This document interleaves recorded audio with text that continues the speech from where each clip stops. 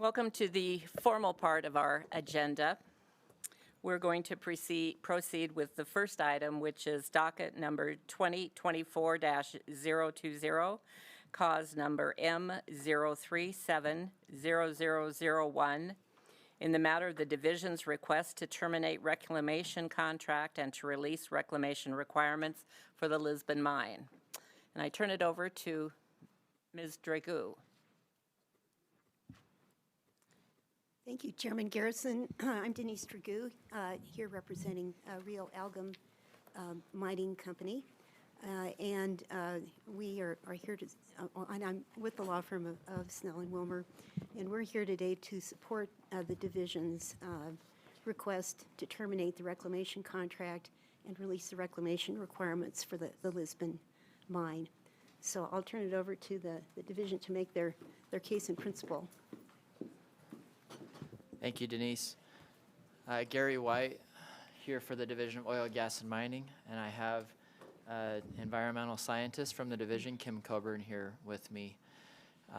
She has personal knowledge of the matter, so I think it would probably make sense for Kim to be sworn in at this time, if that's acceptable. Yes.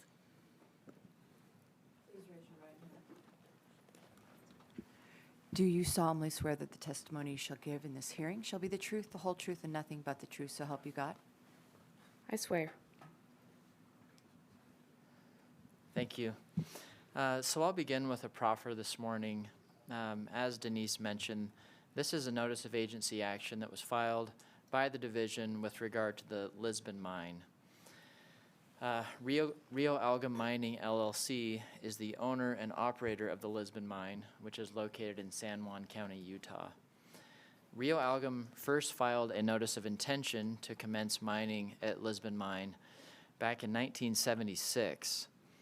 A few years later, the board and Rio Algum entered into the Mine Land Reclamation Agreement. That was in September of 1980.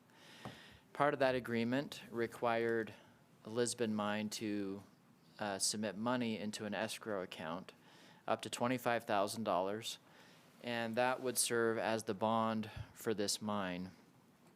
Over the years, that money has grown to, I think, $78,000 and some change. Rio Algum kept its part of the contract, deposited the funds, and otherwise honored the terms of the contract, as far as the division is aware. In November of last year, division employee Steve Demzak inspected the Lisbon mine, and during that inspection, he noted that reclamation efforts had gone well. He noted in his report that the site was well vegetated, there was no erosion noticed, there was no deleterious material on the property, the road looked good, well compacted. He also felt that there were no perceivable safety issues to the public. In his report, Mr. Demzak indicated that he believed that the mine was ready for bond release. And you'll see on the slide here the exact amount held in escrow as of the time we filed the notice of agency action. I've got here just a screenshot of Mr. Demzak's report. As you can see, the inspection took place November 2nd of 2023. Mr. Demzak recommended in numerous places in the report that he felt that the mine was ready for bond release. He also notes here that he spoke with BLM, and they also agreed that bond release was appropriate. So, because we have a board contract here, Rule 647-4-113.7 comes into play.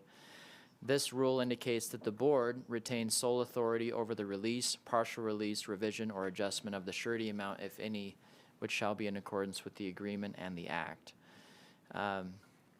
As indicated, division inspections confirm that the Lisbon mine is now ready for bond release.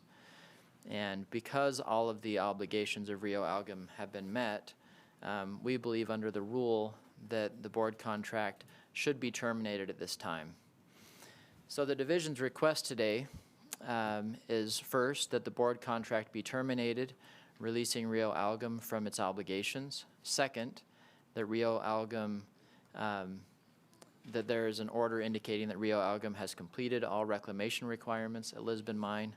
And third, that any unused portions of the bond be released to Rio Algum. And with that, the division is happy to take questions from the board if it has any. Mr. Church? Yes, could you tell me what lands were involved here? Were they state lands, fee lands that Realgum was on? Denise, can you speak to that? Yes, I can speak to that. They're unpatented mining claims, so they're basically federal land. Federal lands. Thank you. Ms. Borden? Yeah, I would have appreciated just a little more background, even some photos of the site, just so that we could see what we're releasing.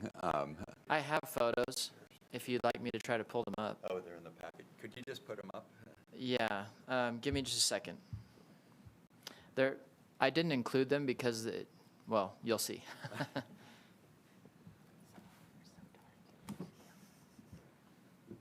And Board Member Church, further in response, the BLM was contacted by Inspector Demzak, and they were aware of the planned release, so, and they approve it as well.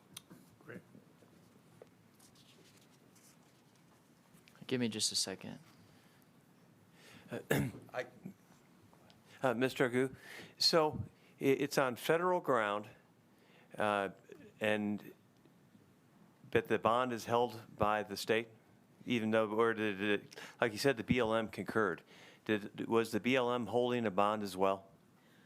I don't believe so in this case. They're unpatented mining claims, so theoretically, it's federal land, but an unpatented mining claim is, of course, held by the party that files the claim and holds the claim. So, but BLM was consulted. Okay. That's in the record in the inspection report. So, Mr. Borden, here are photos that were included in Mr. Demzak's November 2023 inspection report. Pictured here is the upper tailings impoundment.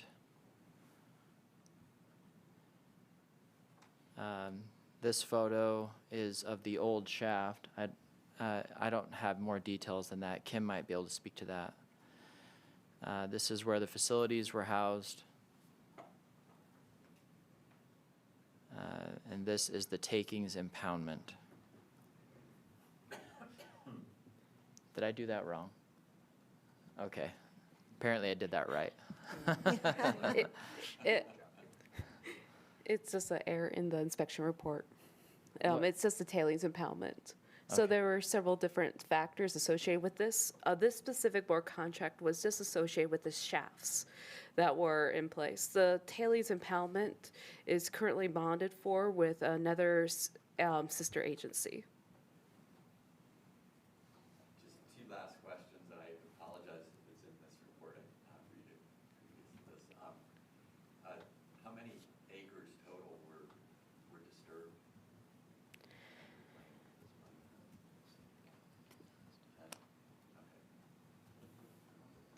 I don't know the answer to that. Kim, are we able to? The short answer is the entire facility encompassed at one time the facility itself, along with the tailings impoundments. If I remember the permit correctly, and I'll pull it up in just a second, it was about 70 acres in total. The part that we're talking about here was just the shafts parts themselves. Let me go pull that up. That way I can get you a more exact number.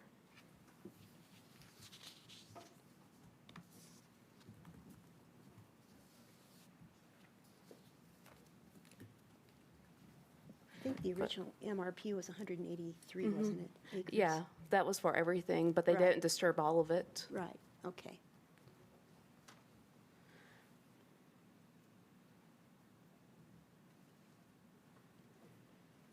Sorry.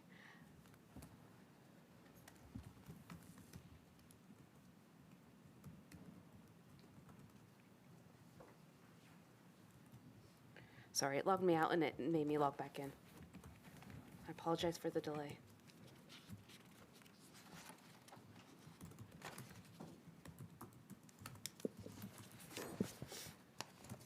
Kim, while you're doing that, could I ask, On this inspection report, it says the bond amount is $63,000. Didn't you say that the bond was 25? That's because it's an escrow account that continually accrues interest. And when the database was last updated Okay. about several years ago, that was the amount Okay. at that time. And now it's gone up to 78 or 76? Correct. Exactly. Okay, thank you. Yes, and right now, according to everything, it's 184 altogether is what was taken into account for all the different facilities and bonds associated with this permit. This permit originally had 2 different bonds. One has already been fully released with us as well. At one time, the bond was well over $1 million with us, and right now DEQ has an excess of $14 million.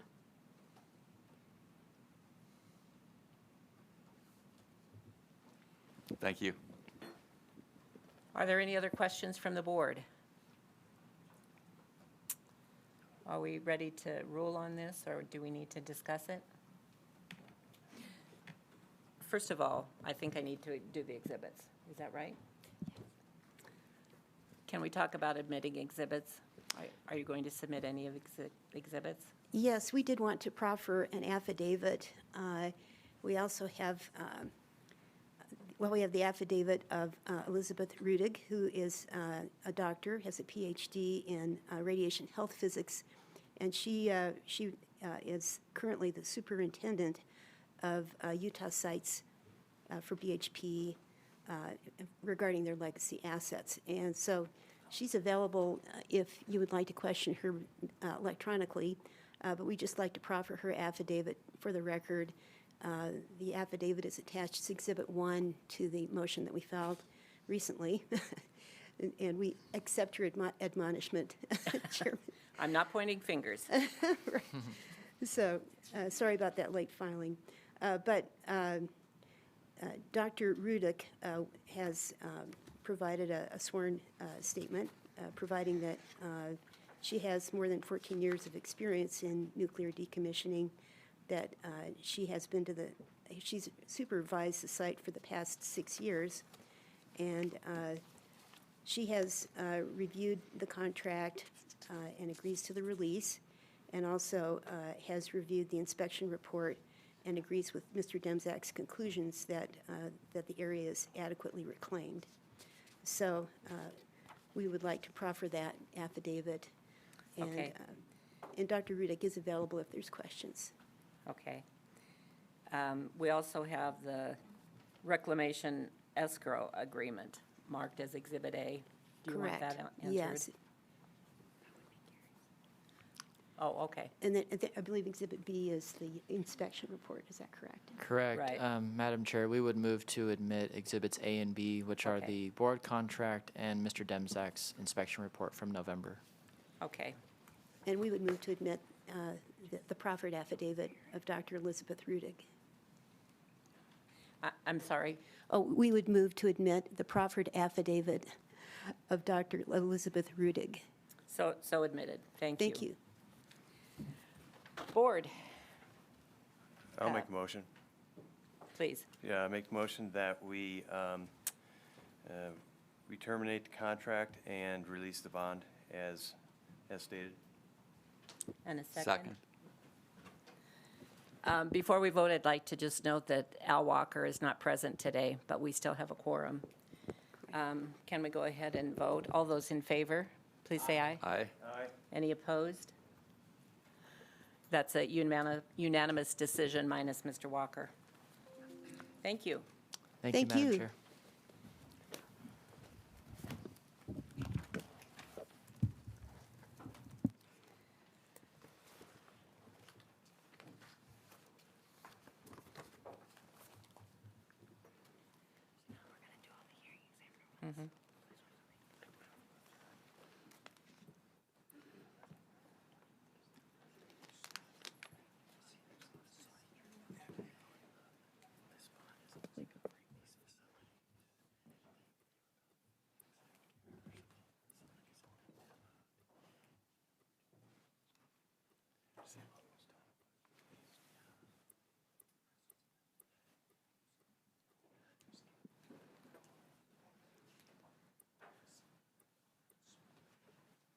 Is everyone ready?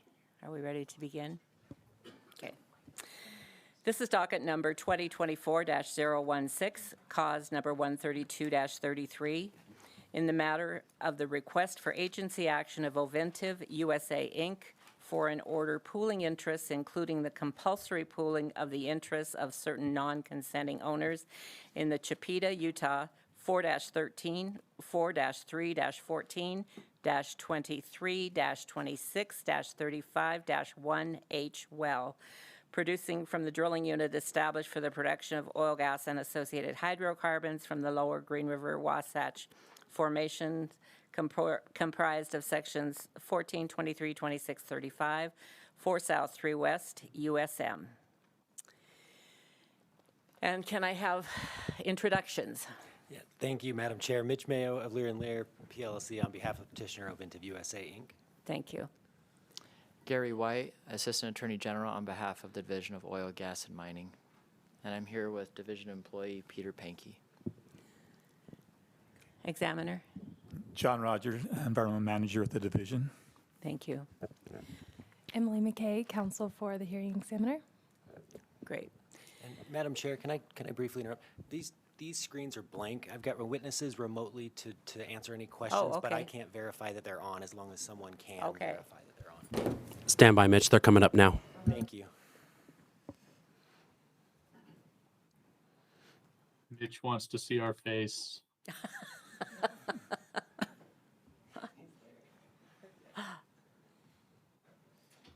I believe we're ready, Madam Chair. Thank you. Mr. Rogers? Okay. Thank you, Madam Chair and members of the board. As I noted, I'm an environmental manager with the division, and I've acted as hearing officer in this proceeding. A hearing examiner proceeding was conducted in this matter on Wednesday, March 20th, 2024. The proceeding was held in an anchor position at the Department of Natural Resources building in Salt Lake City, Utah. No member of the public or any party opposed the request for agency action. During the proceeding, 2 sworn declaration and exhibits were admitted into evidence from Mr. Ashley Ellison, a senior land negotiator, and Mr. Christopher Wall, senior reservoir engineer, both from OVINTIV.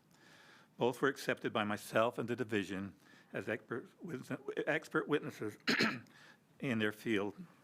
They also presented live testimony electronically in a hearing.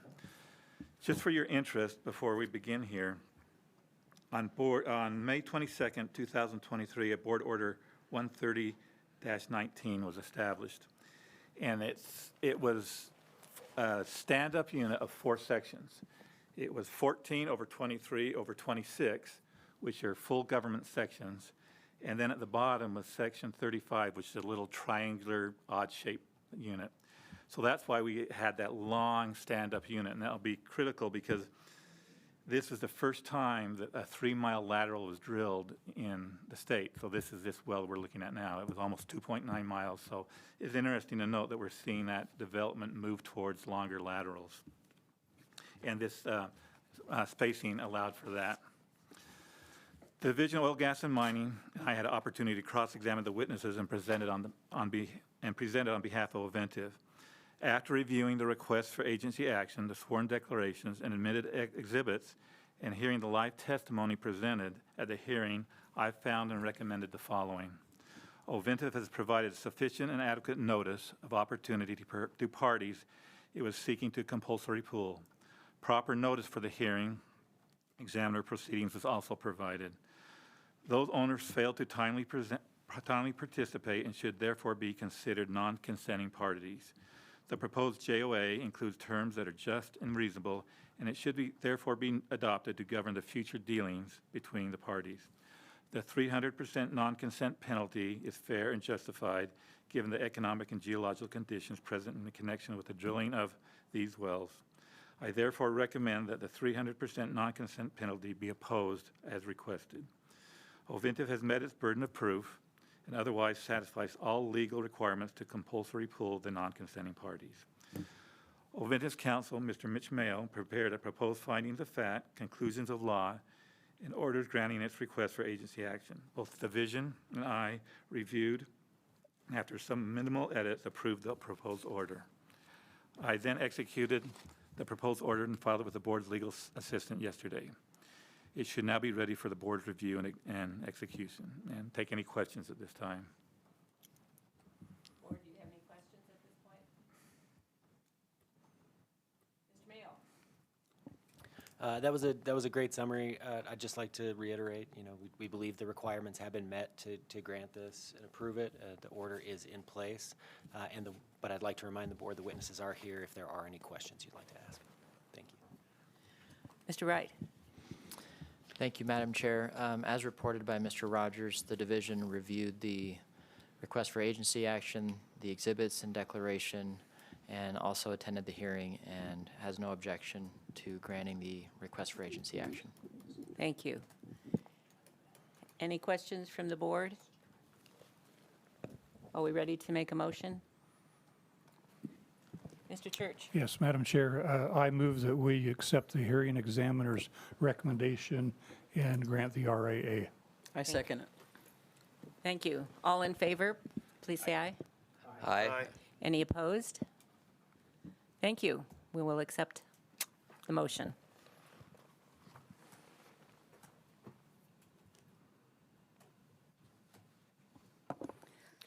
Ash, you're done, but Peter's up, it looks like.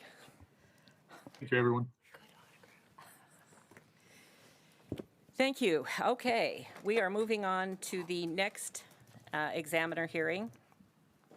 Docket number 2024-017, cause number 132-34, in the matter of the request for agency action of OVINTIV USA, Inc.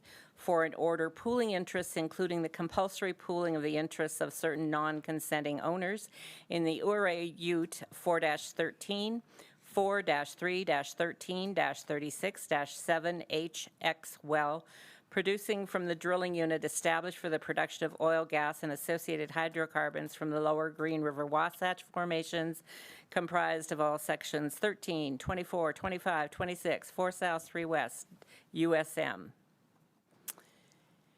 Very good. This is a familiar party here. Appearance of witnesses, please. Yeah, Madam Chair, Mitch Mayo again with Lear & Lear on behalf of petitioner OVINTIV USA, Inc., and the witnesses, Peter Burns and Christopher Wall, are available online. Thank you. Gary White, Assistant Attorney General for the Division of Oil, Gas, and Mining, and I have Peter Pankey, a geologist with the division, here with me. Thank you.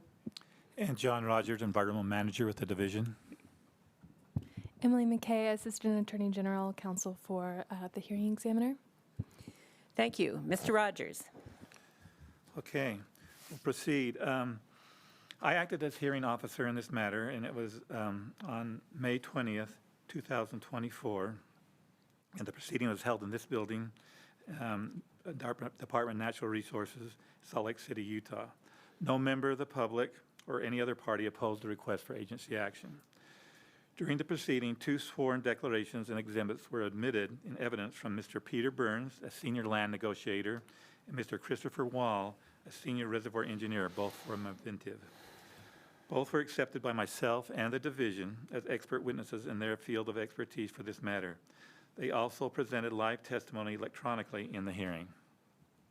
Just to note again, this spacing unit came about for Board Order 130-14 on December 29th, 2022, and it's just to the east of the previous section we talked about.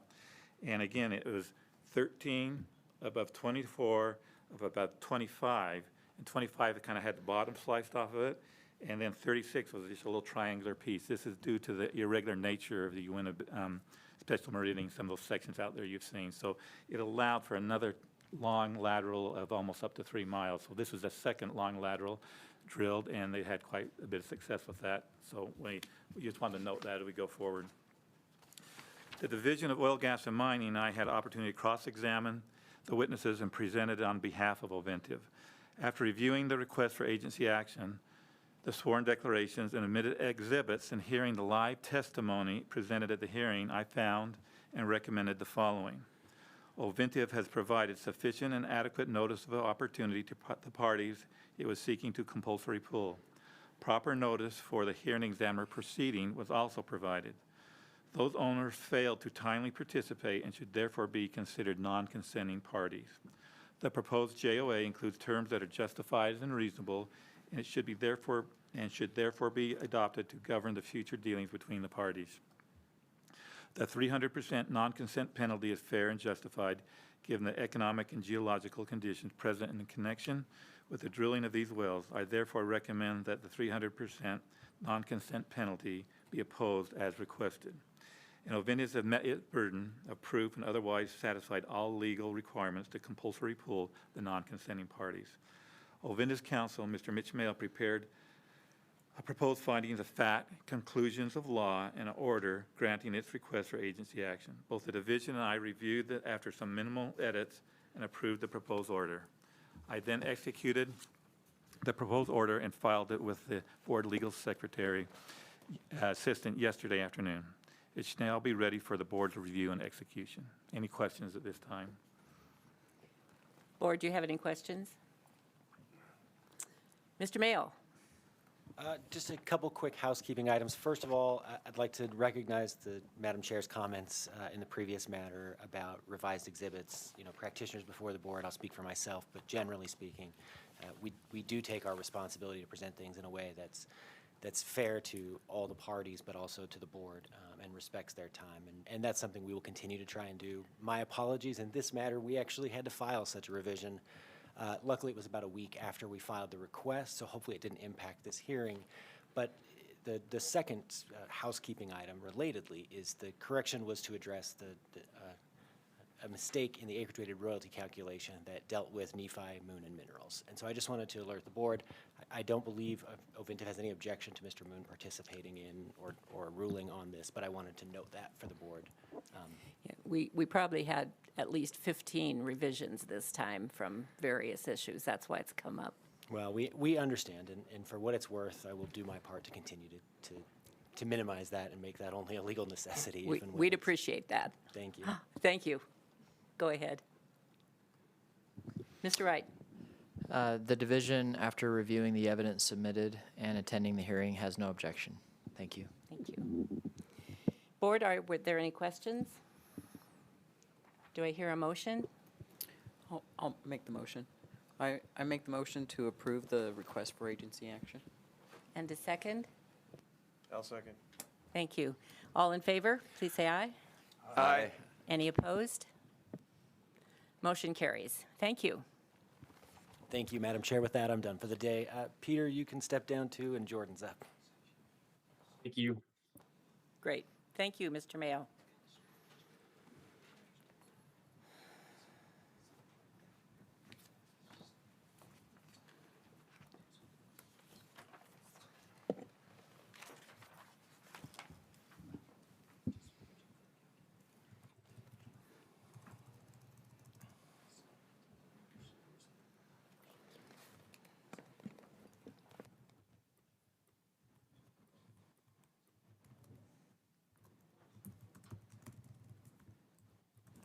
Mr. McDonald, are you ready? Yep.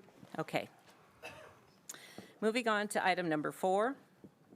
Docket number 2024-018, cause number 132-35, in the matter of the request for agency action of OVINTIV USA, Inc. for an order pooling interests, including the compulsory pooling of the interests of certain non-consenting owners in the 3 Jorgensen wells identified herein in the drilling unit established for the production of oil, gas, and associated hydrocarbons from the lower Green River Wasatch Formation comprised of all sections 4 and 9, 3 South, 2 West, USM.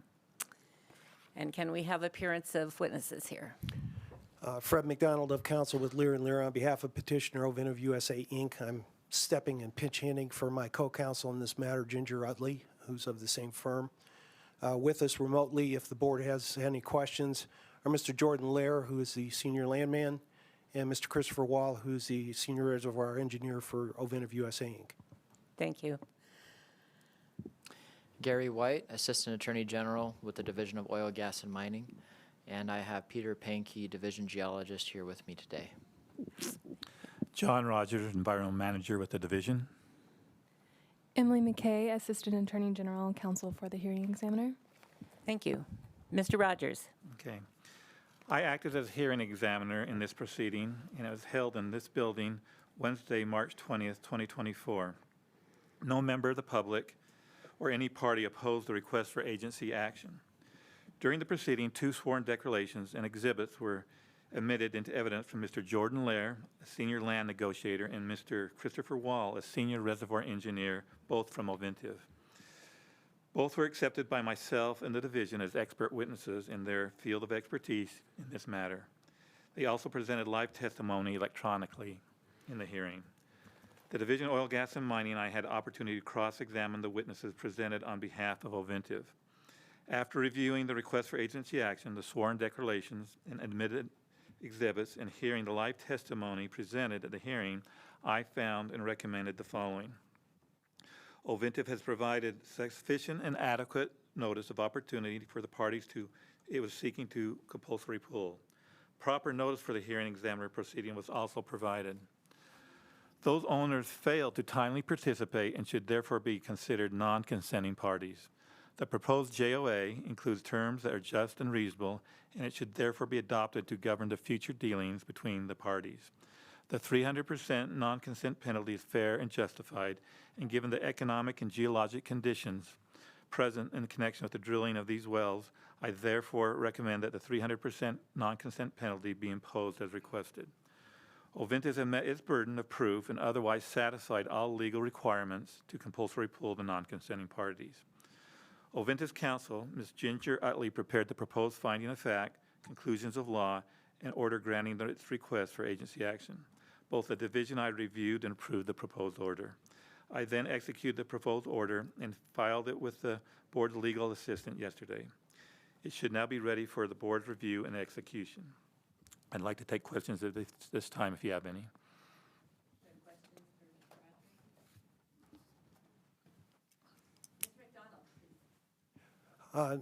We just concur with Mr. Rogers' findings, and again, Mr. Lair and Mr. Wall are available if the board have any questions. Board or division, please. The division again reviewed the evidence submitted in this matter and attended the hearing and has no objection to the granting of the request for agency action. Thank you. Board, do I have a motion?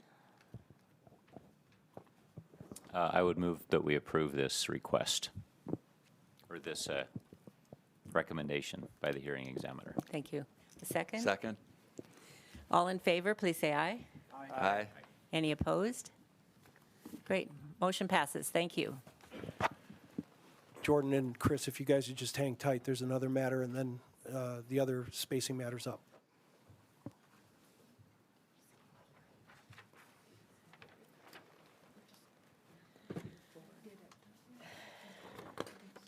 All right, we are moving on to item number 5.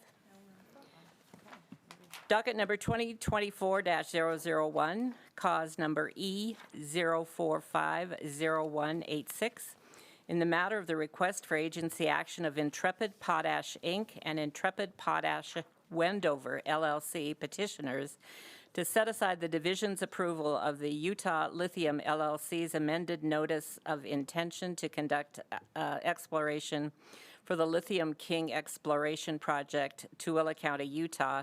Please note this matter has been continued. Thank you. With that, we are going to move on to item number 6.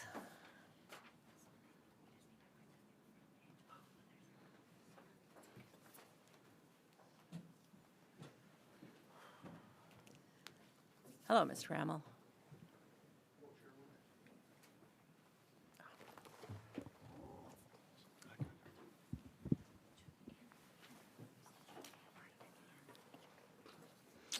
Are you ready? Okay. We're moving on to item number 6, docket number 2024-007, cause number 199-05, in the matter of request for agency action of Prechetti Energy Holdings, LLC, for an order requiring an accounting and payment of proceeds from ARB Energy Utah, LLC. Do I need to include this? Thank you. Do we have appearance of counsel? Madam Chairwoman, I'm Justin Rammel, and I'm appearing on behalf of Prechetti Energy Holdings. Assistant Attorney General Andrew Haynes on behalf of the Division of Oil, Gas, and Mining. And I'm here with John Rogers from the division, Environmental Manager. Thank you. Mr. Rammel. Ms. Garrison, I represent Perchetti Energy Holdings. They are a working interest owner in a couple of hundred wells that are operated by ARB Energy. They secured this investment around 2020. Since that time, they've received very little reporting, kind of end-of-year tax summaries that we haven't been able to square up with production records and haven't been able to make sense of. There's high administrative overhead and other problems. There is a JOA in place, but it's just been incorporated. The standard form JOA has been incorporated in one of their agreements without any reference to a COPUS or administrative overhead or the types of financial terms that are needed to govern this relationship. The biggest problem is just there's been no payment received. The ARB Energy is showing substantial production year over year, and Perchetti Energy Holdings has not received a dime. Of course, we've tried to negotiate with them. We'd prefer to resolve this in a private manner, but that's not been possible. Settlement negotiations have not been productive. I understand today this is a status hearing. What we're requesting is that the board set this for hearing and that the board exercise their statutory power in subpoenaing records from ARB Energy and an accounting so that we can understand, exactly what is attributable to this working interest. Thank you. Mr. Haynes? Thank you. So pursuant to the petitioner's request, the board set this matter for investigation and negotiation by the division on January 23rd, 2024. Mr. Rogers, the environmental manager for the division, was assigned to investigate this matter and engage in negotiation with the petitioner and ARB regarding the subject production payments. The investigation negotiation was to be completed by March 23rd, 2024. Mr. Rogers submitted his report in a timely manner, which was filed with the board via our division memorandum. As indicated in Mr. Rogers' report, initially both parties appeared to believe this payment of proceeds dispute could be resolved. However, by March 5th, 2024, it was communicated to the division by petitioner's counsel that negotiations had broken down and no settlement had been reached at that time. Although there has been additional communications with the petitioner's legal counsel during the investigation, the division has had no communication with ARB since February 20th, 2024, despite several attempts to communicate. Based on Mr. Rogers' investigation and pursuant to Utah Code 40-6-9, subsection 5, and based on the actions of the parties, it is the division's recommendation that this matter be set for a hearing pursuant to Utah Code 40-6-9, subsection 6, to determine why the petitioner's production proceeds have not been paid and if unpaid proceeds have been placed in an escrow account pursuant to Utah Code 40-6-9, subsection 3B. The division also recommends that any hearing set by the board should take into account the continuance filed by the petitioner on March 12, 2024, in which a 30-day continuance was requested. The division assumes that this continuance was to further time for negotiations. However, I will let Mr. Rammel speak to that further. That is the division's recommendation. With me also is John Rogers, who filed the report. So the board has any questions for John Rogers, he is here to answer those.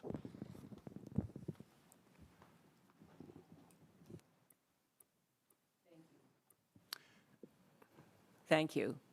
I've just been informed that ARB Energy does have counsel. They were notified of this hearing today, and they have not appeared. Thank you. If I could make one point, Dr. Perchetti is available to testify today. He is observing and engaged in the case, but he lives in Elko, Nevada, and we plan on having him here to testify at the next hearing. Board, do we have questions? Yes, Mr. Church. So we're determining today whether or not to have a formal hearing on the matter. Just two questions I have to begin with. You mentioned there was an operating agreement in place for the wells.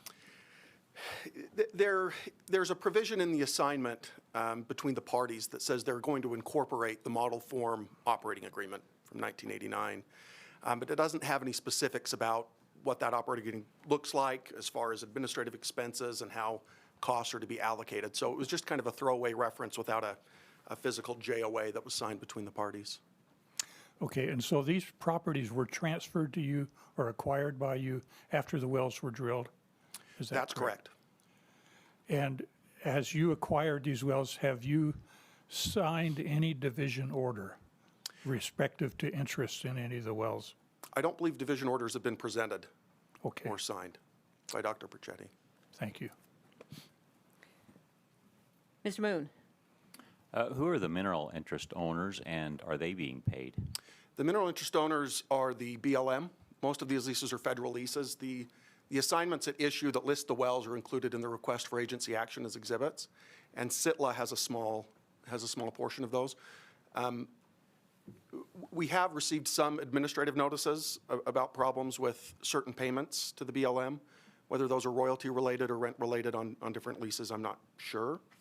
But I believe that they are, for the most part, being paid as far as royalty goes. And is production being properly reported to the state and posted on the website? I have not noticed that. I didn't even know exactly which wells they were. I was just more or less at a high level, so we could look into that. But from our conversation, there is reporting numbers there. Yeah, reporting does exist on a well-by-well basis. It shows up on the division website. We're having trouble squaring those numbers with the kind of end-of-year tax statements that are being provided. Okay.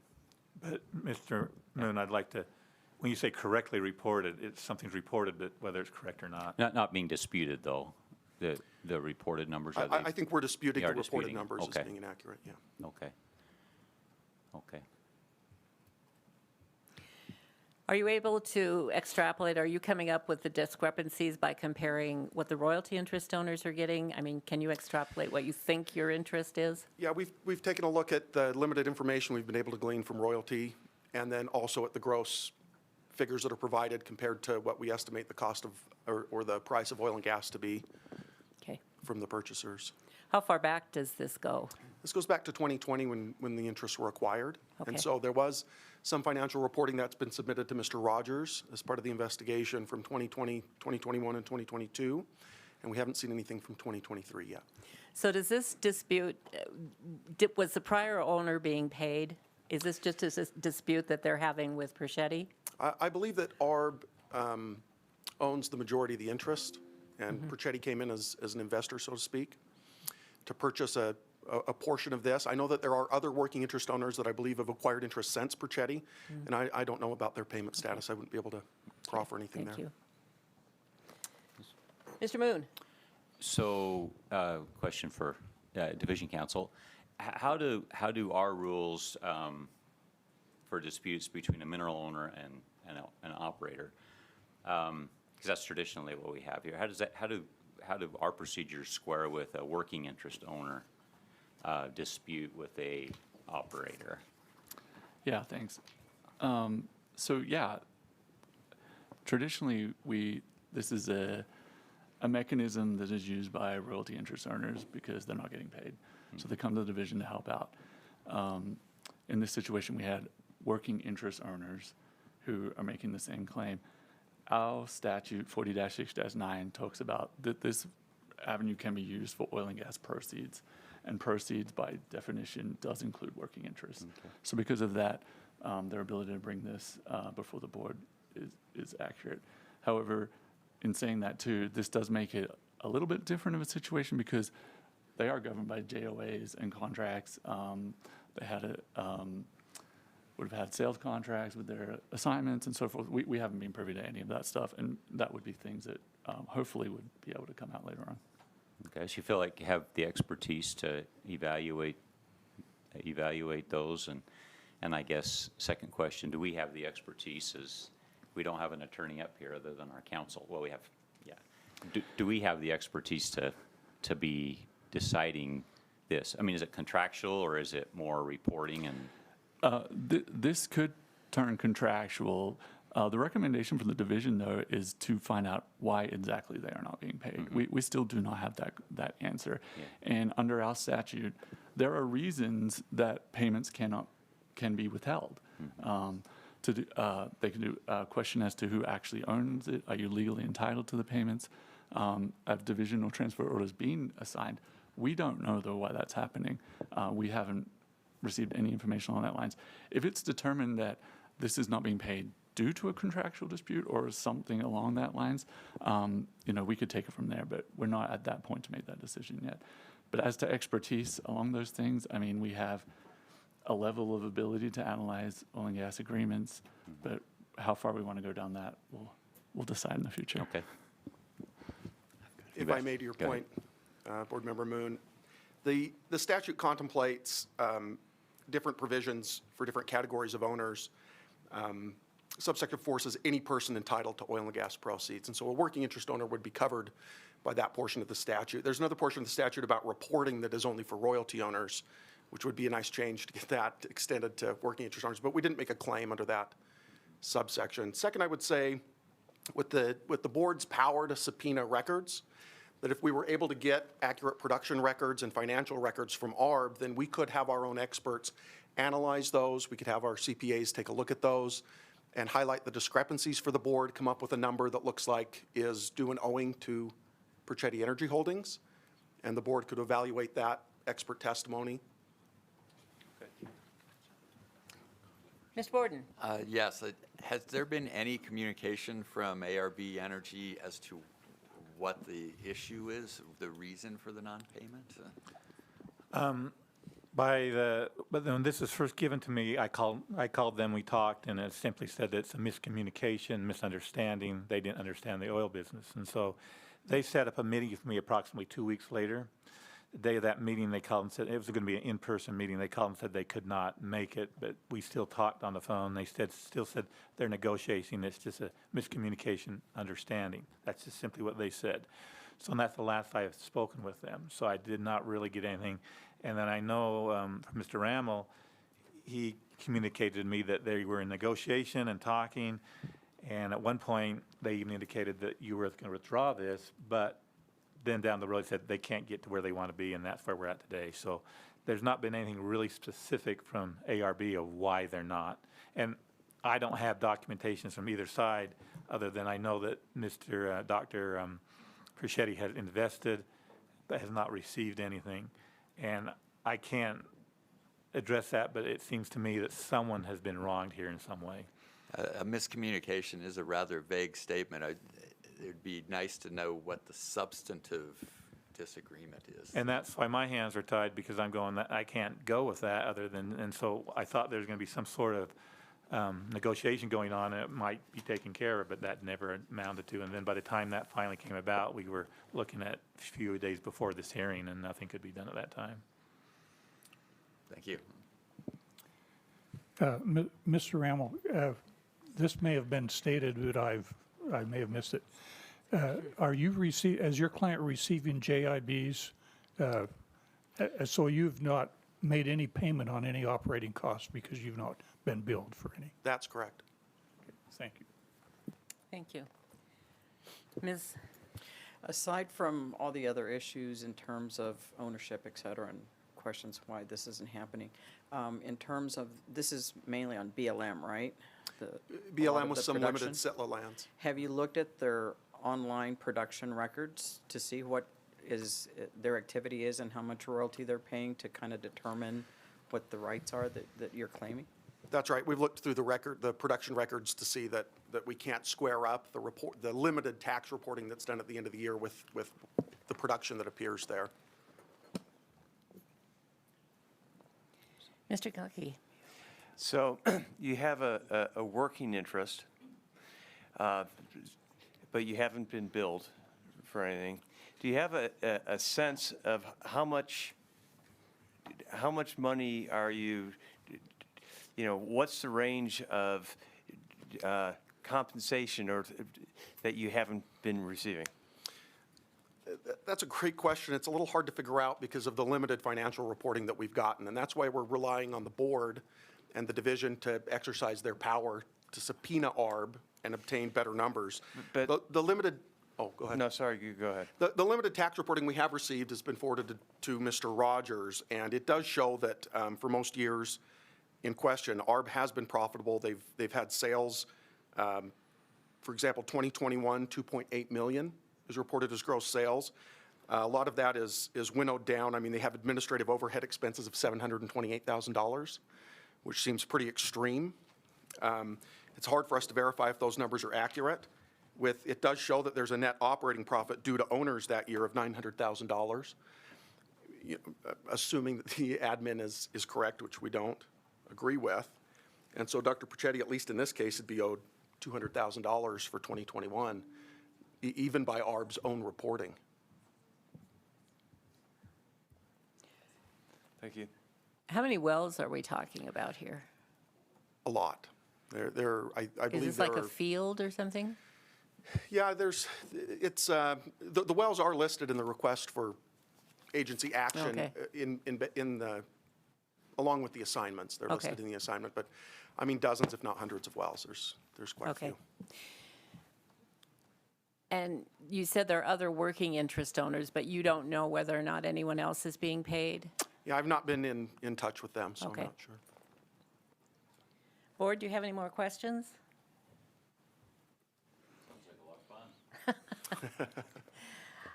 I think I'd like to maybe deliberate with the board on next steps. So we're going to adjourn for, oh, sure. Do you feel, Mr. Amla, it's within your power to call a working interest owners meeting?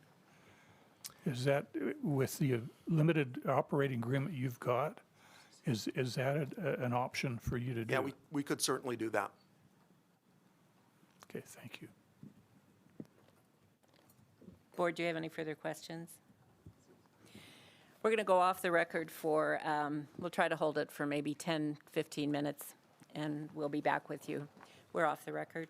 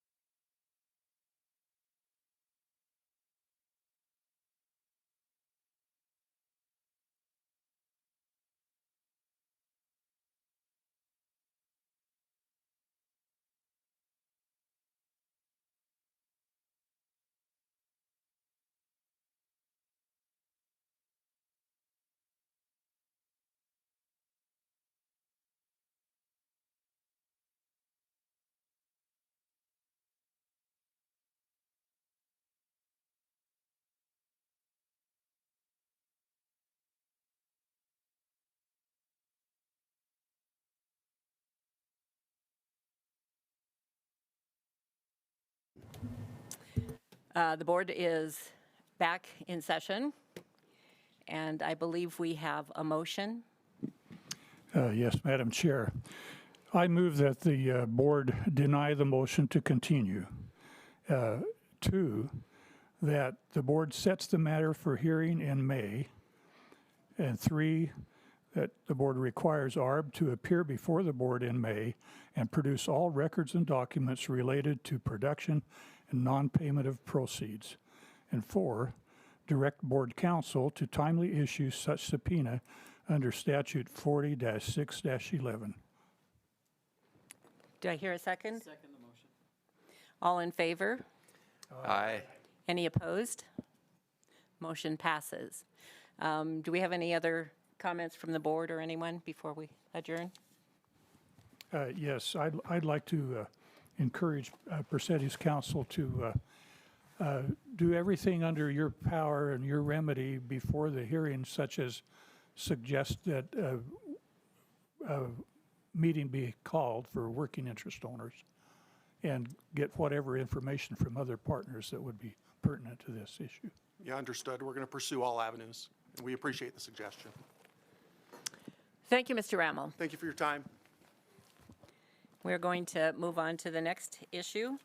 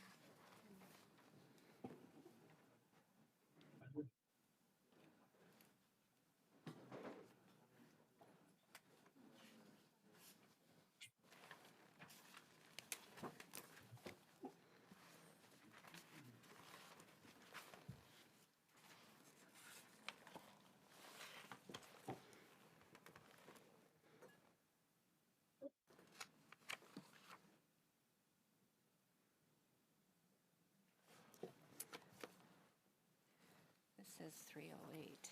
This says 30. Which one is correct?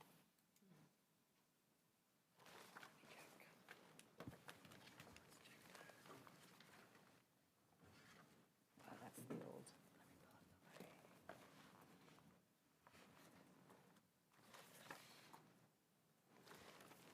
Okay, this says on their exhibits, it says 30.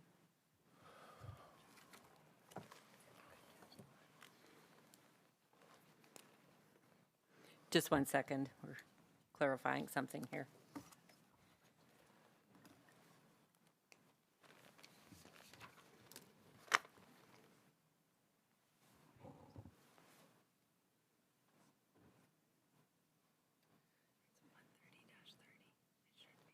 Okay, without.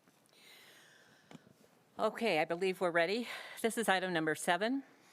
Docket number 2024-014, cause number 130-30, in the matter of the request for agency action of OVINTIV USA, Inc. for an Order 1, partially vacating the board's orders entered in cause numbers 139-8, 139-42, 139-90, and 139-98 to establish lay-down or horizontal drilling units comprised of sections 16 through 18, 19 through 21.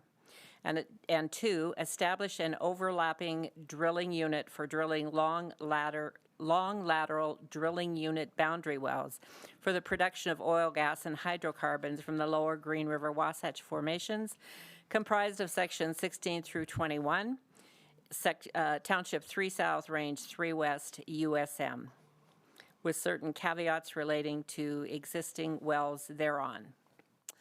And with that, I think we have appearance of counsels. Fred McDonald of counsel with Lear & Lear on behalf of petitioner OVINTIV USA, Inc. Assistant Attorney General Andrew Haynes on behalf of the Division of Oil, Gas, and Mining. And I'm also joined at the table with Peter Pankey and Colton Goodrich with the division. Thank you. Mr. McDonald. Thank you, Madam Chair. With me today, testifying on behalf of the petitioner are Mr. Jordan Lear, who's the senior land negotiator, Mr. George Jennings, who is the geologist, and Mr. Christopher Wall, who's the senior reservoir engineer, and I would ask that they be sworn in at this time. Please raise your right hands. Do you solemnly swear that the testimony you shall give in this matter shall be the truth, the whole truth, and nothing but the truth, so help you God? I do. Yes. George, can you confirm that? Yes, sir. Okay, thank you. Madam Chair and the members of the board, the resumes of all three witnesses were collectively submitted as Exhibit A in this matter. If separately asked, each would verify the contents of their resumes are true and correct. Mr. Lair will be a fact witness only. Messrs. Jennings and Wall have previously been recognized as the board as experts in geology and reservoir engineering, respectively. Based on their resumes and their previous recognition, and presuming the division has no objection, we again request that they be recognized as experts in those fields for purposes of this cause. Division. No objections by the division. So accepted. Thank you. Also want to confirm that the board has received substitute Exhibit G, new Exhibit S3, and substitute Exhibit Q. And from my personal aspect, again, we appreciate the board's concerns about these late exhibits. We try our best not to have any mistakes, but we also try and correct them before the hearing to ensure that the boards have the proper record. Do you have those exhibits? On my list, I don't show any substitute exhibits. Julianne, are they incorporated? Yes, we did receive them. Okay. All right, thank you. Also, confirming that it's with our previous practice that we move for admission of the exhibits at the end of our presentation in chief. That'll be good. Thank you. Madam Chair and members of the board, OVINTIV is before you today seeking first to establish laydown or horizontal drilling units for Lower Green River Wasatch production comprised of sections 16 through 18 and sections 19 through 21, Township 3 South, Range 3 West, respectively. This will require partially vacating existing spacing orders, creating sectional drilling units, and a special pilot long lateral horizontal well drilling unit, which remains in place. Specifically, the board's orders entered in cause numbers 139-8, 139-42, 139-90, which modified the 139-8 and 139-42 orders, and 139-98, which was this special pilot order. True and correct copies of those orders, of the 139-90 and the 139-98 orders were submitted as part of Exhibit B to this cause. Similar to other OVINTIV spacing matters in this area, OVINTIV seeks 100-foot heel-toe setbacks for horizontal wells with a 560-foot perpendicular setback and authorization to drill up to 17 long lateral horizontal wells.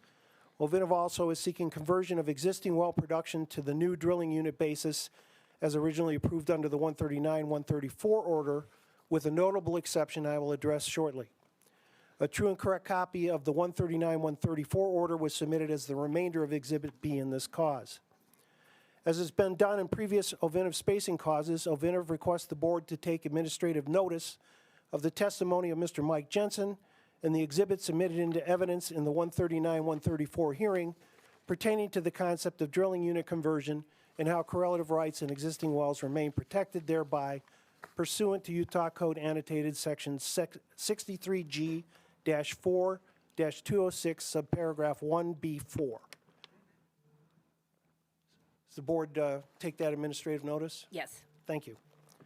There are some modifications of the standard caveats in these spacing orders, however. First, as you will know, the requested drilling units are 3 sections instead of 2. This is because of the existing off-well pattern development in adjacent lands and OVINTIV's plans to drill 15,000-foot or more long lateral horizontal wells to recover resources from these additional sections. Second, because there is an existing long lateral horizontal well on the current stand-up section 18 and 19 drilling unit, which was established under the 139-98 order, OVINTIV requests production allocation from that well alone stay on the existing drilling unit basis, and that any interwell setbacks from that well and any other vertical, directionally drilled, or short lateral horizontal well to any newly drilled Uteland Butte long lateral horizontal well be eliminated. This is similar to what you've done in other matters recently. Finally, OVINTIV requests the establishment of an overlapping drilling unit boundary drilling unit comprised of these six sections with authorization to drill up to 5 such wells with 100-foot heel-toe setbacks, up to 330 feet flexibility along the boundary line between the 2 existing 3-sectional drilling units, and with the same additional caveats as the board's existing drilling unit boundary well spacing orders contain.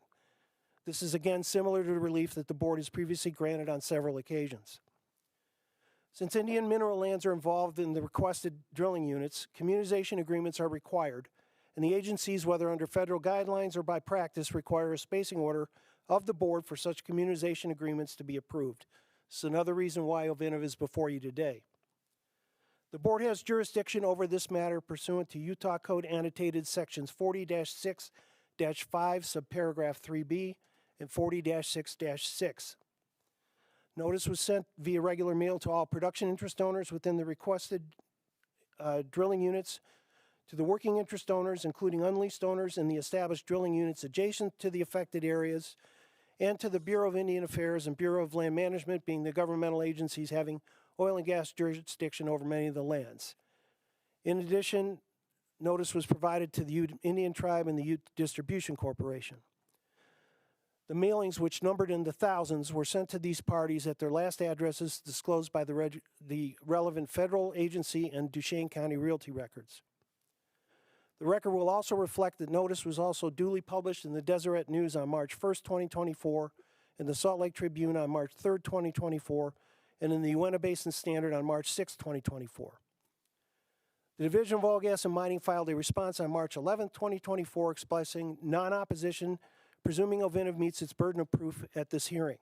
As today's testimony will reflect, these conditions have been met. No other objections or responses were received. And with that, I'll commence my examination. Mr. Lair. Mr. Lair, would you please state your name and business address for the record? Sure. My name's Jordan Lair, and the business address here is 4 Waterway Square Place, Suite 100, The Woodlands, Texas, 77380. What's your current position with OVINTIV? I'm the senior land negotiator over the area at issue, having access to the land records relating thereto. For the record, would you please state the corporate and bonding status of OVINTIV? Sure. OVINTIV is a Delaware corporation in good standing with its principal place of business for Rockies operations in the Woodlands, Texas. It is duly authorized to conduct business in Utah and is fully bonded with all appropriate federal, Indian, and state agencies. It is the successor by name change to Newfield Production Company and merger of OVINTIV Production Incorporated. Mr. Lair, I'm going to now direct your attention to what have been marked as Exhibits C through J for purposes of this hearing. Well, if I get my computer to work, there we go. Do you recognize these exhibits? I do. And were they prepared by you or OVINTIV personnel with your review and input? Yes, they were. Turning your attention to Exhibit C, would you please explain to the board what this shows? Sure. Exhibit C is the regional locator plat. It shows all of the affected lands in red. As you can see, it encompasses the town site of Arcadia. What's also not shown, but as you referenced in the intro, the ownership of the minerals within these 6 sections are mixed and do include tribal and allotted mineral ownership. And in OVINTIV, in my personal experience, when Indian minerals are involved, a spacing order not only facilitates, but is required for the BLM or the BIA to approve a conforming communitization agreement, whether by guidelines or actual agency practice.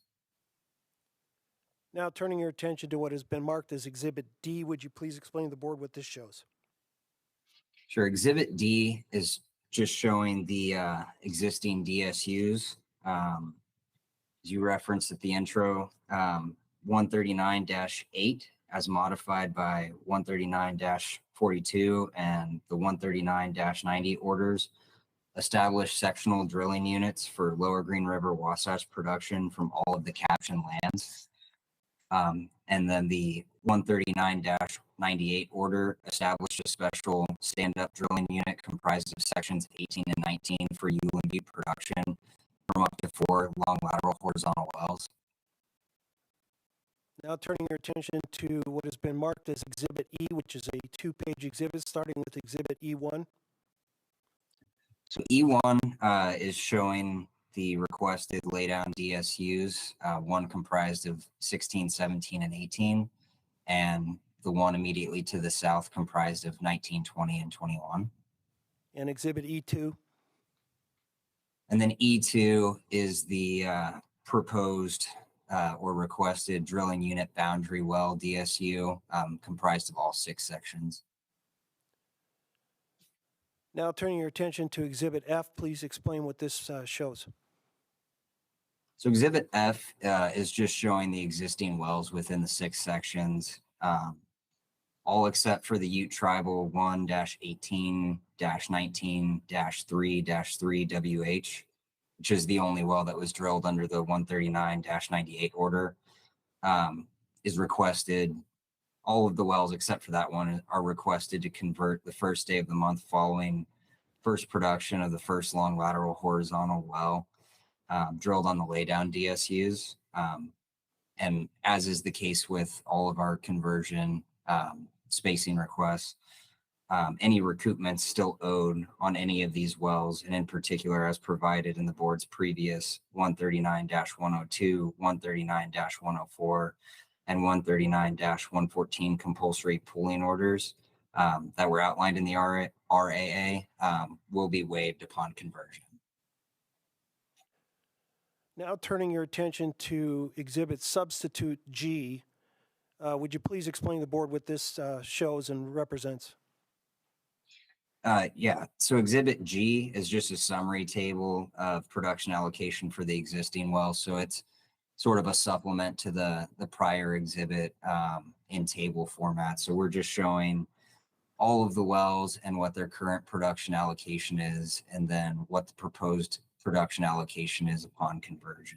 So what we're trying to highlight here again is that production from the Ute Tribal 1-18-19-3-3 WH will remain on sections 18 and 19 DSU basis, so being paid on that stand-up existing basis, which is similar to how the P rank well, as provided in the recent 130-24 order, and the Ute Tribal 1-6-7-3-3 WH was treated as provided in the 130-28 order.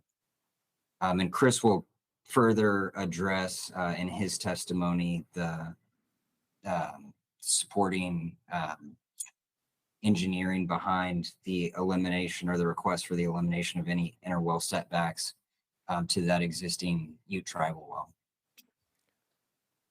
Now turning your attention to Exhibit H, starting with Exhibit H1, would you please explain to the board what this shows? Sure, this is just an exhibit showing the current spacing status around the requested lands. It's basically highlighting that most of the adjacent lands to the request area have currently been spaced with reduced setbacks, similar to requested here in terms of the 100-foot at the heel toe. And then Exhibit H2, the second page of that exhibit, please explain what that shows.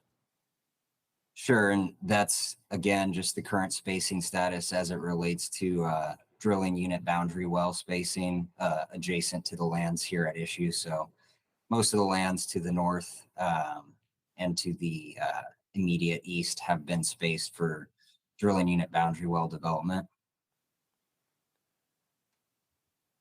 Now turning your attention to Exhibit I, would you please explain what this shows and its significance? Sure. Exhibit I is just a representation of the working interest ownership OVINTIV has in the requested DSUs, obviously being the majority working interest owner in each. And finally, turning your attention to Exhibit J, would you please explain what this shows? Sure. Exhibit J is just an illustration of how notice was provided. So within the red outlined area, which are, the lands for the RAA, all production interest owners were notified. And then within the adjacent pink area, all working interest owners, including unleased owners in the established drilling units, were notified due to requested setbacks. All right, now I'm going to turn your attention to the original and supplemental certificates of service, which were prepared by my office and are on file in this matter. Do you have those in front of you? I do. Okay, do you recognize the names and who are those parties? I do recognize the names. Those parties are all of the production interest owners within the red outlined area, as well as the working interest owners and unleased owners within the pink outlined area. All right, and how are those parties and their addresses identified? So they were compiled from our own internal records, including title opinions, and then also a search of the BIA and Duchesne County records prior to filing the RAA by our land broker, Lone Wolf Energy Incorporated. And I'd represent to the board that we mailed a copy of the request for agency action to all these parties via regular, not certified mail. Therefore, there's no Exhibit Z with certified mailings on that. Madam Chair, with that, that concludes my examination of Mr. Lair.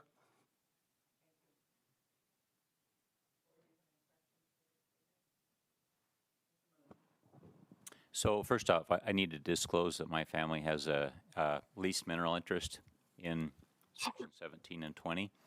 So I wanted to disclose that, but I would like to participate in the hearing nonetheless. But I would abstain from voting. So. No objection to that. Oh. Madam Chair, we need your mic on.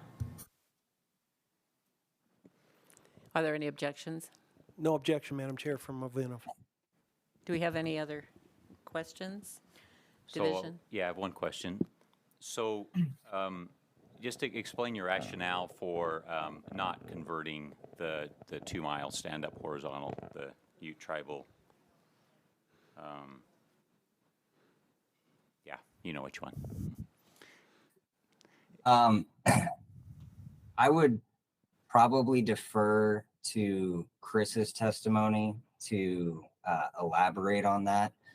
From a land standpoint, we feel like facilitating, future payments from that well, especially given, again, what Chris is going to testify to, makes the most sense in the case of this well, and that's why we're asking for it. Okay, I'll wait. Any other questions? Division? Thank you. Mr. Lear, just a quick question. We're talking about notice. And I know in this instance, we're asking for some reduced setbacks. So in section 15 and 22, in 3 South, 3 West to the east, do you know who the majority working interest owners are in those sections there that will be affected by these reduced setbacks? Majority working interest owner would be OVINTIV. We operate 15 and 22 of 3 South, 3 West.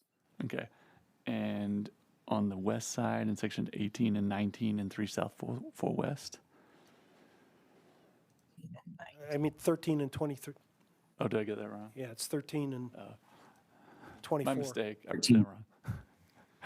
13 and 24 Yes. is also operated by OVINTIV. OVINTIV. And to the best of your knowledge, were all of the working interest owners involved received notice through the certificate of service? To the best of my knowledge, that's correct. All right, thank you. And just one last question. Exhibit F? Mm-hmm. And this also, I believe, is on J2. The McKenna well, 1-17-3-3. It's in section 17. It's just not shown on the exhibit. Do you know the approximate location of that well? It is in section 17. I don't know why it isn't shown on the map here, but it is listed on Exhibit G as being in section 17. All right. I think it has a little bit of potential overlap with where we're showing the Ute tribal. Okay. But I do apologize. It's in section 17, but is absent from Exhibit F. All right. Okay, thank you. No further questions. Board, any other questions? Okay, we're ready to move on. Thank you, Madam Chair. With that, I'll commence my examination. Mr. Jennings. Mr. Jennings, would you state your name and business address for the record? Sure. My name is George Jennings. I work at OVINTIV at 4 Waterway Square Place, Suite 100, The Woodlands, Texas, 77380. And what is your current position with OVINTIV? I'm a development geologist currently working the Uinta Basin. I'm going to direct your attention to what have been marked as exhibits K, L, M, and N. Do you recognize these exhibits? Yes, I do. Were they prepared by you or OVINTIV personnel with your review and input? Yes, they were. Turning your attention to exhibit K, would you please explain what that shows? Sure. This is a look at the Shell Brotherson 1-11B4 type log, which contains the stratigraphic definition for the lower Green River Wasatch transitional formations. And it reflects the primary intervals which we'll be targeting in the requested DSUs, or the requested drilling units. Now turning your attention to exhibit L, would you please explain what this shows? Yes, exhibit L is contains a map on the right side which highlights the area of interest here, as well as a log, the NFX 5-18-3-3 SWD well. And that well is the type log for the area. And this is a correlative type log from the previous one, and highlights the intervals that we are we're wanting to target.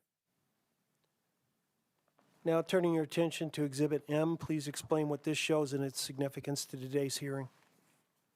Yes, this is a cross-section going through the area of interest here, highlighting the uniformity of the formations in the area. And it highlights that the lower Green River Wasatch transitional formations constitute one common source of supply in this area and are consistent with the board's designations of those formations in the basin. And finally, turning your attention to exhibit N, please explain what this shows and its significance to today's hearing. Yes, this is another map of the area highlighting the application lands, and outlined in red there. The blue circles with the black arrows in it are highlighting maximum stress directions that we've observed in the area, and the blue dashed lines are indicating the kind of the average of those through the area. In the lower left part, we have a polar strike plot highlighting 10 of these wells in the immediate area, and the different stress directions that we've observed there. The average of those is north 9 degrees west. Additionally, to the east, on the eastern side there, you can see the Thorn UT 4-21 3-2-16-7H well, which is highlighted, which contains PVT data that Chris uses in his analysis. Right, is it your expert opinion then that the uniformity and thickness make the lower Green River Wasatch an attractive target for longer lateral horizontal drilling, including 15,000 foot in length? Yes. Is it also your expert opinion that the fracture orientation in this area supports a lay-down drilling unit orientation? Yes, it is. And finally, is it your expert opinion that the lower Green River Wasatch formations constitute one common source of supply in this area? Yes. Madam Chair, that concludes my examination of Mr. Jennings. Thank you. Division?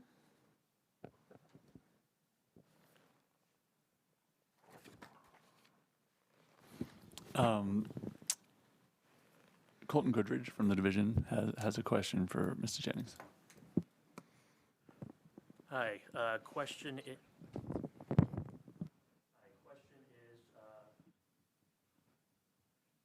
I'm sorry, I can't, I heard the beginning of the statement, Sorry, Colton, but sorry. I wasn't able.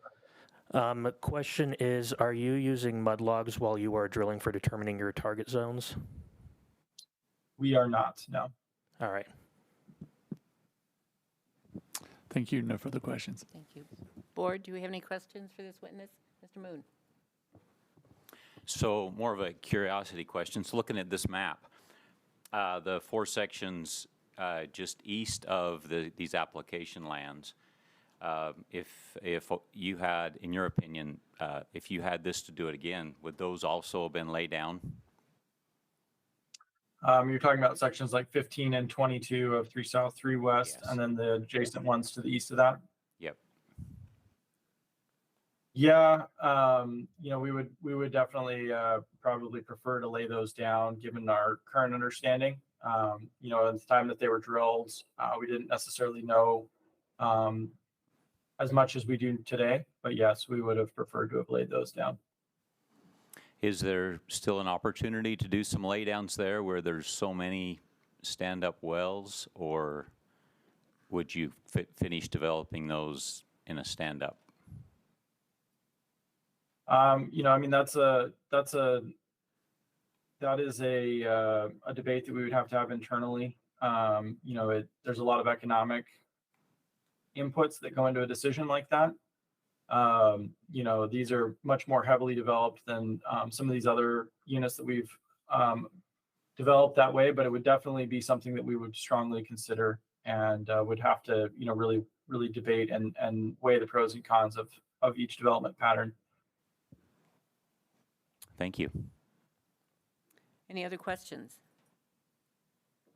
Seeing none, let's move along. All right, with that, I'll commence my examination of Mr. Wall. Mr. Wall, would you please state your name and business address for the record? My name is Christopher Wall. Business address is 4 Waterway Square Place, Suite 100, The Woodlands, Texas, 77380. And what's your current position with OVINTIV? I am a senior reservoir engineer with responsibility over this unit as well as others in the Uinta Basin. All right, turning your attention to what have been marked as exhibits O, P, substitute exhibit Q, R, and S, which is a 3-page exhibit. Do you recognize these exhibits? Yes. Were they prepared by you or OVINTIV personnel with your review and input? Yes. Okay, would you, turning your attention to exhibit O, would you please explain what this shows and its significance to today's hearing? So Exhibit O reflects the comparisons of requested setbacks. Orientation of the north 9 degrees west, effective fracture half length no more than 110 feet from the Uteland Butte wells, and the requested heel toe setbacks will prevent waste and maximize resource recovery, and correlative rights are not adversely affected. Now turning your attention to exhibit P, please explain what this shows. Yes, this is the drainage calculation utilizing Hale and Evers, which is a methodology previously deemed acceptable by the division and board on numerous occasions. The parameters for this calculation is based on a thorn well, which is near the subject area. It was shown on Exhibit N. It's also a Uteland Butte well. This is showing that there's no drainage of adjacent lands at 5 years, and there's minimal drainage, if any, of adjacent lands at 10 years and beyond. Now turning your attention to substitute exhibit Q, please explain what this shows. Yes, this is the average oil in place EUR and recovery factor summary. And what it's showing is an average oil in place of 495 million barrels with 17 laterals and an EUR of roughly 800 MBO per well. Results in about a 3% recovery factor. And this is pretty reasonable for the area. Now turning your attention to what has been marked exhibit R, please explain what this significance of this exhibit is. Exhibit R is a comparison of the 330-foot setbacks to 100-foot setbacks. And what we're showing here is that the economics clearly favor the 100-foot setbacks. Finally, turning your attention to exhibit S, if you would start with exhibit S1 or the first page of exhibit S and explain what this shows and its significance. Okay. The first 2 pages of this exhibit has been seen before on a couple of occasions. But starting on the left side, this is a data set of 3 wells where we average the rate by product here. And what we're showing is that after the wells were offset by another frac, the production returned to normal. In other words, we're not adversely affected. And so then on the right side, we're stepping out a little bit, giving a little bit more distance from the offsetting fracked well at around 1,700 feet. This is about 35 wells, and it's basically showing the same thing where the rate post frac is the same as the pre-frac. Now turning to the second page of Exhibit S, please explain what this shows. So this is a specific example where a east-west well and a north-south well interacted. So the north-south well was within 125 feet of the east-west well when it was completed. The east-west well was completed, I should say. And here you can see the initial production from the north-south well was uplifted and then returned to normal. And I will note for the board, these last 2 exhibits are ones that you've seen before in the other hearings in the 130-24 and 130-28 hearings. Now I'm going to turn your attention to the third page, which is something the board hasn't seen before.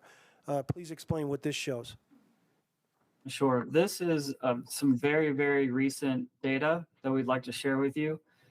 In our Elton Black Hair unit, that's a 2-section unit in the northwest of our position, where we crossed 2 existing Uteland Butte wells, the Ute Tribal 4-1-12-3, and then the 16-12-1-3. We crossed both of those wells and completed the new wells. And we recently brought them back online. And you can see here that the production from the older wells has returned to normal. So they were not adversely affected by the new completions.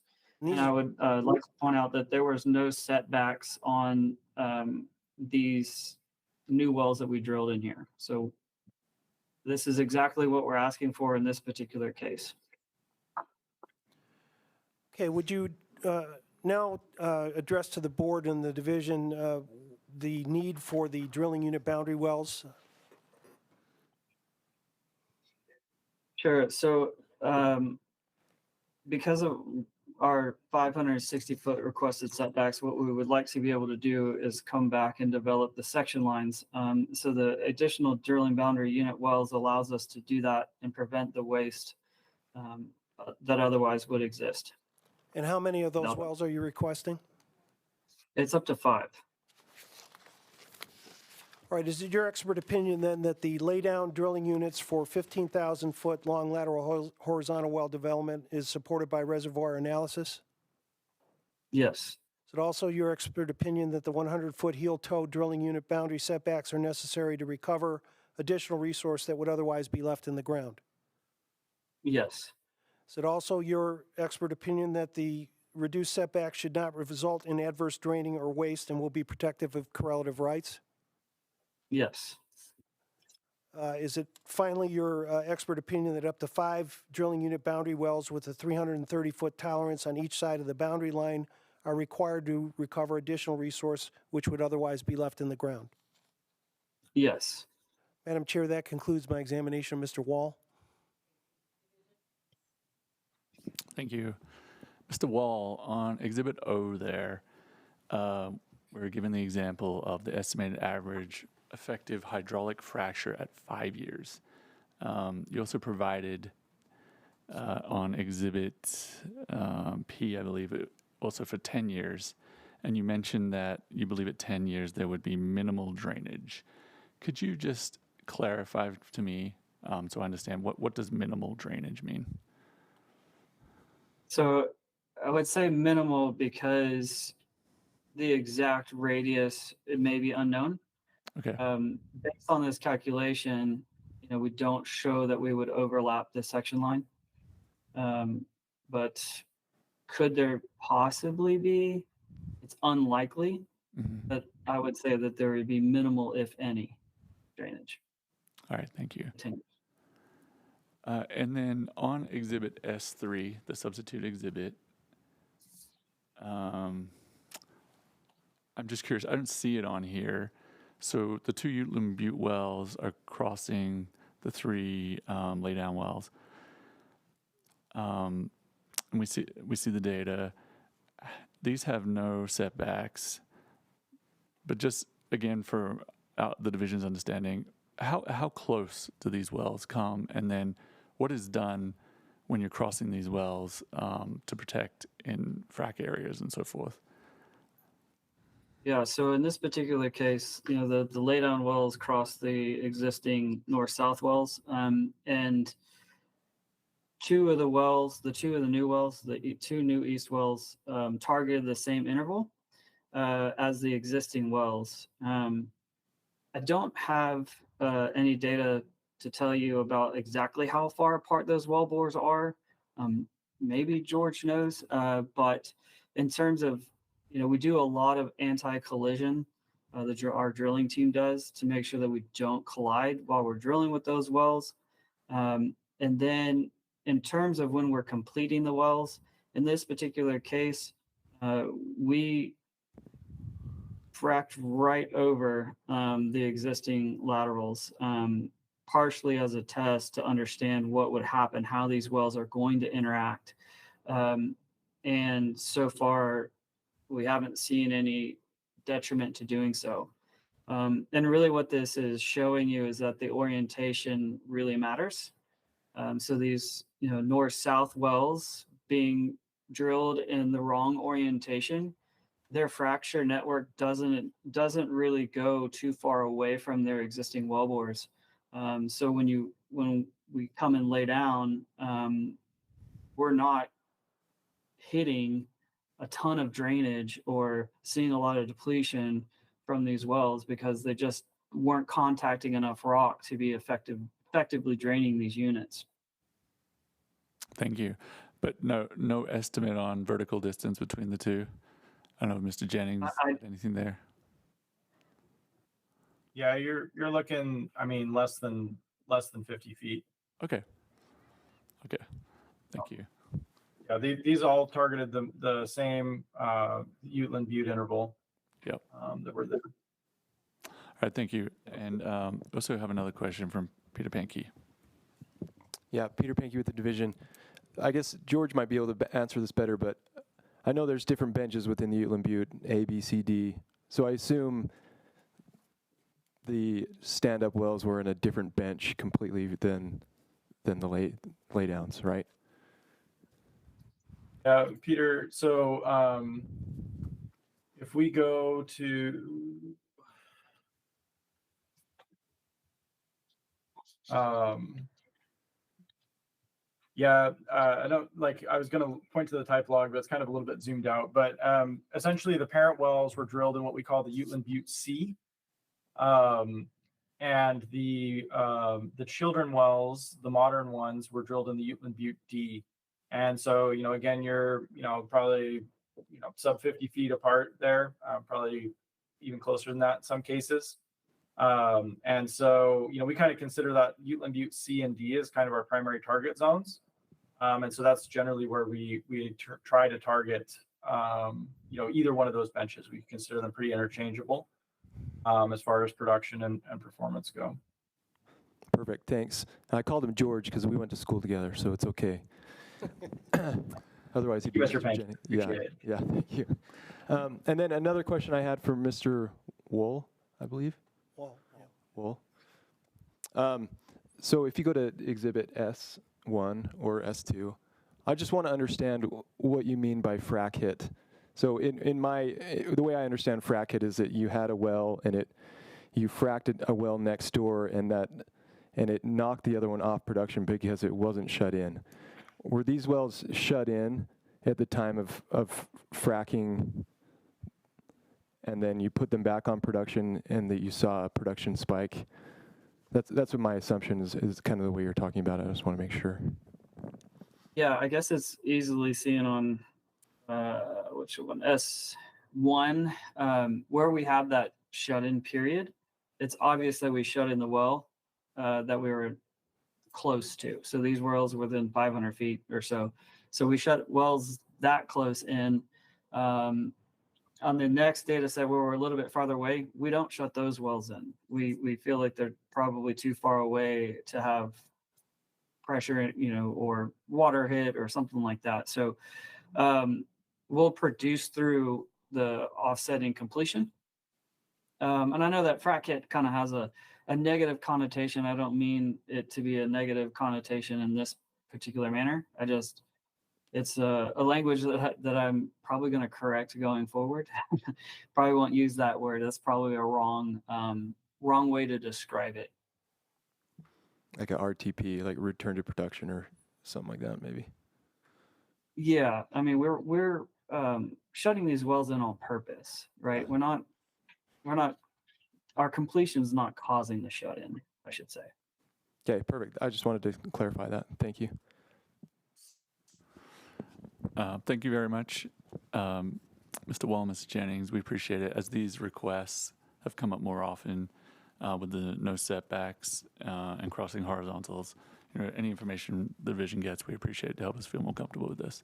But with that, we have no further questions.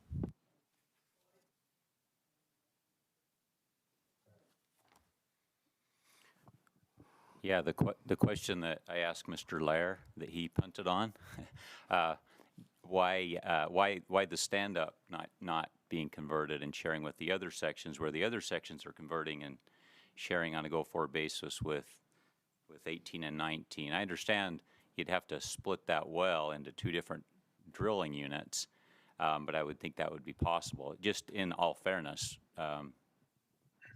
your thoughts on that?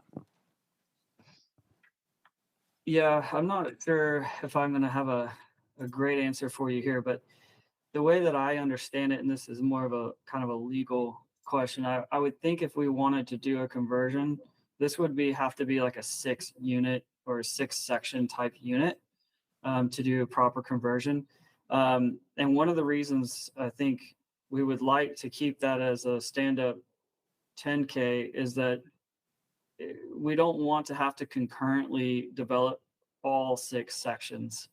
And that is probably one driver for leaving that as a non-converted well. I don't know, Jordan, does that make sense? Yeah, and I think the thing to add on this one is currently the ownership of that well mineral-wise is all tribal. So it's definitely been our experience that trying to convert 10Ks and having matching communitization agreements to that would be more along the lines of what Mr. Wall is explaining in terms of it's usually like all 6 sections or, like in the instance of the Elton Black Hair, it's getting allocated on the 4-section basis. And here it's a little difficult to do. And so I think the feedback we've gotten, and especially supported by kind of the frac hit data or, frac impact data, kind of suggests that we like these existing 10Ks that are drilled in the incorrect orientation to maintain being paid that way going forward, with the understanding of, the additional resource to be produced from the new laydowns are going to get shared by all owners. And it's a little easier, I think, to facilitate the conversion of short lateral horizontals and verticals for all owners than it is maybe these 10Ks. So that's just maybe some of the administrative background on it. Yeah, and I would add that, the frac data that we're seeing would suggest that we're not changing the drainage field of the existing laterals. Okay, thank you.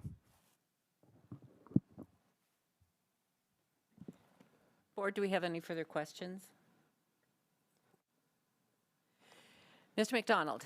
Thank you, Madam Chair. With that concludes our presentation in chief. At this time, I would move for admissions of exhibits A through F, substitute Exhibit G, H through P, substitute Exhibit Q, and Exhibits R and S. So admitted.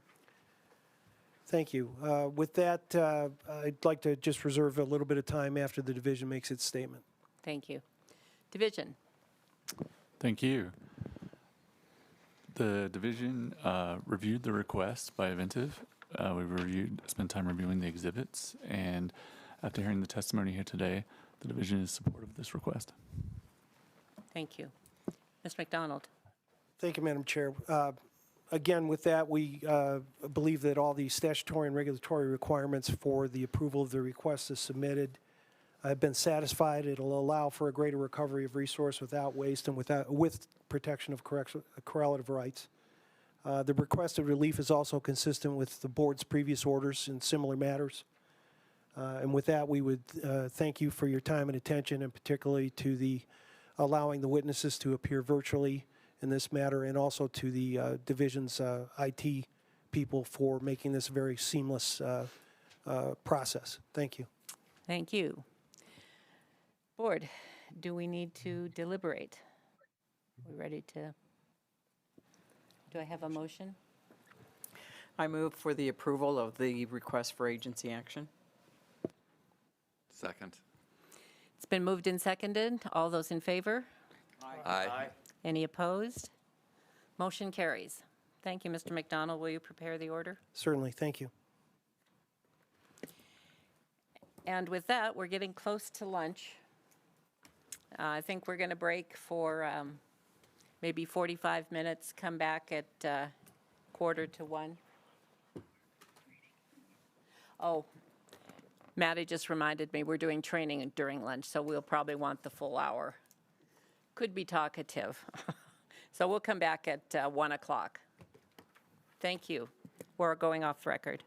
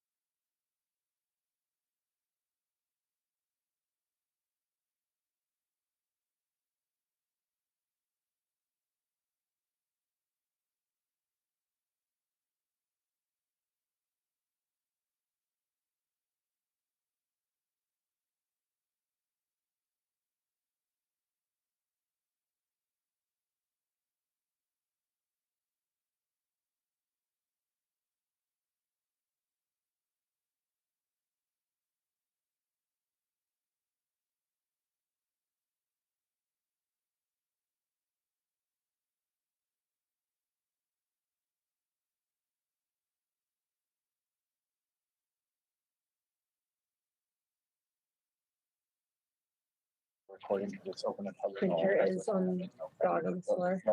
I know 18 Okay. is I'll the try that. one in the main hallway over by Andrew's office. NGROGM 18. Okay. Oh, no. They're chicks and eggs and. Okay. We're all out. Thank you. This should connect. Did you see your computer show up? Yeah. Okay, so you're all set. Thank you. Cheers. You bet. Thank you so Y'all much. enjoy your lunch. Appreciate it. I will be in the control room if you need me. Just come Thank by. you so much. And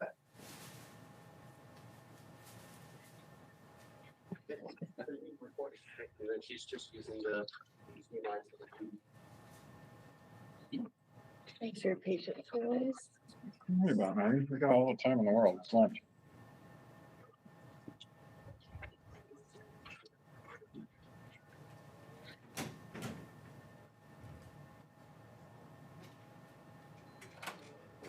We should just put a link off to the PDF. Working.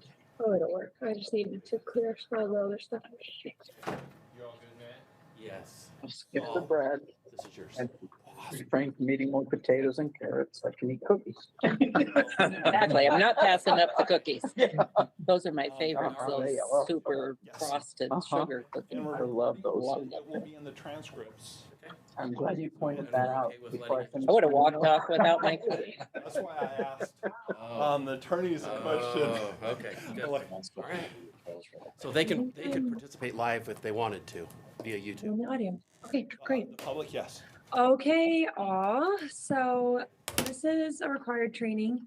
So this is what I would love to. Hopefully we're gonna keep it But it said we'll as put short notes as it can be, but it is a little bit jam-packed and lots of legal. It would be kind of nice. So I'm Madeline Whittier. I'm an Wide assistant shot. attorney general, and Mike Begley, also an assistant attorney general, is going to be giving this training with me. So the topics that we're going to go over today are board decorum and voting procedures, the Open and Public Meetings Act, Welcome to one of the those. Ethics Act and conflicts of interest, GRAMA, which is the Government Records Access and Management Act, and we'll just wrap up. There's like a whole thing of muffins and stuff. So you all are the Board of Oil, Gas, and Mining. I did bring, I brought You are Seth a cookie. effectively a Carmen is not statutory creature eating under cookies Utah at the moment, Code Section or I would've 40-6.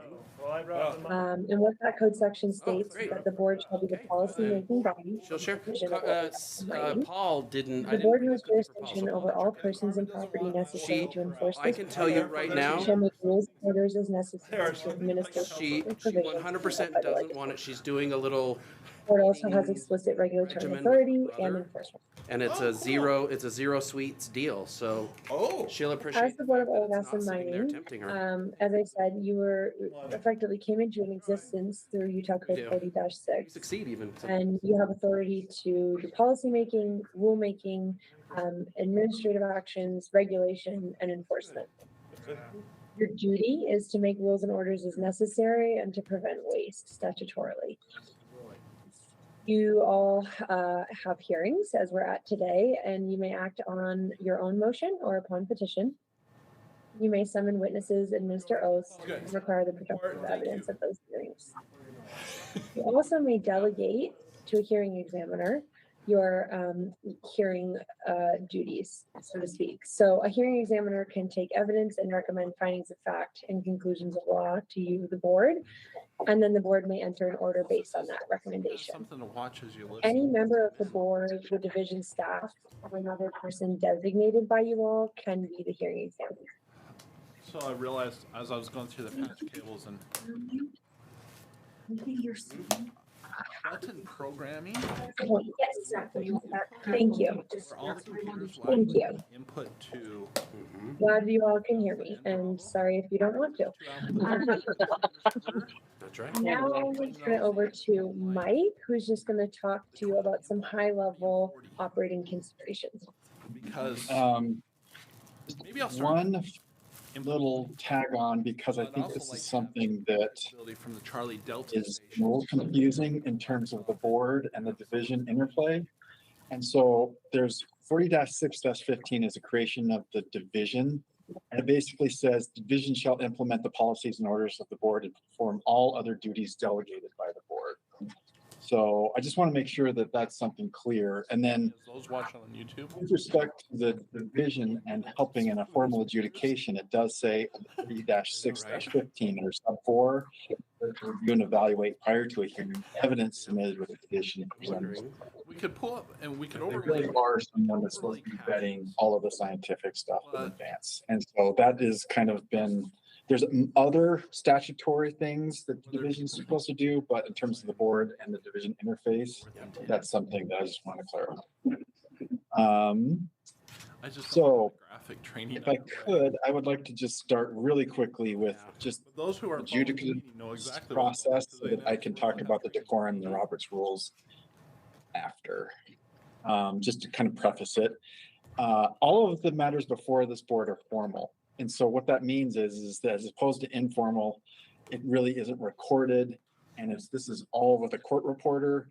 And quite frankly, the best thing for you to know is where does it go next if there's an appeal. For you guys, it goes all the way to the Utah Supreme Court. They typically exercise their pour-over powers, which is basically saying, this isn't something that we want to, we're going to give the Court of Appeals the authority and jurisdiction over this particular matter. And so, because it's formal adjudication, bottom line in terms of how all of the board decorum and the Roberts rules, there is a rule that talks about, and obviously Madam Chair and Rich and some other folks that have done this for a long time understand that there's a sequencing in terms of whether it's a notice of agency action or a request for agency action, so that then the presentation of evidence is actually in our rule on who does what at what time. We need a better chair for you. You know, whoever filed the petition, the respondent, and then the staff division, and then intervening parties, that kind of thing. And so to allow for that process, and this is kind of a board type function, is the Roberts Rules of Order are basically there so that this actually governing board can actually have some formality to it with respect to how you operate. And so just really quickly, and this is something that, you know, we do a really good job of, but we don't really have a lot of real contentious debate between board members typically. If there is something like that, we should probably dust off the Roberts Rule a little bit more. But depending, What do you do for the edit? We did Roberts Rules, for example, there can't really be a discussion, even if it's formal adjudication, because you're a board. From the start. There really can't be anything to act on unless there's a pending motion for you guys. So that's why you have the whole, I need a motion. Madam Chair, Levon says, I need a motion. Well, you have to have that before you go forward. And the second actually then gets it to something that I think that I just want to reemphasize and remind that once you get a motion seconded, that's when you have discussion or debate. So I think what we should remember is to say after a motion second, any discussion or any debate. And that would be the opportune time for you guys to do something. And then just another quick segue is to remember, if you are going to discuss or debate the motion, keep it within the confines of the motion. If it goes outside of that, then it really isn't an appropriate, means of deliberation, if you will. And that is another aspect that you guys have in terms of formal adjudication and Roberts Rules and trying to get this all right. Is typically, and it's your guys' call, and Madam Chair does this almost invariably, would really nice job is to say, Board, is this something that we can actually determine now, or would you like deliberations? And so her acting in that capacity can kind of be that filter and kind of do that. And I think that's pretty much, there really is like a good, if you are interested in it, I can circulate some cheat sheets on Robert's Rules. But I don't think that is really necessary for you guys for the most part, because obviously, unless it gets to something contentious within the internal board members, which we haven't encountered yet. So we do so much more discussion, we deliberate, close to discuss in the open. I guess that's so we can be more frank, such as not on the record. Well, thank you, Greg. That's a great point. So that is probably the biggest distinguishing feature between a regular board and you guys and having actually Maddie and I and Emily attorneys is because you do formally adjudicate matters. So if you want to, and it's not within, and I bet Maddie's going to cover this in the other topics, but statutorily, where's the place that you guys can deliberate and not have the actual public kind of chilling effect that it would be if you're out there?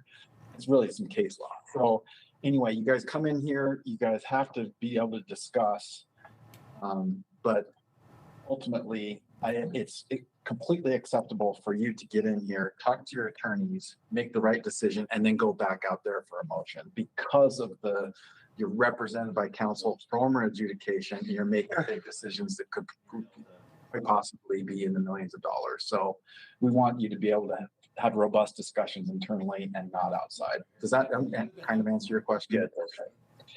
And then real quickly, Maddie, I know you want me to fast. So It's okay.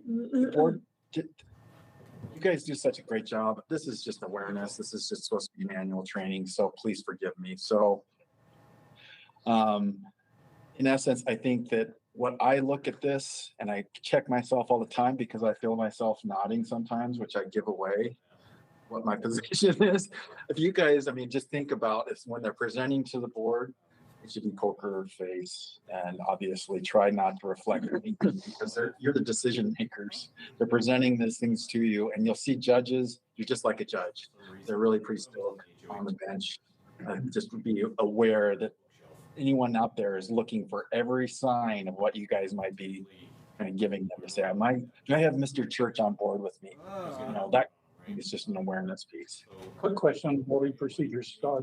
Yes, sir. The quorum is for what if it's 2 versus 2. So she does, and she walked up to their doorbell. Because that seems to me that a quorum is 4, but it's not an odd number. Hid your thing in our Break that vote. I'm gonna have to get back to you. Okay, That's a great question. We've never encountered that, thankfully, but got to be a tiebreaker. We have, I mean, typically, Steve, just so you know, that The chair counts for 2. I don't think so. Double The bylaws would cover that, but we have formal bylaws, so I think that's a great question. I'll get back to you on it. Yeah. So while we're sitting, and I just want she's to, like, oh my God, I'm almost done. So I think ultimately, what I would, these voting procedures, board decorum, and interfacing with the public, that means talking to anybody before a board decision, probably something people want to do. So, and then ultimately, I think that you probably need to be very careful, and I just want to just harp on this just a little bit. Because you guys can go in closed session to deliberate, please remember you have privileges that are in place, and you don't want to waive those. So if you were to go out after a deliberation and someone's like, I really want to talk to Fred about something about that, or he asks you a question, you're kind of, someone's invading the province of your guys' entire board collective. I take the position, we've had it before, where one board member cannot waive the privilege, but it gets sticky. I'm going to YouTube or Awareness piece. If you guys are in here deliberating and you go back out, remember, I'm going to keep my lips sealed as much as possible because I don't want to waive any privileges for my other 4 board members. But it's not bad at the quorum to go and speak to somebody else out in the, you know, like if I wanted to speak as a division staff on something, of course, unrelated, it's of course. Yeah, relationships, we work in a world, you guys come to the DNR building on rare occasion. You know, if you have something that you'd like to talk to a division member, by all means. But if it's something that's under formal adjudication, I strongly recommend just stay away from it as far as possible. I think that's it, Maddie, go ahead. One quick thing on information. Today, we use the internet to help in our deliberations. Is there any rules about only using the information as was presented, or are there any limits to It's a great how question. broadly you can cast It's a your great net? question. It's becoming more and more apparent. So as an acute issue. And so thank you for the question, because I think that I do want to caution everybody on using your cell phones on the bench that I'm going to say, because they could be subject to grandma.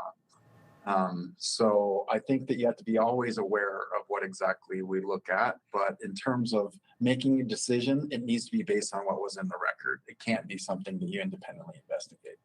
If that makes sense. So I think we did some background, but it wasn't something that you would have. It's funny, I saw it right at the end. I was like, did I say something? Like, oh, Sorry, Maddie. That's okay. Okay, I'm gonna keep rolling because we got a lot of material. So Open and Public Meetings Act, this is what we are required as council to give you training on. Why do we have to do this? The presiding officer of each public body is responsible to ensure that all members of that public body are provided with an annual training on OPMA. That's from Utah Code 52-4-104. So the policy behind the Open and Public Meetings Act, the legislature finds and declares that the state, its agencies, and political subdivisions, including you all, the Board of Ogas and Mining, exist to aid in the conduct of the people's business. It is the intent of the legislature that the state, its agencies, and its political subdivisions take their actions openly and conduct their deliberations openly. Okay. There's supposedly an open mic and everything's being podcast. It's supposed to. Oh, it's supposed to be. Yeah, on YouTube. Okay. Thank you. On YouTube. So Thank you. Thank you, Wayne. Okay, a so lot of followers here. A lot of people watching out for us. Yeah. meetings involving public bodies and specified bodies are subject to OPMA under specific circumstances. So a public body is any administrative, advisory, executive, or legislative body of the state that is created by the Utah Constitution, statute, rule, ordinance, or resolution, consists of 2 or more individuals, expends, disperses, or is supported in whole or in part by tax revenue, and is vested with the authority to make decisions. That's what you all are. You're a public body. So there are certain meetings that are subject to the Open and Public Meetings Act. And these are any gatherings of a public body, the quorum for you all, that's 4. You'll authorize to convene the public body for the express purpose of acting as a public body to receive public comment about a relevant matter, deliberate about a relevant matter, or take action upon a relevant matter. These meetings might be in person or electronic. And then I also wanted to note that your workshops, site visits, and traveling tours, those are meetings. As long as they have 4 or more members in attendance. So you'll notice that working groups are less than 4 members for a reason. If you're with a quorum on, for example, a site tour, our recommendation would be to be careful not to act in what is called a concerted or deliberate way to predetermine any action that you might take as a public body in a future time. So those kind of group outings are not for formal matters before the board. They can be great and educational, but their scope is narrow. It's not for deciding things. Bona fide chants or social gatherings are not subject to the Open and Public Meetings Act. So if you all happen to run into each other at a party in earnest, you didn't know each other was going to be there, you don't all have to run and scatter to the wind. So some of the public meeting requirements under the Open and Public Meetings Act are public notice that the meetings be open to the public and that there are written minutes and a recording. So notice 24 hours, it needs to be written, and it needs to include an agenda for the meeting, the date, time, and location of the meeting. There is a carve out for the rare chance that emergency meetings must be convened, but for the most part, we're dealing with at least minimum of 24 hours notice. There also needs to be an annual public notice regarding the regular meeting times. And this notice needs to be posted in your all's case at DNR because that's where your meetings are held. It also needs to be printed in at least 1 newspaper and posted on the Utah Public Notice website. So discussions, motions, deliberations, these must all be open to the public. And the public also needs to be allowed to raise a topic not on the agenda at an open meeting, which we always provide for opportunity for public comment. But please know that you all might choose to discuss that comment, but you don't need to take a final action on that at that time if it's not on the agenda. Additionally, written minutes and an audio or video recording must be kept for all open meetings. The pending written minutes, as well as the approved ones, are all public records. Additionally, one thing that I really wanted to make sure that I touch on is that recordings can't be edited under this law. So be very careful of what you say when we are on the record. It truly is on the record. There's no going back. There's no turning mics off or cutting pieces out. It's very important that you all remember that what you say while we're in that room on the record is what's going out to the public. There are also special circumstances that the Open and Public Meetings Act considers, and these are electronic meetings and closed meetings. So electronic meetings, this is something that you all dealt with a lot during COVID. And these are okay if the public body adopts a rule authorizing and governing them, which you all have done. They require notice to be published with all the normal things, as well as a description of the anchor location. And the definition of an anchor location actually just changed this session. But an anchor location is the physical place where the public body normally conducts their meetings, or another location that is as reasonably accessible to the public. So most likely notice would be published in this building.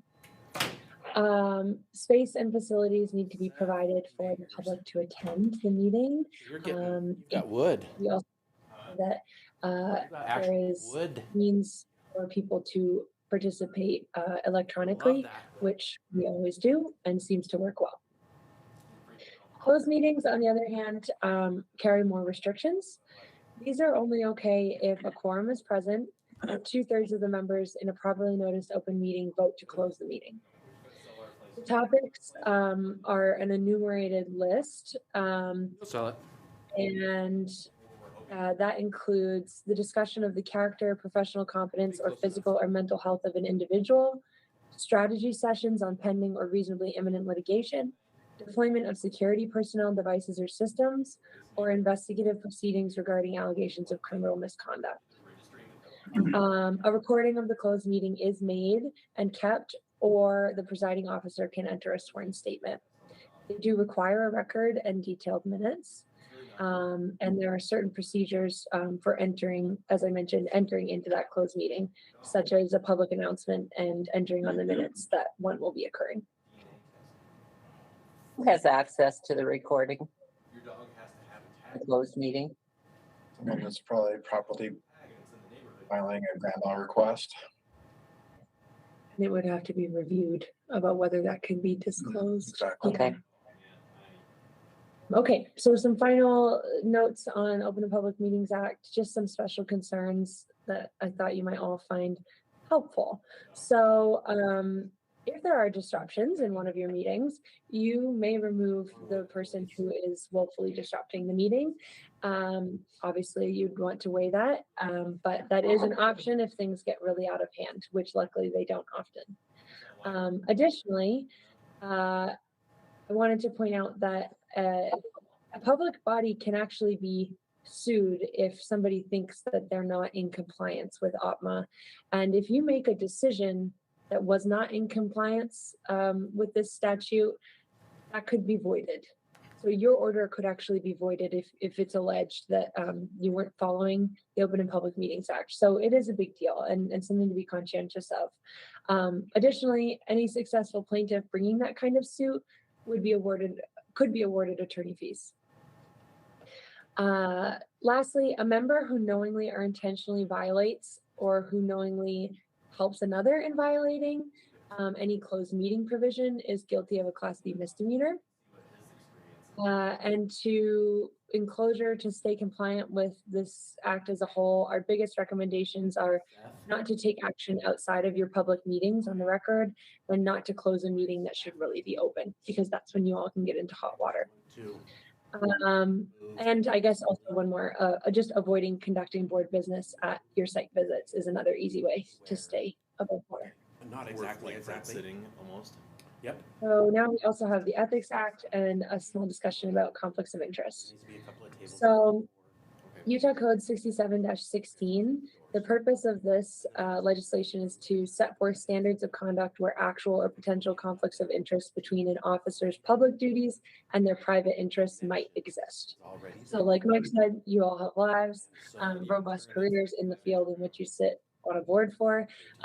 It's contemplated that there might be times when there's overlap, but this is all about keeping you from getting into trouble with your public duties and your private interests.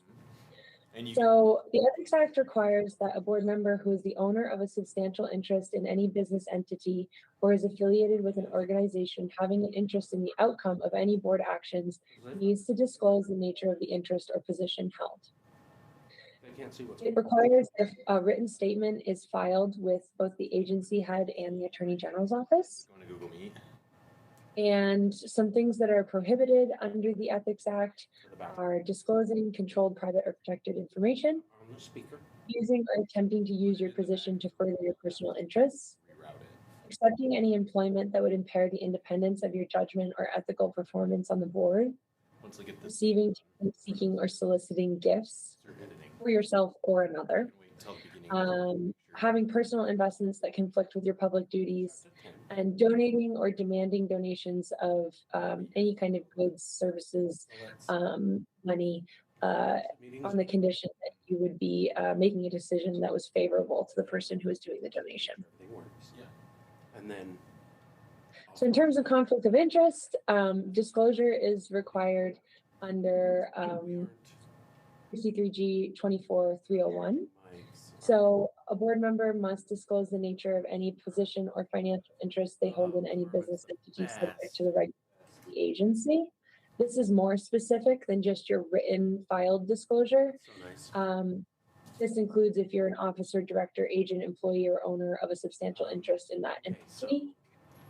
You will have to disclose within 10 days of being appointed. So you all probably did that, or at least declared that you don't need to disclose anything.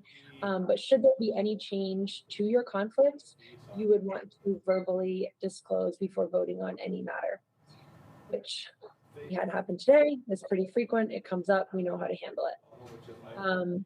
Additionally, on that note, disclosure doesn't require abstention from voting unless it's a substantial interest in a business entity that the vote would in. Because all three batteries are completely hopefully not. That's our job to help you figure out whether it's substantial. That water cookie.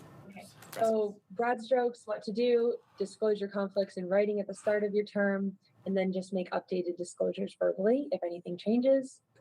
What not to do, don't engage in any of the prohibited activities, don't accept bribes or gifts, don't solicit donations, and don't pursue any kind of outside compensation that would affect your decision-making ability and integrity. I've ever been in a meeting where the instructions were Okay, last big one. We have GRAMA, which is the Government Records Access and Management Act. So the policy behind GRAMA, this is all about records and public access. It's like a copycat of FOIA. We have to do it. We have it in place. GRAMA requires government agencies to retain government records in accordance with the retention schedule and to provide copies of or permit access to public records in its possession upon written request. Also instant message me, and then we had We're all subject to GRAMA. his head in Maybe even worse news is the breadth of what type of records are subject to disclosure. It's pretty much everything. So books, letters, documents, papers, maps, photographs, film, cards, tapes, recordings, electronic data, and pretty much anything else that could be considered documentary material. And it really doesn't matter what physical form the record is in or how it was prepared. It's just that it exists. I know. So we recommend not writing, emailing, or texting anything you wouldn't want printed on the front page of the newspaper. And this is serious. There's no shortage of GRAMA requests. These things come in. People want to know. They just have the right to know. So just be really careful in what you're communicating in your official capacity. But also remember that it's about what you're putting in writing, not about whether you do it from your personal cell phone. GRAMA doesn't care. So if you say something and you think, oh, I'm doing it from my personal device, my laptop, my phone, it's untouchable. Unfortunately, that's not true. And it could be out there on the front page of the newspaper. So on that sober note, that's pretty much all we've got. And do you all have any questions? For these things that the division asks us to fill out every year about coal, is that? That's a federal. We have to do that too. Yeah, I believe it's It's a federal. federal conflict of interest form, so that's something that the federal government requires.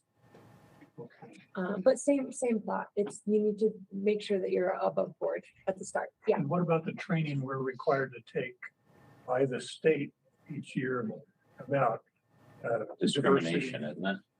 Is that the discrimination one? I think that's a boards and commissions training requirement that all board and commission members throughout the state need to do.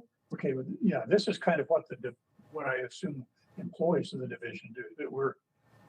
Well, the board, actually, Maddie's the one that's looked at this, and she's like, Mike, whatever, we're 4 years of not doing manual training. So we do need to do this for you guys, independent as your attorneys. But we need to continue to do. Absolutely. Everything. All training required. Because most of the time, my digital devices don't work when I try to go in and say, yes, I've taken it. Oh. We can help you figure that out, troubleshoot. And in the past, they've said, oh, okay. Well, interesting. Can I just add one, maybe it's a because I good just question. Audio on. What we can do is Think- over here to audio. Why? Attorney-client privilege into. So those, could someone just like gold star Gold all, star. most of it? Oh, yeah. And it's also a product At privilege. some point, they're going to get into. You guys are the only one that can waive attorney-client. That's your privilege to waive. Like once the training. Product, Which is going to be Yeah. probably a soft transition. yeah, this is your guys' prerogative. Much like a file is the client's file. There's all sorts of things that are yours and yours alone. Work product privilege is something we would like to maintain. So when we give you guys those are not to be, I mean, you guys are great, smart, all this stuff, but just again, awareness on an annual basis. Because they're privileged communications, please don't share them anywhere out the group. Well, Maddie had it on today's thing. Share that anywhere else. We have it every time, right? So I just can't emphasize it Yeah. enough because I think one time we had a little bit of a problem with that. And that board member's no longer with us. What about just routine conversations we have with you, texts back and forth? Are those considered attorney-client or are those? As long as we're the only ones on it. Okay, so if I ask a question about a docket item today, that would be privileged. Yes. But If it was just you and me. Your sister or Or if you had some another board division member. employee, it would destroy. Or if it's our a reply to all, maybe it doesn't apply. Okay. But if there's another board member, it would still be protected. As long Yeah. as it's not a quorum, so yeah. And does it need to, I didn't do this, but privilege and confidential, does that need to be written on it to protect that relationship better? Text is implied, but the best practices, like you'd probably see Went upstairs. things you from could probably get those things. Iron Emily, won't be a subject. I always want to see it If you're upstairs. during Yeah. or whatever. There's authority out there that suggests if you do not so delegate it or designate it, is it truly that? 20 minutes to be. You know what I mean? There's all sorts of slippery slopes. So Hang out. Just I think someone be like, well, that's a client. I'm an attorney. Yeah, it's obvious. It's pretty obvious. The kids, you'd be surprised how many things Eventually, when the. are we done? Okay, well, I'm gonna go ahead and turn off the recording at this stage because we got through it. And thank you all, and thank you to the public for joining us if you did so. We'll be at the transition. Good job, man. They're done. They're done? Okay.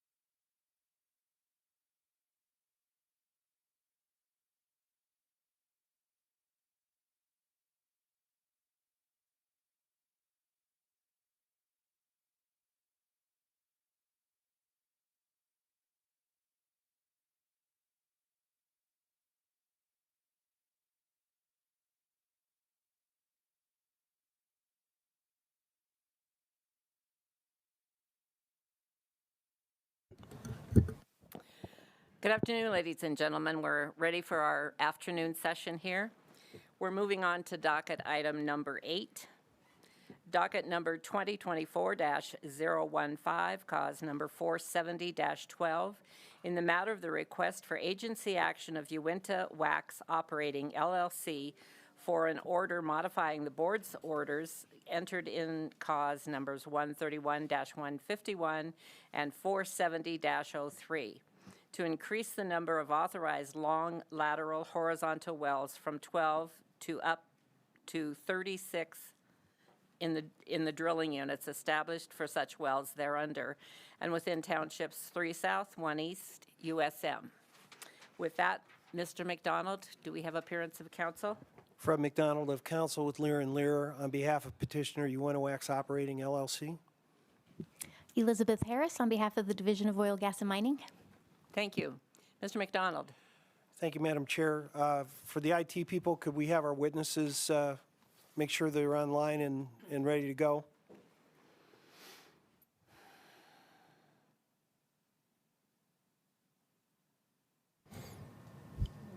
Robbie, are you there?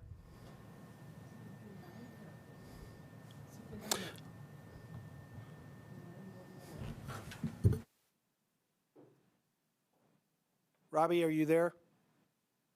Yep, there we go. Okay, you're muted, though. All right, thank you, Madam Chair. With me, appearing virtually pursuant to the board's order on March 13th, are Mr. Herschel Sanders. Herschel, would you please wave? Who's the landman for Uinta Wax LLC. Robert Horner, who's the senior geologist of Uinta Wax LLC. And in addition, we have Mr. Taylor Cotton, who's the reservoir engineer of Uinta Wax LLC. He's available if there's any engineering-related questions from the division or the board if they arise. All of these witnesses share duties with Uinta Wax Operating, the petitioner. The resumes of all the witnesses were submitted collectively as Exhibit A. If asked, each would confirm the information reflected in the resumes are true and correct. Mr. Sanders will be a fact witness only. This is Mr. Horner's first time appearing before the board, and we will qualify him as an expert in geology and long lateral horizontal well development for purposes of this cause at the commencement of his testimony. Mr. Cotton has previously been recognized by the board as an expert in reservoir engineering.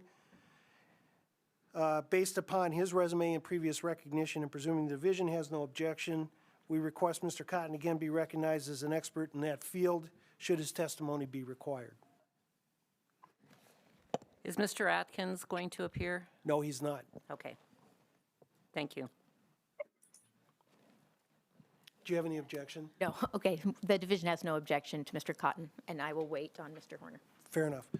I want to confirm that the board received substitute Exhibit G and new Exhibit H. They were filed last week. So accepted. Thank you. All right, and again, we will be moving for admission of the exhibits at the end of our presentation in chief. Thank you. Madam Chair and members of the board, Uinta Wax is before you today seeking to increase the number of authorized long lateral horizontal wells from 12 to 36 in each of the 2 sectional drilling units within Township 3 South, Range 1 East, that were established under the board's orders entered in cause numbers 131-151 and 470-03. True and correct copies of those 2 orders were collectively submitted as Exhibit B in this cause. As the board is aware, long lateral horizontal well development in the basin continues to modify based on experience gained by the operators. Cube development is becoming more the norm, and new members of the Lower Green River Wasatch formations, for example, the Douglas Creek and Garden Gulch members, are being tested and developed, necessitating the need for an increase in the number of authorized wells. The board has previously recognized the need for additional long lateral horizontal wells in its orders entered in cause number 130-21, which was for XCL, which increased the number of authorized wells up to 32, and recently in cause number 130-25, which was for Uinta Wax, which authorized an increase up to 36 wells. In the Mighton area, you already have authorized up to 40 long lateral horizontal wells, for example, under the order in 139-150. More importantly, in a number of the drilling units within 3 South, 1 East, Uinta Wax has or is quickly reaching the 12 well limitation under the current orders. As you will hear in testimony, Uinta Wax had a rig ready to drill more than 12 horizontal wells, but had to move it because of the current limitations. This necessitates modifying the 131-151 and 470-03 orders accordingly.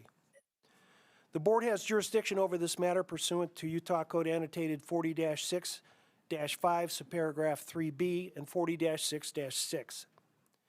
Notice was sent via regular mail to all working interest owners, including any unleased owners within Township 3 South, Range 1 East, as they are the only parties who bear the cost of any authorized additional wells, and to the Bureau of Indian Affairs, the Vernal Field Office of the Bureau of Land Management, which serves as a technical consultant to the Bureau of Indian Affairs, the Ute Indian Tribe, and the Ute Distribution Corporation, due to the tribal and allotted mineral ownership throughout.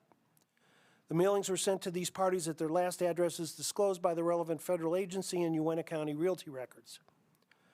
The record will also reflect that notice was duly published in the Deseret News on March 1st, 2024, in the Salt Lake Tribune on March 3rd, 2024, and in the Uinta Basin Standard and the Vernal Express on March 6, 2024. On March 11th, the division filed a timely response to the request, stating that the division does not oppose the granting of the relief requested, presuming Uinta Wax satisfies its burden of proof at this hearing. As today's testimony will reflect, Uinta Wax will sustain that burden. Also on March 11th, the board received a letter from Julie and Pete Lucero dated March 6th, 2024, requesting, quote, time and counsel, end quote, to review the request and to, quote, make a sound decision as to what would be the best course of action, end quote. I, as Uinta Wax's counsel, did not directly receive the letter. Instead, it was provided by the board secretary to me on March 12th. However, as Mr. Sanders will testify, on March 8th, 2024, after that letter was sent, Uinta Wax lease broker received a call from Mr. Lucero indicating he would execute a lease sent to him back on January 10th, 2024, as soon as he could get a notary. Although the lease hasn't been received to date, as a cost-free lessor, Mr. Lucero should be considered no longer a party impacted by the request for agency action. In addition, he has no representation appearing on his behalf today, presumably based on his verbal agreement to lease. No other objections or responses were received. With that, I'll commence my examination of Mr. Saunders. Mr. Saunders, please state your name and business address for the record. Herschel Sanders, 6000 Western Place, Suite 1000, Fort Worth, Texas, 76107. And what is your current position with Uinta Wax, LLC? I'm a landman for Uinta Wax with supervision over the area at issue today. For the record, would you please state the corporate and bonding status of Uinta Wax Operating, LLC? Uinta Wax Operating is a Delaware limited liability corporation in good standing with its principal place of business in Fort Worth, Texas. Uinta Wax Operating is duly authorized to conduct business in the state of Utah and is fully bonded with all relevant state of Utah and federal agencies. It's the designated operator on behalf of Uinta Wax LLC. Mr. Saunders, I'm now going to direct your attention to what have been marked as Exhibits C through E. Do you recognize these exhibits? I do. And were they prepared by you or Uinta Wax personnel with your review and input? Yes, they were. Turning your attention to Exhibit C, would you please explain to the board what this shows? Exhibit C is a locator map showing the lands of interest today outlined in red, giving their location just south of Fort Duchesne and west of Randlett in Uinta County, Utah. All right, turning your attention now to Exhibit D. Would you please explain to the board what this shows? Exhibit D is the lands in question today, and it's showing the two-section DSUs in all of 3 South, 1 East. And these were established under the board's orders in 131-151 and 470-03, is that correct? That's correct. Now, turning your attention to Exhibit E, would you please explain to the board what this shows and its significance to today's hearing? Exhibit E is it's a special DSU that includes sections 20 and 29 of 3 South, 1 East. It's got 4 long lateral horizontal Castle Peak wells that were drilled in this DSU prior to the modification of 131-151 by 470-03, which created DSUs of 17 and 20 and section 29 and 32. As provided for in the order 470-03, production from these 4 parent long lateral horizontals will continue to be allocated on the sections 20 and 29 DSU basis to avoid unnecessarily adversely impacting the rights of the production interest owners contained in those DSUs. All right, Mr. Saunders, I'm going to direct you to the certificate and supplemental certificate of services, which were pleadings that were prepared by my office and on a file in this cause. Do you have copies of those in front of you? I do. All right. Do you recognize the names shown on those certificates? Yes, sir, I do. And who are those parties? The names are all working interest owners and unleased mineral owners who would bear the cost of drilling and operating any additional wells drilled in the DSUs, as well as the Ute Tribe and the UDC and the federal agencies with jurisdiction over the Indian oil and gas. And how were those names and addresses compiled? They were compiled from internal land records, from UAC's internal land records, including title opinions, in search of the BIA and the Uintah County records by our contract land services. All right, would you address to the board, since they received a letter from Julian Pete Lucero, can you address the efforts that Uintah WACS and contact that they've had with Mr. Lucero? Mr. Lucero appears to be an emancipated heir to an original Indian allotee. It showed up in a title opinion as the unknown heirs. We started in February of 2022 looking for the unknown heirs. We believe he may be one.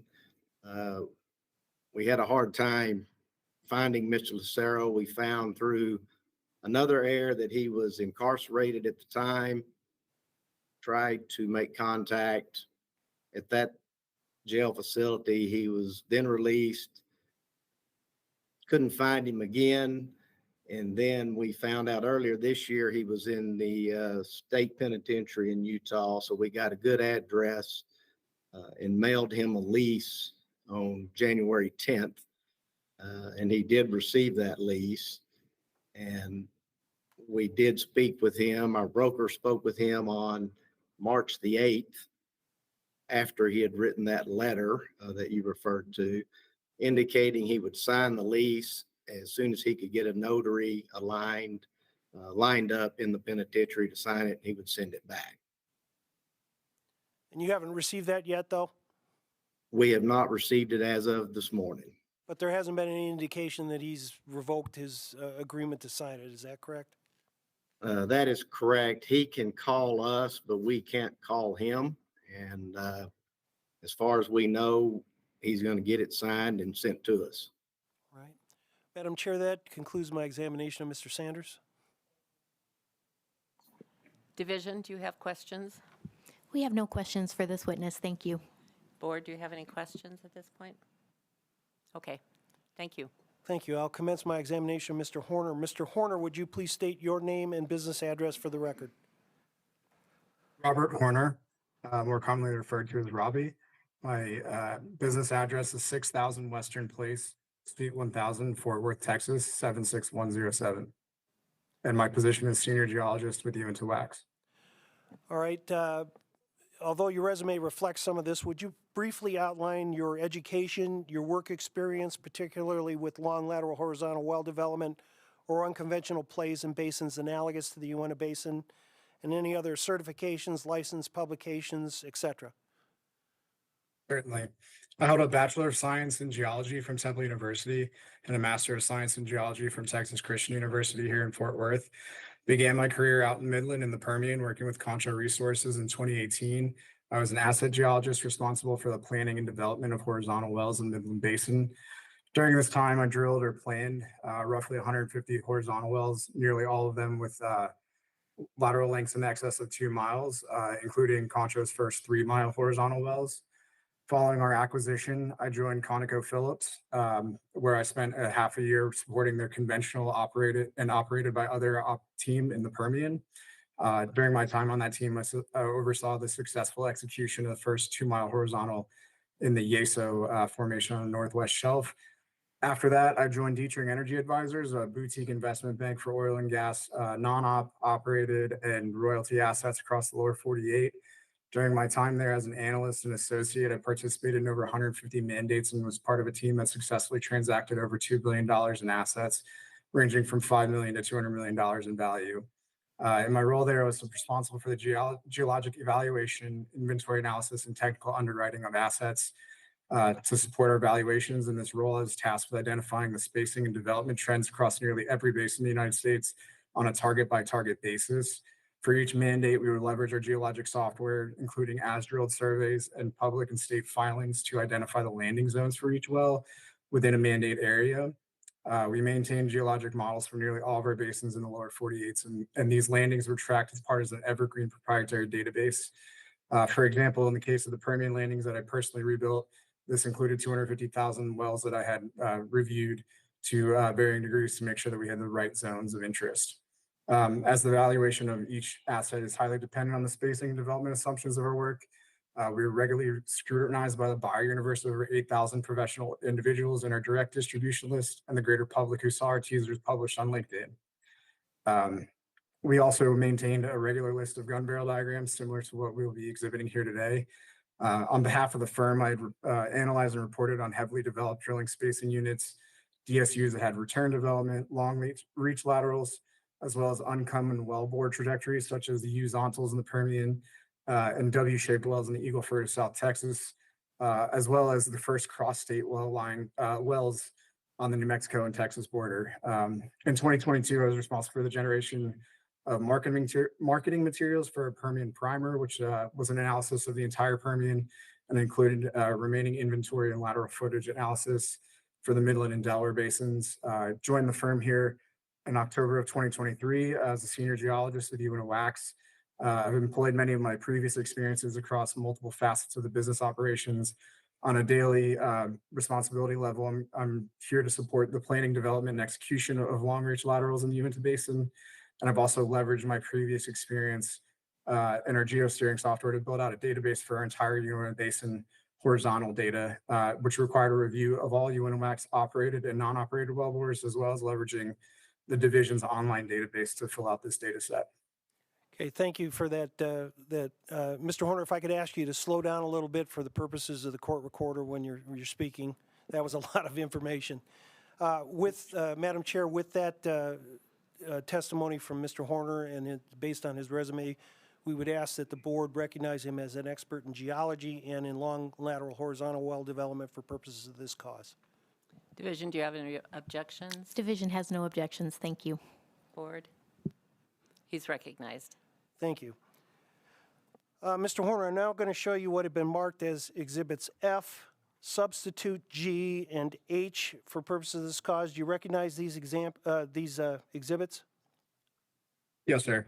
And were they prepared by you or UNO Wax personnel with your review and input? Yes, sir. Okay, turning your attention to Exhibit F, would you please explain to the board what this shows? Certainly. This is a map that includes 29 long laterals, horizontal wells, as well as 17 short lateral horizontal wells, including an outline of the application lands. Specifically, would like to draw attention to the top left and bottom left, as these are units that are directly applicable to the matter at hand today. And that's because of the current well density, is that correct? Yes, sir. Right. Turning your attention now to Substitute Exhibit G, would you please explain to the board what this shows and its significance to the request? Absolutely.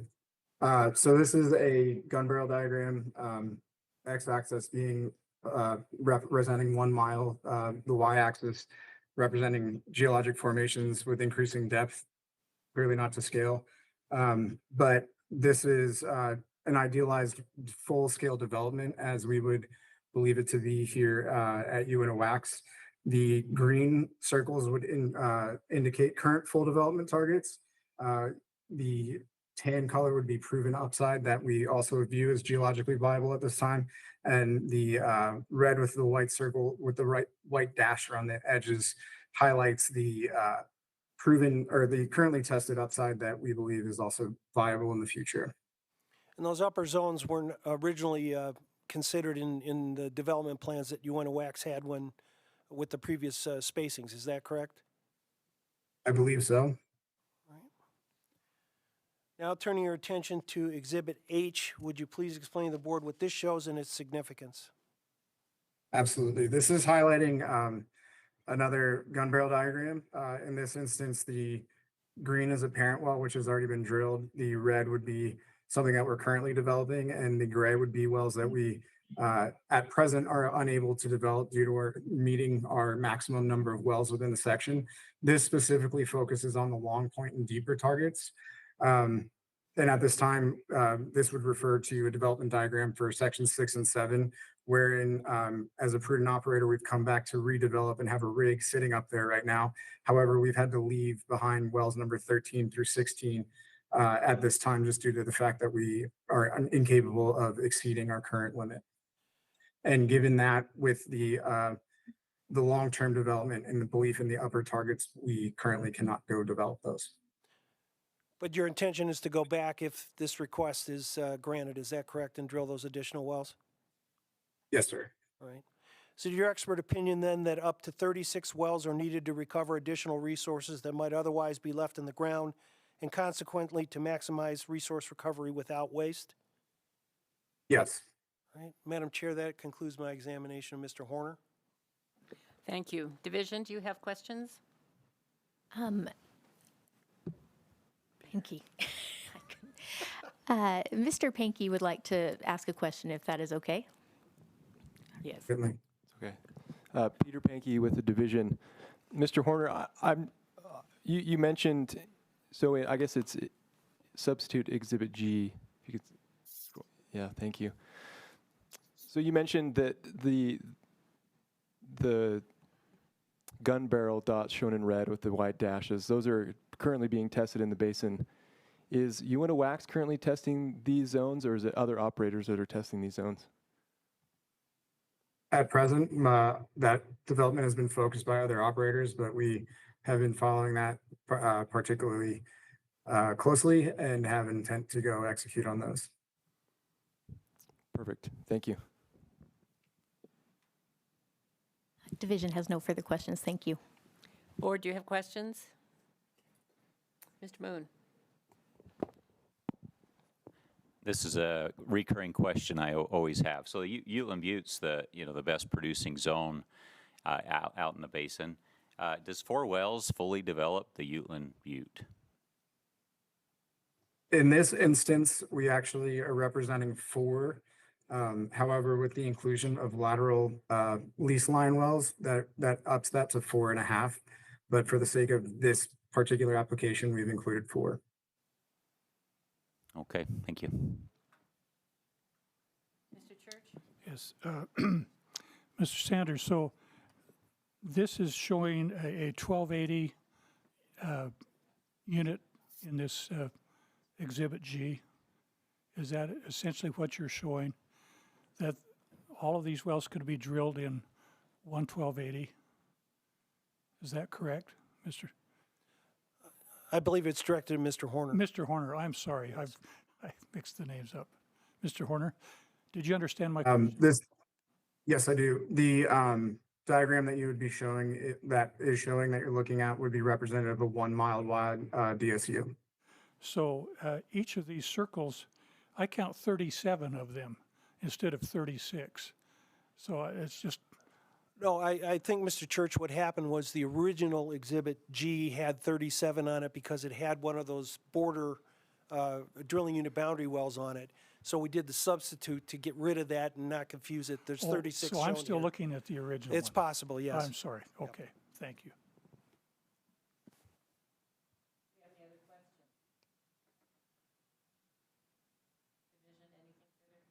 Madam Chair, will you turn your mic on? I have a problem with that. I speak loudly. I think you can hear me without. The division has no further questions for this witness. Thank you. Board, do we need to deliberate? Are we ready for a motion? Madam Chair, we still Oh, I'm need to sorry. finish up our presentation here. I'm sorry, I'm rushing you No- to the no end. worries, I understand. We'll be We're quick. getting close to the end. Yes.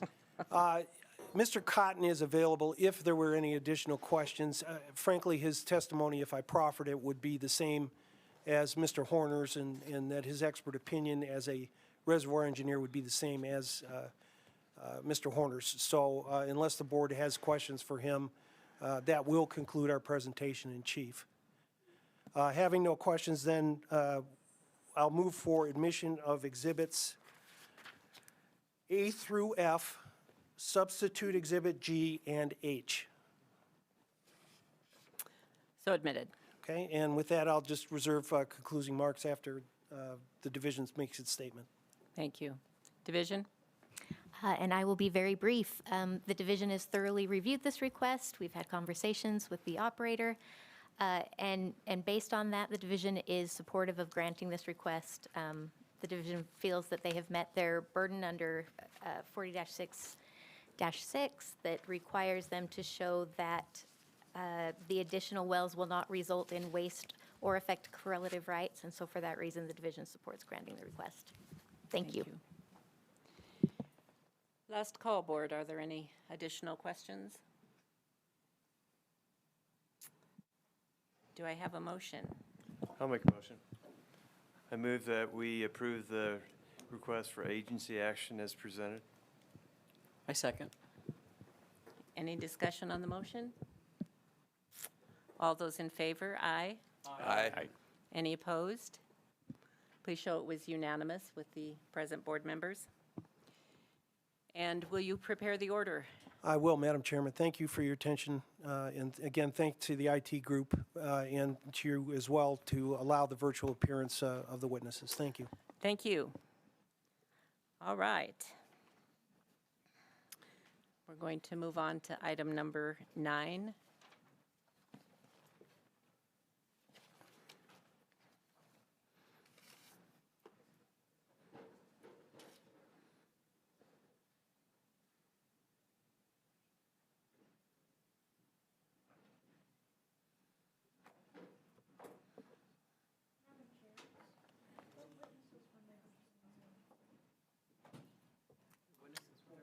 I thought they were. They weren't? I could swear they held up their hands, but do we need to do anything about that? Let's see. Hang on, we're checking to see if that's a problem.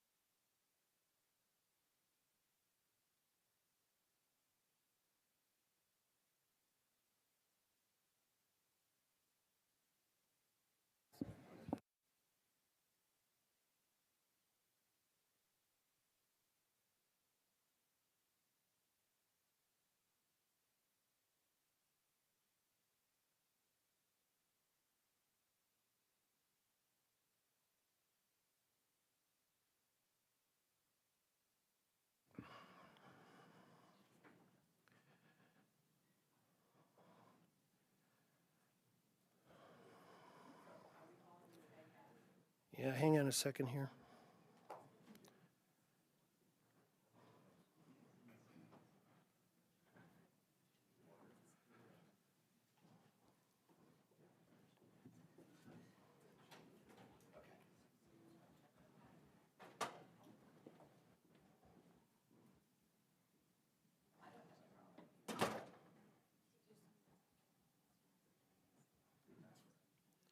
Why don't you go ahead and get started now?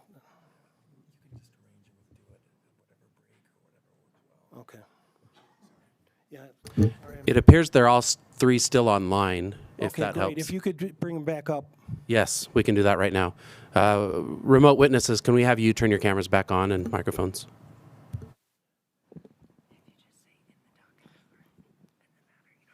Thank you. Herschel and Robbie, there was an oversight. We forgot to have you sworn in as witnesses. So if you could please be sworn in by the court reporter right now just to confirm your previous testimony. Fred, could we please just note that it's docket number 2024-015, cause number 470-12, and Yes. then swearing in as to that docket. Court reporter. Please raise your right hands. Do you solemnly swear that the testimony you gave in the matter was true and accurate to the best of your ability, so help you God? I do. I do. Thank you. Sorry for that oversight. Thank you. Everybody thought they'd been sworn in, so thank you. Okay, we are going to move on to docket number 9. Docket number 2019-010, cause number M/045/0012, in the matter of the request for agency action of Wholesome US, Inc. for an order extending the 10-year suspension period allowed for Wholesome US, Inc.'s operation and reclamation of the Poverty Point Mine, permit number M/045/0012, Tooele County, Utah. And could we have appearance of witnesses, please? Of counsel or witnesses? Counselor, counsel. Okay. Thank you, Madam Chair. Sean Welch for Wholesome US, Inc. Sydney Sell for Wholesome US, Inc.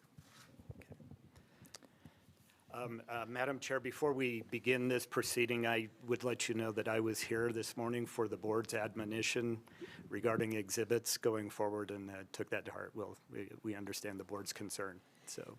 I have sympathy for new information and corrected. I don't have sympathy for any typos or anything that exists, so if everyone would just be careful. Thank you. You bet, Madam Chair. Thank you, members of the board. We're here today on these two requests. Yeah. I have. Mr. Welch, just a moment. We need to have appearance of the division. Sorry, I forgot. No worries. Gary White, Assistant Attorney General, here on behalf of the Division of Oil, Gas, and Mining. And I have Kim Coburn with the division. She's an environmental scientist. Thank you. Okay, please begin, Mr. Okay.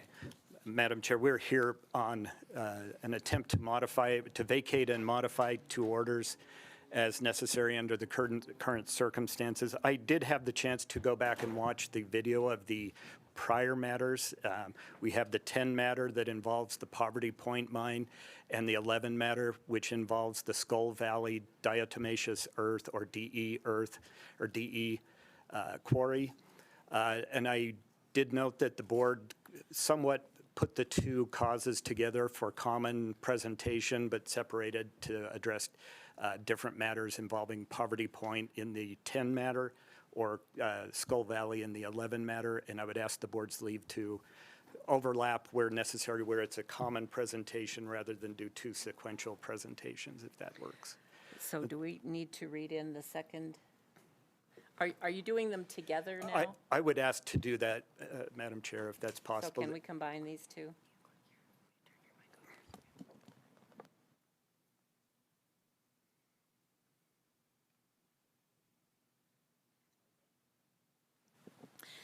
We will read in the docket number 11 issue, but it will result in two decisions in the end, if that's all right. That's correct. This Okay. is solely for presentation today Okay. to save time. Okay. So before we begin, we are also going to include docket number 2024-019, cause number RMNRL 2024-01. Oh, Yep. sorry. I'm the one changing the plans here. Let's go back. Okay. We're going to do docket number 2019-011, cause number M-045-0060, in the matter of the request for agency action of Wholesome US, Inc. for an order extending the 10-year suspension period allowed for Wholesome US, Inc.'s operation and reclamation of the Skull Valley Mine, permit number M/045/0060, Tooele County, Utah. And those two matters will be held together. Okay. Thank you, Madam Chair. As has been stated, we're here to seek a change under these two orders that apply to two sites. If we could put up Exhibit B, we can just, we'll help the board situate itself as to where these two sites are. And then the reason why I really thought it would be more expeditious to present this in a common presentation initially and break out into the specifics of the two different sites is both of these resources, the Poverty Point limestone mine or quarry and the Skull Valley diatomaceous earth quarry, tie back to the Devil Slide cement plant up near Morgan, and that is owned and operated by Wholesome. And today we have a couple of representatives from Wholesome here to discuss the matters and how these two sites relate to the Devil Slide plant, as we'll call it going forward. Specific to the 2019 orders, I identified 5 factors that are summaries of what the orders required. And first and foremost was that Wholesome was required to report to the board by March 27th, 2024, if it had not resumed operations at either site, and to seek a request an extension of any further suspension of operations by today's date. So the board said on or before. We believe the request fulfilled the before, but if nothing else, we're here at the last minute to comply with the board's 2019 orders in the two causes. Number 2, Wholesome was ordered for the 5 past years to conduct quarterly site inspections and take any corrective actions at the sites that might be there, any safety hazards or something that needed to be fixed at the locations, and to report to the division. Specific and solely to the Poverty Point mine, there was a request to report about the status of a high wall and a road, and we intend to do that today. Fourth, Wholesome, again, was required to maintain and repair signage and berms and roadblocks as necessary to secure site security at the 2 locations. And fifth was to prepare a study or survey of the market economics of the resources at these mines. Also in the 2019 orders, in both of them, the board directly encouraged the division to amend the suspension rules that are at issue and underlying today's request, and more importantly, the 2019 request. Rule R647-4-177 pertained to the extension requests, and regarding that rule, the board directed the division to provide direction to the board and or division regarding mines that have been in suspension for more than 10 years. So under the old regulations, there was a 10-year period, and then there could be a request for 5-year extensions that could be renewed. By 2020, so within a year, the division had adopted new rules that apply to further extensions. And it got rid of a few things that are still in the board's orders that we're here to address today.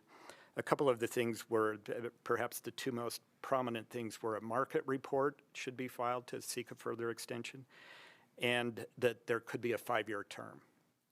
And one of the changes that was enacted in the 2020 regulations was to put it more to the division to follow up and the operators to follow up with the division and maintain the mines kind of as had happened before, but it got rid of some of the market reporting issues. And my understanding, and this is my proffer argument here, is there were continual concerns about providing specific economics about resources and mining reserves. There was a lot of consternation about disclosing that. And second was the need to come back to the board every 5 years. So essentially there was a rule change that is in effect now, but we're still here with the board's 2019 orders, and we'd like to have those changed as specifically requested in the amended request for agency action. Wholesome requests the board to vacate each of the 2019 orders, one in the 10 matter, one in the 11 matter, and to extend the suspension for these sites subject to compliance with applicable laws and regulations, including the new revised regulations in section Rule 117. Essentially, we're asking to just be able to go free under the law and comply with the law and deal with the mines as the law currently requires. In response to the amended request for agency action, The division responded with a non-opposition.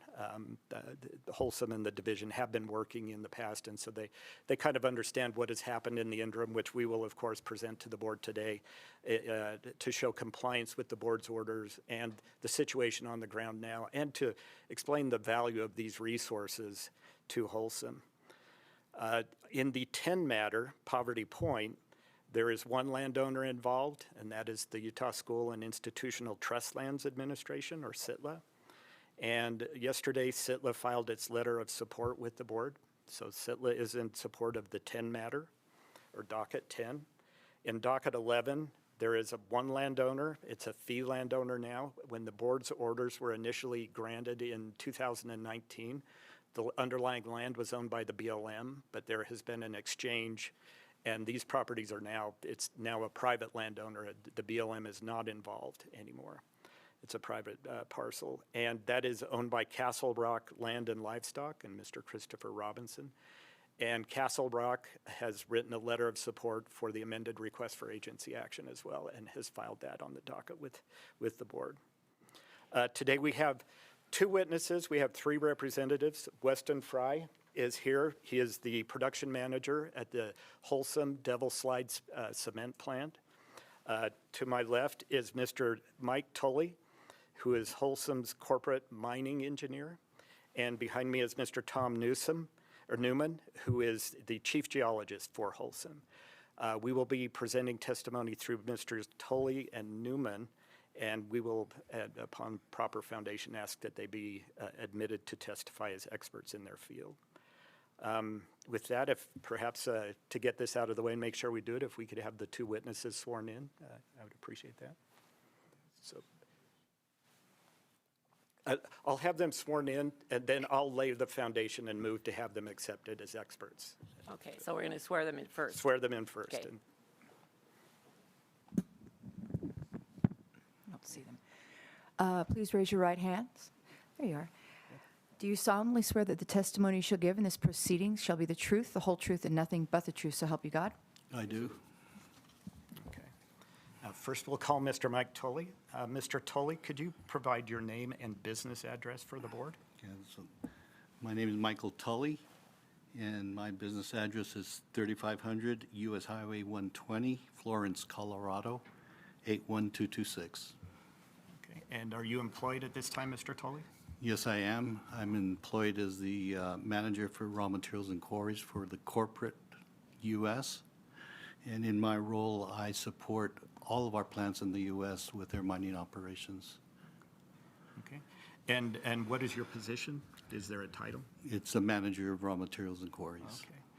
And could you provide the board a little bit of information regarding your background, education, and any certifications you have? Certainly. I've been working in the mining industry for 47 years, the last 26 with Wholesome. I started at AMAX Henderson Mine in Colorado as a miner, actually underground, and worked for AMAX. I worked for Gulf Minerals down in Grass, New Mexico, uranium, and then I worked for Day Mines up in Nevada. And spent a total of 17 years underground. After that, I went surface mining. I worked for Cypress Minerals in Nevada and gold, open pit mining. And then I went to work for Cypress Industrial Minerals, and where I was operating talc mines down in Death Valley, California, and also up in Montana. Up in Montana, I started as the underground mine engineer because of my back experience, and then was later promoted to mine manager. And for the underground mine, but I also was manager of all the talc operations. There's 3 of them up in Montana. As manager, I worked not only in managing the mines and everything, but attended to all of the environmental permitting and public relations.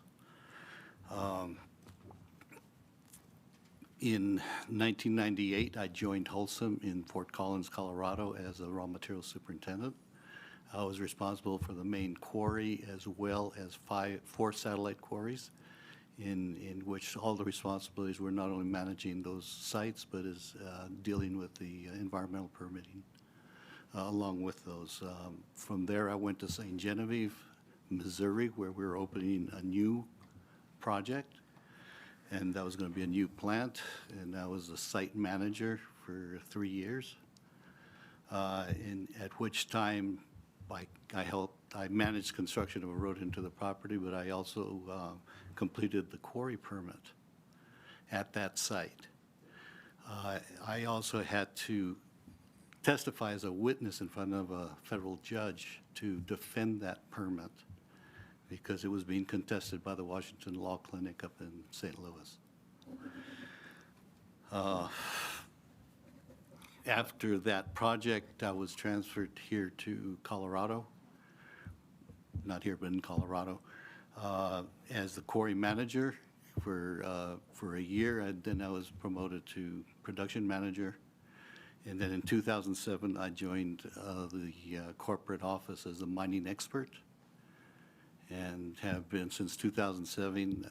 2007, I've been working with our chief geologist, Tom, and we support all of our mining operations in the U.S. in any matter having to deal with raw materials, permitting, mine or operations optimization, mine planning, and resource and reserve calculations.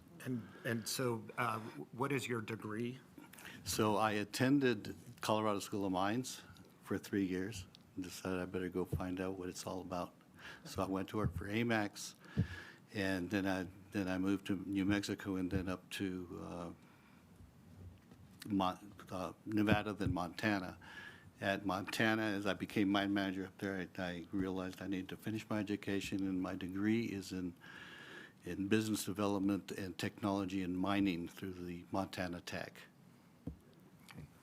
And you mentioned prior testimony that you provided in a federal court lawsuit. Were you admitted to testify as an expert as to mining matters in that proceeding? Yes, I was. Madam Chair, I move to have Mr. Tully admitted as a mining expert for purposes of his testimony today. Division? No objection. And so in your capacity with Wholesome, you have direct knowledge of the Poverty Point and Skull Valley operations? Yes, ma'am. Yes. With that, he's accepted. Okay, thank you. And I believe today, most of Mr. Tully's testimony may focus on not so much the mine resources themselves as where they're used and how they're used by Wholesome at the Devil's Slide plant. And we've displayed, I forgot to mention, Mr. Tully's resume and Mr. Newman's resumes are included as Exhibit A. There is a resume for Mr. Sosa, who will not be testifying at the end of the proceeding. I will move to admit the exhibits that would be accepted, with the exception of Mr. Sosa's resume, which he is not here to discuss, so that will not. Does that apply to both applications? Both Yes, it does. petitions? Yeah. Thank you. Yes, they are the same witnesses and same resumes for both, and I would make that notation on each of the dockets, Madam Chair. And so does the board accept Mr. Tully as an expert witness? The board accepts. Okay. Thank you. Mr. Tully, is Wholesome a United States corporation? Do you know where it's incorporated? It's a Delaware corporation, and it's affiliated with Wholesome Limited, which is based out of Zurich, Switzerland.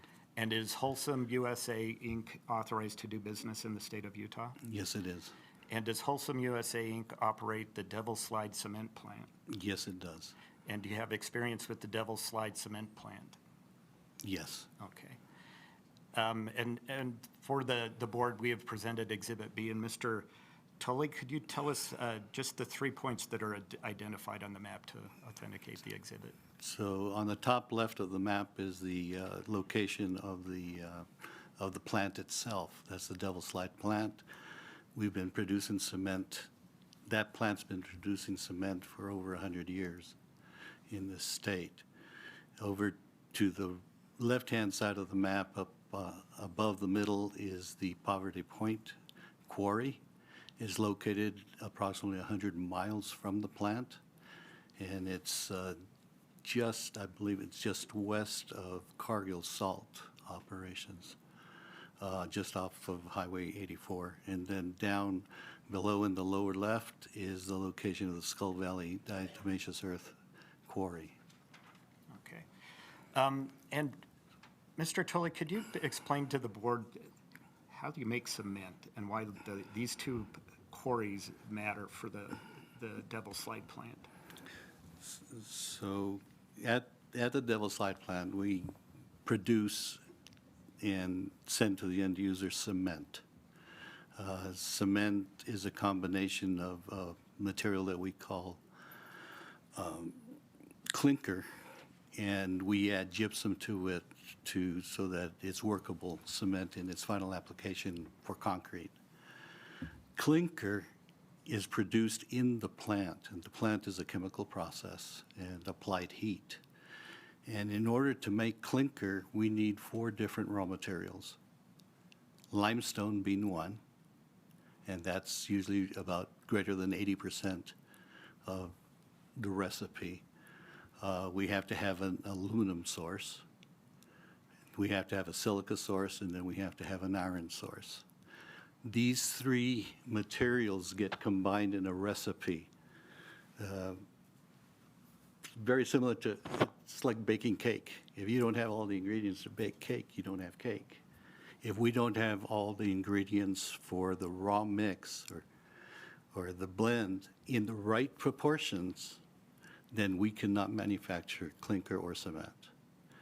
So the raw materials associated with Devil's Slide are critical to how we manage and plan for them. And so at Devil's Slide, like I said, we've been producing cement there for over 100 years. It's been in one quarry at the site, which we call quarry, well, there's actually quarry 3, 2, and 1 that have been mined over the years and whatnot. The limestone produced from the quarry at Devil's Slide is not sufficient to meet the chemical parameters of producing clinker, so we have to add a high-grade limestone to it. And so with that high-grade limestone, it allows us to utilize the entire, maximize the volume of limestone coming out of the quarry. But these high-grade limestones are coming from other quarries like Poverty Point. And we have another one called Round Valley that we're currently using. Now, how do we use them? Because we plan on a chemical basis. We don't plan like the gold mines where it's a ore assay or level of gold per ton. We do it on a chemical basis, and that chemical basis has to be correct. And so when we put them together, we're putting together about 60% limestone from the quarry at Devil's Slide. It's added about 20-25% of the higher grade limestone, which we don't have at the site. Today, it's provided by Round Valley. In the future, it will be provided by Poverty Point. But we're continually on the lookout for closer, if you will, and high-grade limestone so that we can keep the mix perfected as it produces the clinker. How we do that in planning is that we've created block models from the quarry at Devil's Slide and then also the quarry at Round Valley. At Poverty Point, we have sufficient data collected over the years that we can understand the quality of the limestone, which is a high-grade limestone and very similar to Round Valley. So as we create the models, we know how much tonnage is there. We know the quality of it chemically, of its use. And so the block models are created with programs that are available in the market, like, excuse the name SERPAC, or what we call Leapfrog. We mount that on an internal program that allows us to plan the material by chemistry. And we have to give it ranges in chemistry to make sure that we can produce it properly for the plant. Along with that mix and along with the mine plan that goes with it, we also look at the costs because, of course, we want to produce that mining material at the lowest cost possible.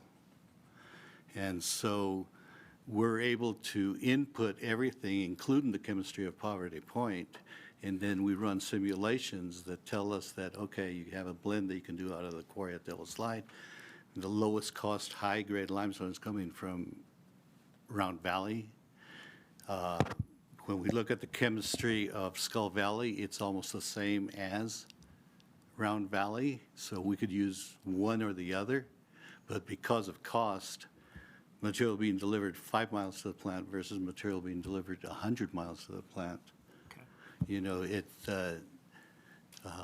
we choose the Round Valley. But Round Valley, as we look at it in the future, it's being depleted.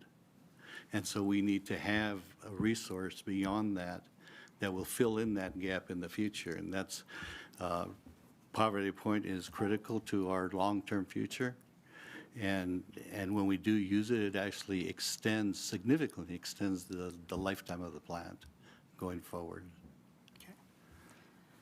And so, as it stands, Wholesome is not mining at Poverty Point or Skull Valley because Round Valley is available. Is that a fair That's statement? correct. And yet, Poverty Point and Skull Valley are plans for the continuation of the Devil Slide cement plant. Is that correct? Yes. Okay. As Round Valley gets depleted. Is that correct? That's correct. Okay. Madam Chair, I believe those are the questions I have for Mr. Tully. I would let the division or the board follow with a few questions. Division, do you have questions? Just one. Do you have an estimate as to when you'll begin mining at Poverty Point in Skull Valley? And I know it's not an exact. It's not we evaluate it. We update, we do 5-year plans for the plant. That includes all of the resources we have available. And as we assess them and evaluate them, and we do this, we look at it every year, and then we update the plans every 2 years as we go forward. And then we also take a look at the lifetime of the reserves of what's happening there. It says we could use Poverty Point soon, within the next 5 years, but it could be longer than that. Thank you. No other questions from the division. Board? Mr. Borden? Just following up on the open-ended, what's the longest you think you've got until the limestone resource at Round Valley is depleted and you have to go to Poverty Point? We know it's 5 to... Could I just add, so I don't want to interfere with the witness's answer, but we're trying to avoid too much proprietary information. If we did need to submit something confidentially, we would.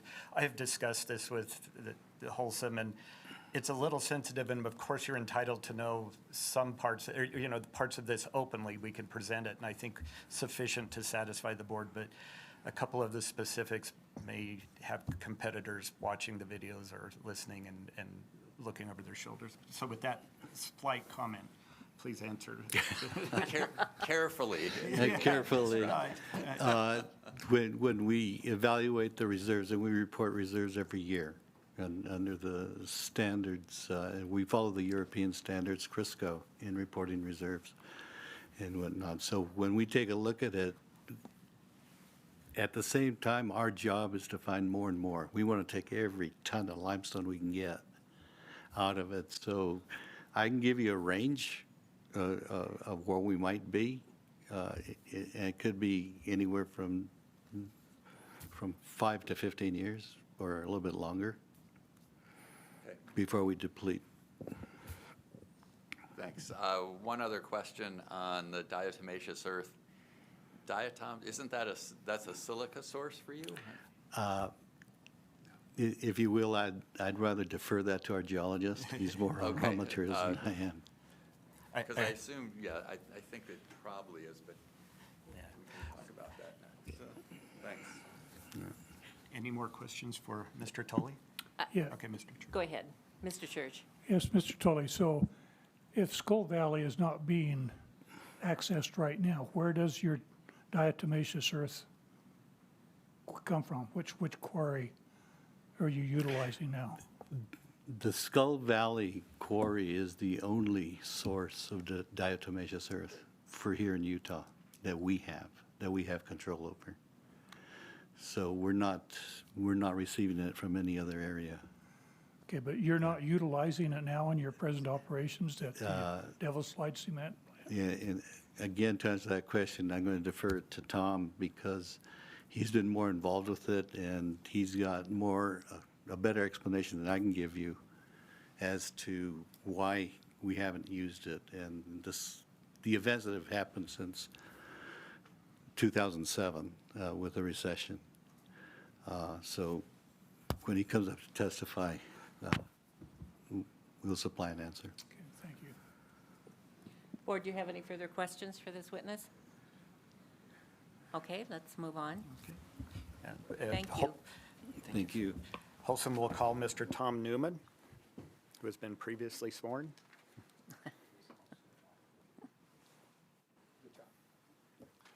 Good afternoon. Okay. Mr. Newman, could you provide your name and business address? Thank you. My name's Tom Newman. My address is 1405 Parkwood Drive, Fort Collins, Colorado. And who is your employer and what position do you have? Wholesome US, and I'm their chief geologist. Okay. And just kind of briefly, your education and any licenses that you hold. We'll get into experience separate. Okay. I graduated from the University of Montana up in Missoula, Montana, 1980. I started out in industrial minerals. I've been involved in industrial minerals since then, and that's almost 42, 43 years. Right out of school, one of the first deposits I looked at was the Green River zeolites up in Morgan County. So we've been working in the state of Utah for all that time. Work for a company called Occidental Petroleum Industrial Minerals Division. I've worked for U.S. Energy, which is a company up in Riverton, Wyoming. Again, working in zeolites for hydroculture. I've worked for J.M. Huber Corporation, which was looking in white minerals for whiting and GCC, ground calcium carbonate. And then I came to work here in 1996 for Wholesome. And so I stayed there. I came in as a senior geologist and then got promoted to chief geologist. And do you hold any licenses? Thank you. Yes, I'm licensed in at least, I think, 6 states. I'm licensed here in Utah. And I have given testimony in front of this board, I think, in 2019. And so your license is as a geologist? As a geologist. In the state of Utah? Thank you, yes. And you've testified before this board as an expert witness? Yes, I did. Okay. Madam Chair, I'd move that the board accept Mr. Newman as an expert witness in geology. Division? No objection. Board, any objections? He's accepted. Okay, thank you. Mr. Newman, are you familiar with the board's orders from 2019 that pertain to Poverty Point and Skull Valley? Yes, I am. I'm directly involved. Okay, and can you tell us what have you done pursuant to those orders or in relation to those orders in these 2 sites? I have participated in almost all of the quarterly reports of inspection. I've written up those reports and submitted to the staff of Division of Oil, Gas, and Mining. Okay, and have you been in full compliance with the board's order to report quarterly? Yes, we have. Okay, and in just a moment, we'll get into some of the specifics in the mines and the differences there, but could you tell us what the situation is at the sites? Start with the Poverty Point site, and we'll get a little deeper in a minute, and then Skull Valley. Yeah, the Poverty Point Limestone Quarry is part of the Great Blue Formation. It's 350 million years old. It has been in operation for, I'd have to go back, at least 30 years that we have been involved in that property. I have core drilled it, and I have helped determine the reserves that are based there, and creating the databases that Mike Tully will use for making those computer models he was talking about. It is a very unique deposit. It is a low silica, high calcium. The Great Blue Formation is all over that part of Utah, but by doing extensive exploration, this one is special. Around, let's say, 2006, 2008, there was a great demand for cement, and one way to extend those products that we sell is to use pozzolans. Can I go into some detail of what pozzolans are? Would y'all like to hear that? Okay, you may have heard of Roman cements. Roman cements are not quite the same as how we make it. We make what's known as Portland cement.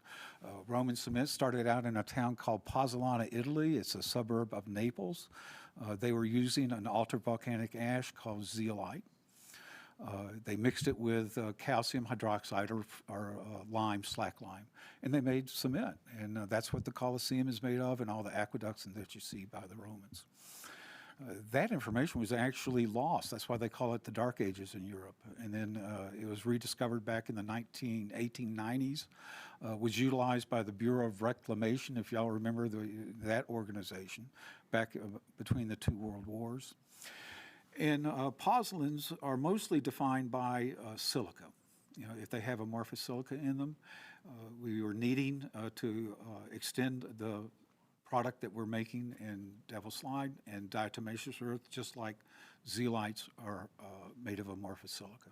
So I was doing an extensive exploration for the entire state of Utah, looking at all the diatomaceous earth deposits, and we're lucky enough to find this one in Skull Valley. This one comes from Lake Bonneville. It's only 20,000 years old, very unique. There's lots of other diatomaceous earth deposits in Utah that don't work. And so we acquired that and have been maintaining it ever since. Okay. Could we present Exhibit C? And Mr. Newman, to kind of do this all in one fell swoop, Exhibits B through G, and G would be the market report that we recently submitted. Were those prepared under your direction? Yes, they were. Okay. Yeah. And so Exhibit C, if we could go to the second page. Mm-hmm. Could you explain what is shown here and describe what you're trying to inform the board about on this Exhibit C, page 2? I work extremely closely with Mike Tully. You know, you got to have a geologist, you got to have a mine engineer. I define the deposit, and then Mike Tully determines how we're going to extract it. And when we do the modeling and do a mine plan, we try to take it to the very end of its lifetime. Internally, we call it a pit shell, but this drawing shows you what we anticipate using engineering, what the final surface of Poverty Point will look like. Kind of get yourself referenced. We are just south of MagCorp, if you know where MagCorp is out on the West Desert. So we're, you know, on that same two-lane road, rather remote. But this is just showing and giving an idea to Division of Oil, Gas, and Mining of what that surface will look like when we're finished. And could you discuss the access road and kind of get the board situated so that they can see that as we go through the next exhibits? Yeah. And how it relates to the high wall. Got it. This actually started out as federal land with mining claims, and then they did a big land exchange with Sitla, and now it's under a Sitla lease. That does include the road going all the way up to the quarry. And so we are to maintain that to a certain level of quality. And then when we had the suspension in 2019, we blocked it off. And if you look at the red line on the south side of the south end of the drawing, where that red line crosses the road, we put up a very large barrier to keep traffic out. So the road is maintained up to that line, and then no vehicles, not even our vehicles, are allowed past that line up into the existing quarry today. In the mining of this, it's always best if you can have the chance to start mining at the top of your deposit and work your way down.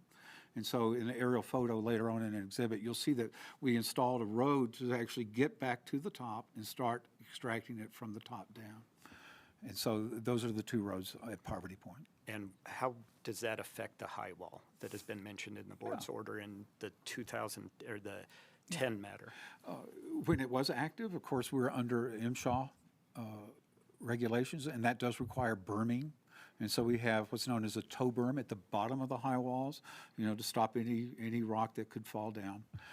And then along the road, we have berms on the downside of the road to stop and keep any vehicles from going off of that. And so they are all maintained. They're in good condition as of the last report, which was, I think I submitted it this month. Okay. And what will result under the mine plan for Poverty Point to that high wall? What will be the end of that? Well, when we get back to operating this quarry, we're going to resurface it. And our goal is to put it back into this configuration. That is our final goal. And in resurfacing, by taking all this high-grade limestone down, removing it, we're going to remove it where it fits that slope ratio and the contour lines. And so the existing high wall that's there now essentially goes away. And that's the plan for the That is mining the plan. operation. Okay. If we could turn to Exhibit D, maybe we could take a little better look and get a better sense. But if necessary, if anybody would like to flip back to the prior exhibits to see the contours and then the aerials and compare those, we certainly would be willing to do. But could you explain to the board what's shown on Exhibit D? Yeah, this is an oblique photo looking north. It's showing in the middle, of course, is Poverty Point Quarry. You see the very prominent road there. That's a haul road that was to be and is going to be used to extract the limestone and take that limestone all the way to the Delta Salite plant. It is open to the public up to where the entrance or where you see where the mine meets that road. And then there's a very large barrier that stops all traffic past that.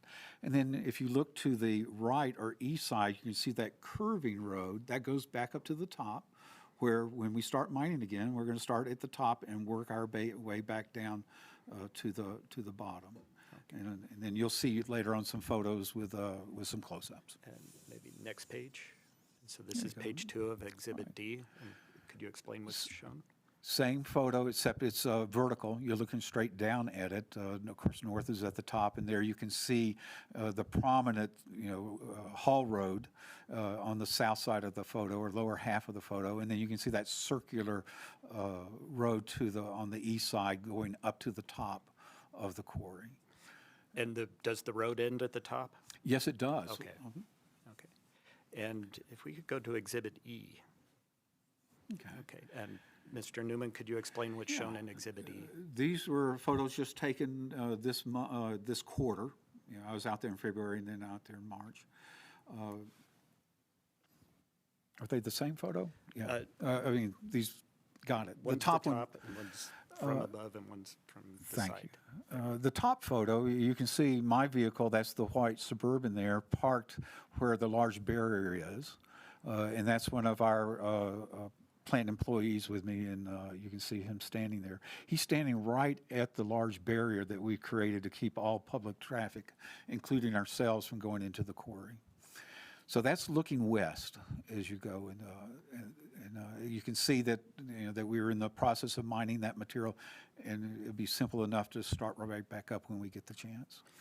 The lower photo is taken from the top of that haul road, that curved road, and that's actually on one of the benches. I think it's the Provo bench of Lake Bonneville. We're looking down, and in the middle of that photo, you should be able to see my vehicle, but it's there. This is not a very good photo, but in this photo, at the bottom, there's a very large tow berm that we constructed so that if there's any rock rolls off of the high wall, that berm is going to, like a dam, stop that rock from rolling any further. Okay, and that was just to demonstrate to the staff of Division of Oil, Gas, and Mining that we were maintaining this because this is what they're most interested in those quarterly inspections. Okay. And can you explain what you've seen at the Poverty Point mine as you've conducted your inspections, as far as does it look like people are getting there or driving there, or and signage and fencing or barriers? Yes, we tried to keep the public out. We've done everything we can. I think I say 99% we've stopped public access with that big barrier stopping vehicles from going in there. That doesn't stop anyone with an ATV or anything else from getting access to that quarry. It's just a natural for target shooting. So the only activity we've seen since the suspension in 2019 would be evidence of target shooting. We'll find shotgun shells and casings, and we pick those up when we do our inspections. And does it appear that the shooters are primarily shooting towards the high wall rather than from the high wall back? Yeah, the high wall is just a natural backstop. I think anyone that does target shooting really is the perfect place. try page 2, okay. And explain what is shown in page 2 of Exhibit E. We are required to, and we want to have signage there. So we want any of the public that does, get up to the large barrier, have very strong notice that this is an active mine, meaning that, it's still, although it's in suspension, we intend to mine it. And so that has all the facts about our mining. You can see where there has been vandalism on the sign. We have brand-new signs at Devil's Slide plant, and as soon as we got to judge on readability of this, and as soon as we see that really you can't read it, we do replace it. So we have 2 signs. There's one there in that top photo. In the background, it's not really evident. It's a much smaller sign that goes up to that curving road to the top. So that's the top photo. The bottom photo is, we also, just to be on the safe side, we put a barrier on that curving road. If anybody gets past our main barrier in a vehicle, they certainly can't get past this other barrier to get to the top of the quarry. Okay. And Mr. Newman, you submitted and you're aware of the bonding for the Poverty Point mine. Can you explain the status of the bond? Yeah, the bonding is in force. The people of Utah are well served by Division of Oil, Gas, and Mining. They make sure that our bonding is up to date, and if an increase is needed or requested, we take immediate action. So I believe that we're in good standing on the bond. Okay. And a copy of the bond was submitted as Exhibit F, is that correct? Yes. Okay. And then you prepared a market report to discuss as best possible the value of the Poverty Point mine to Wholesome. Could you just summarize what you were trying to express? And I will expound on what Mike Tully said earlier in that the cement, manufacturing cement is a market-driven. It has to be sold. We sell it. And in being market-driven, we have to make products that the consumer wants. And what we want to do from a marketing standpoint is very unique because Poverty Point limestone and the diatomaceous earth in Skull Valley are a component of a product. So we're not selling any of this to anybody. We're using it internally as a component. And so my marketing report, if you'll read, is really dealing with the future, the current and future markets that will utilize the limestone here.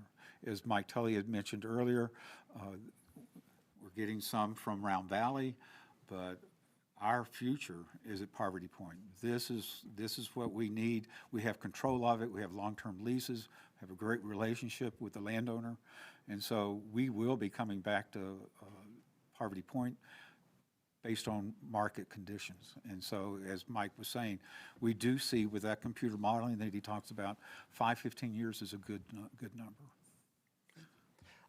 Those are my questions for Mr. Newman regarding Poverty Point, and this might be a good break to allow the division or the board members to ask any follow-up questions before we turn to Skull Valley. Division, do you have questions on Poverty Point? No questions, thank you. Board, Mr. Borden. Just a question on, it's Poverty Point's obviously, from what you've said, or has been said today, is a very high-grade limestone resource.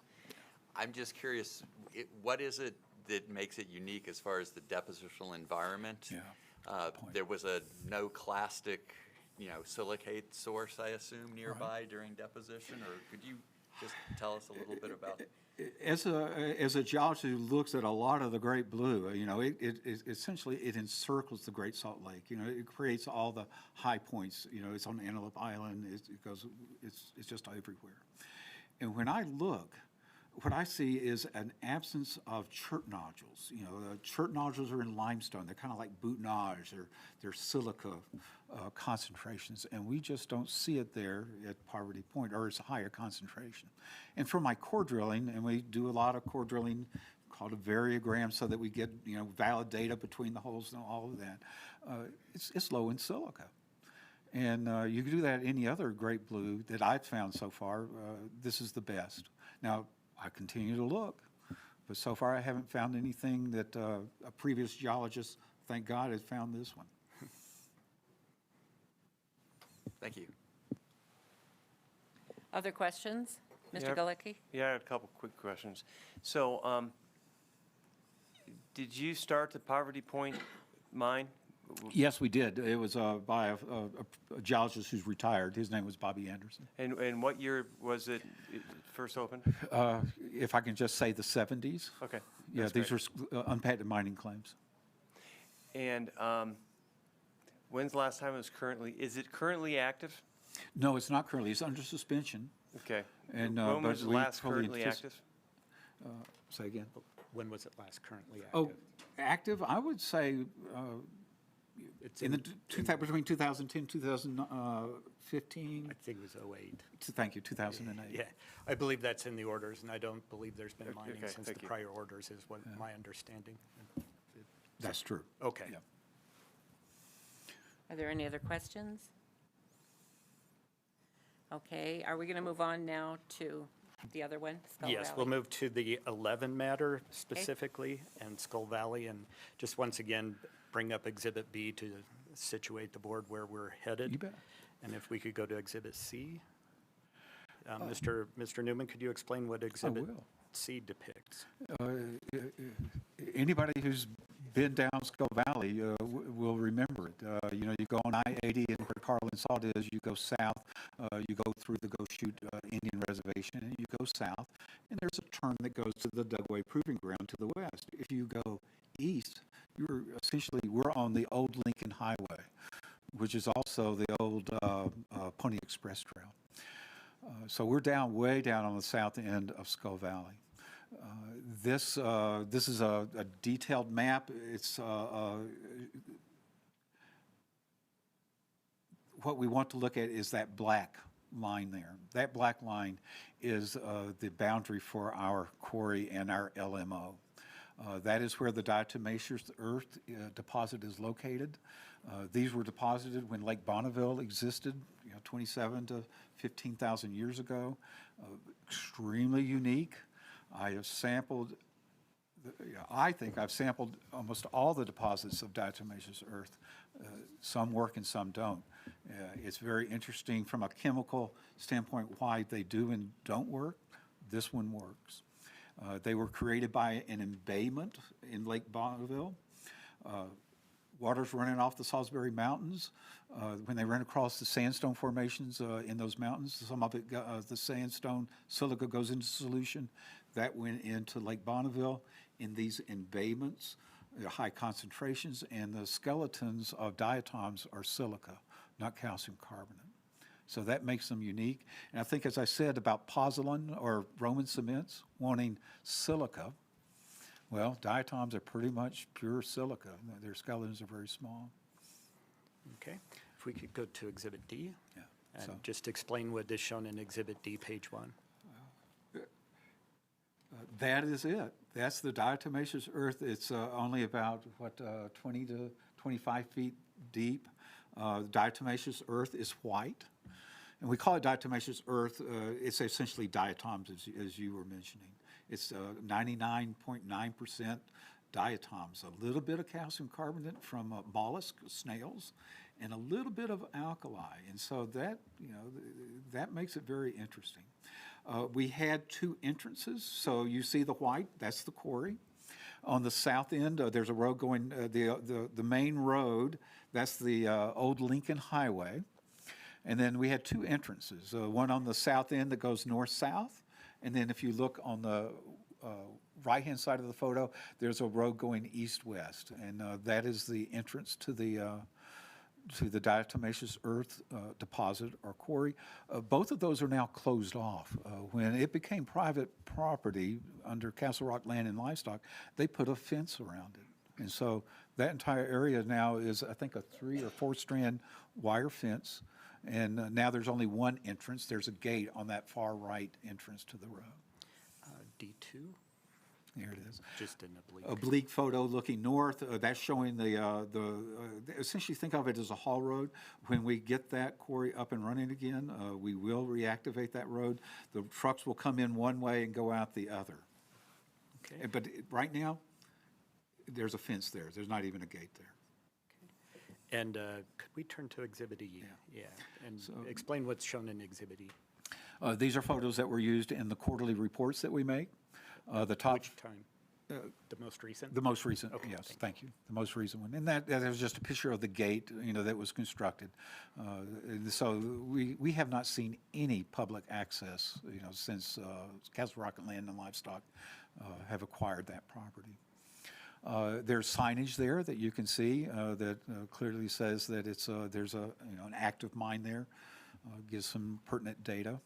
The lower photo is the diatomaceous earth pit. Is currently covered with an invasive species that we're, because we want to maintain it, that we are going to go controlling by May. So we're going to take care of the invasive species that you see there in that lower photo. But it does show you how shallow it is. We're in the very background, you can see a light tan color. That's the diatomaceous earth. In the background is the Salisbury Mountains. Flip the page. The signage. I think the real evidence there is there's no bullet holes in it. So we haven't, so the public have not been able to get in there, there's really nothing to see anyway.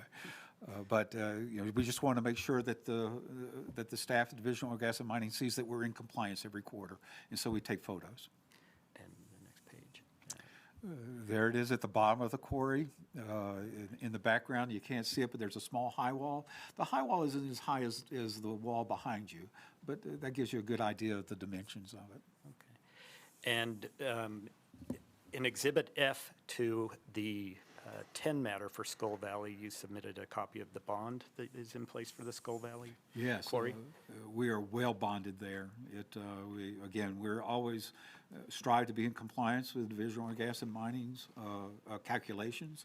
They are recalculated now every 5 years. Thank you. Some states it's 3, here it's 5. And so we are current and up to date. Okay. And the market report that you prepared for the Skull Valley, explain a little bit of there you go. What's unique about the diatomaceous earth at the DE at Skull Valley. If there's anything, Wholesome is very forward-thinking. We are market-driven. Our sales and marketing do drive our company. They're the ones that tell us what type of cement and how much cement to make. What we're seeing now is a shift in civil engineering as we go from Portland cement, type 1, type 2, into pozzolanic cement that we talked about. This is where we're shifting from 100% clinker, where we're going to be adding things like diatomaceous earth or zeolite or expanded shale, like Utilite, if you know about that company. They make a material that is high in silica. What else is bottom ash in the coal industry, fly ash in the coal industry, but that's going away, as we move into what we call a circular economy. And so we want to be ready for when that market occurs. This has already been proven in the marketplace. We have sold this diatomaceous earth between 2006 and 2008. It works.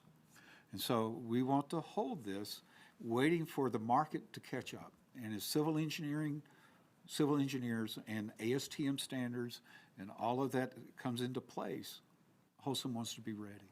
And could you discuss this idea of the circular economy and what that means, the carbon issue? Right. I think if you could emphasize that.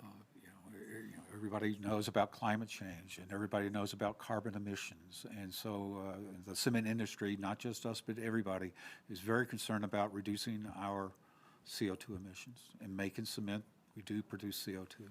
When we burn limestone, calcium carbonate, we make CaO, and then the CO2 goes out the stack. Well, we can reduce that by replacing some of that clinker with some of this diatomaceous earth. And so this is already being done in Europe. This is almost old hat for them. For us, we're under ASTM standards.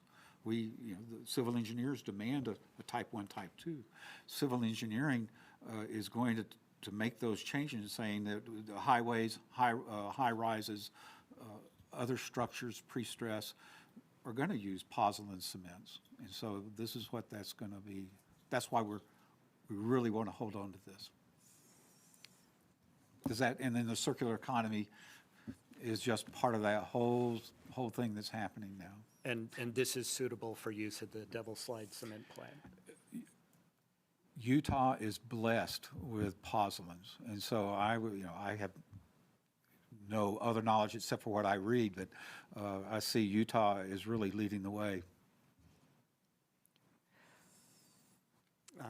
Those are my questions for Mr. Newman. Division, do you have questions? Just one. To the best of your knowledge, has the 2019 board orders, have those been complied with? Yes, we've made every effort to comply. We're always in communication with the Staff Division of Oil, Gas, and Mining, and so if there was ever any deficiency, they would notify us immediately, and we would take immediate action. So, yes, every quarter we have been out there diligently reporting back the condition. Thank you. Board, do you have questions? Mr. Borden?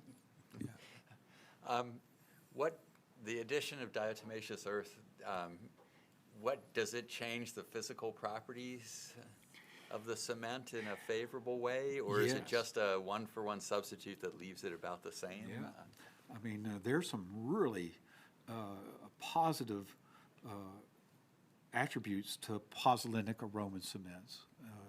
It's harder, it's more durable. I mean, look at the Parthenon. Look at the Colosseum. They can last a really long time. Where you could usually make slabs that were 12 inches, maybe you could make slabs that are 8 inches and still have those same civil engineering standards that they're looking for. There is a chemical reaction. It becomes, pozzolans actually chemically bond with our clinkers, or any clinker out there, and that's a little proprietary. Thanks. I just had a driveway port. I guess I'm too late to get this in there. As I think and we believe as our society marches into this new era in civil engineering, we'll be able to pour you a concrete sidewalk or driveway that's going to last 1,000 years if you want it. Thank you. Thank you. Mr. Galecki? Yeah, this is actually for the division. So they've been no violations during the suspension term or permit term? There has been no violations associated with these quarries. We have made requests such as installing new barriers. On the previous site, there was a fire, and they were there the next day. They were helping coordinate with those. On these sites, we've requested them to be able to be sprayed, and they'll be sprayed this spring. That's our biggest concerns, is because like the invasive species that Mr. Newman mentioned can make animals that graze the area sick, and the whole site's covered with them. So what we've been asking for are things that are reasonable, and they have been abounding to comply. There's been a couple times when the signs have been completely shot off or removed, and they've gone out there, and the next time, there's new signs out there. It's been quite impressive, actually. Mr. Galecki? So if I'm understanding correctly, the previous suspension term was 10 years, and with the new rules, it is 5-year.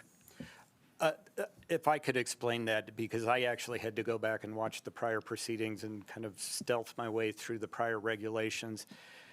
The old regulations had a 10-year period that was somewhat esoteric. If a mine had been in suspension or not being mined and not in operation for 10 years, the party had to come in before the end of that 10 years and request a 5-year extension. And there was some ambiguity about triggering the 10-year suspension or 10-year period. Where do you look back to? And Wholesome came in and said, it's been more than 10 years that we have not been mining there. That's in the board's findings in the 2019 orders that we're here to amend. And at the time, you could only ask for a 5-year extension.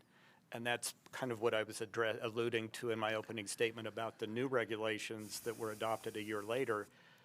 They don't have the 10-year period in it like was in effect when the orders were drafted that we're dealing with here, that we've kind of paralleled the old name. And I grimaced a little to see that on the name of the 10-year part, but we're continuing from what happened before.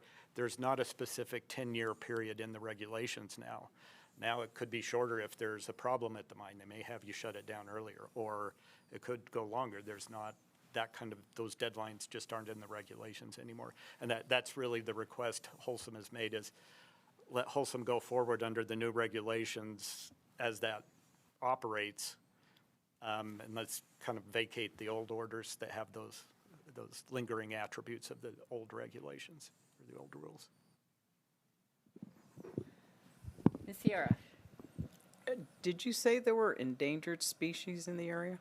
No, there was invasive species. Invasive species. I thought- So what you see in front of you on this picture, the whole site's covered in, is called Halogean conglomerates, also known as salt lover.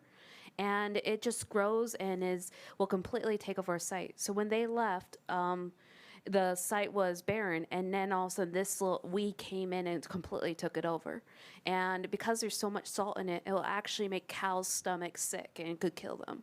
I've had a couple other sites that have had it. So that's some of their plans for this spring. They've been working on getting contractors out there to spray and start taking care of this.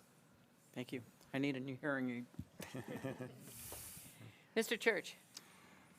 So, Mr. Newman, this may be an oversimplification. The chemistry of cement, silica is an essential component.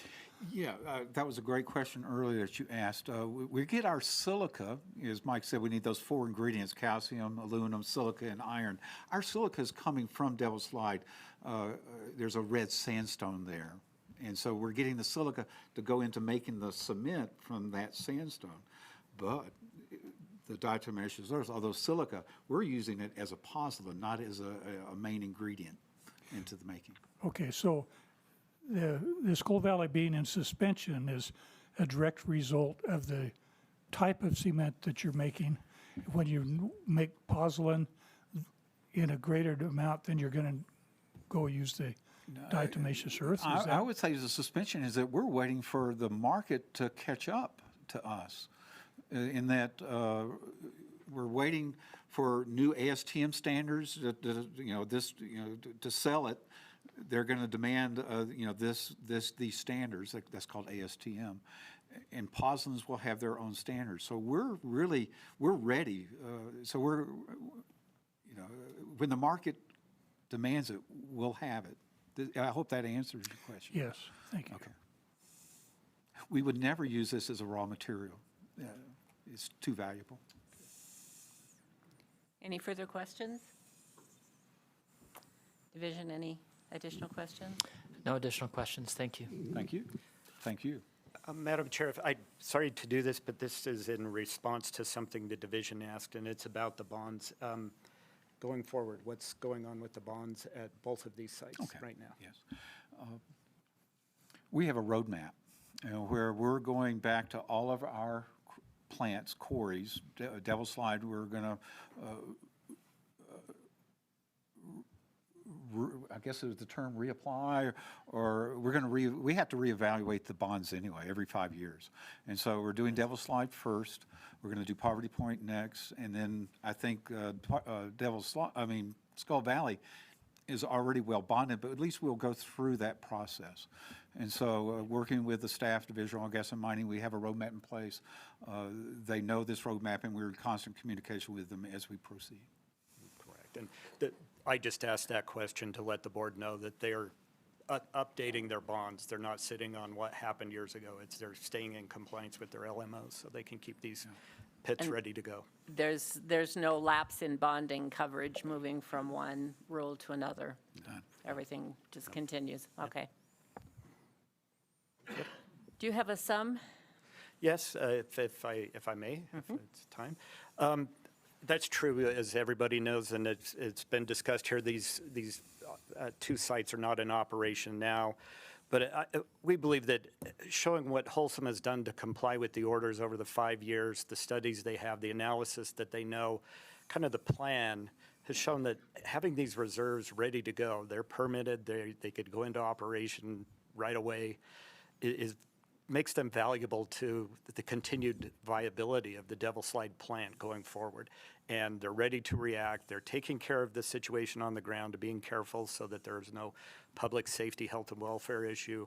They're making sure that they're bonded so that if anything should happen, they've got the money there to pay to reclaim and get everything cleaned up. And these two really are very unique and valuable resources for Wholesome. And they don't have that specific market value that they could easily derive by showing what it costs them to buy it, because they kind of own it. But it all goes into the sauce, this recipe that they were discussing, that they balance and tweak, that is a lot more complicated than I understood, having hand mixed a lot of cement in my youth. And it is a valuable resource for Wholesome, and they're complying with the board's regulations. And essentially, they're in compliance right now with the existing regulations. What we're dealing with here is what I believe was the board's last order with the 5-year renewals of the suspensions, or pretty close to that. And so we do ask the board that we believe the evidence has shown the good cause to vacate the orders, the 2019 orders in the two matters. And just to extend the suspension, I thought long and hard about how to phrase the specific wording of the request, because all it's saying is just tell them to go comply with the law. But that almost implies they haven't. They are. They just let them comply with the law that's in existence right now under the new regulations. And with that, we'd submit to the board.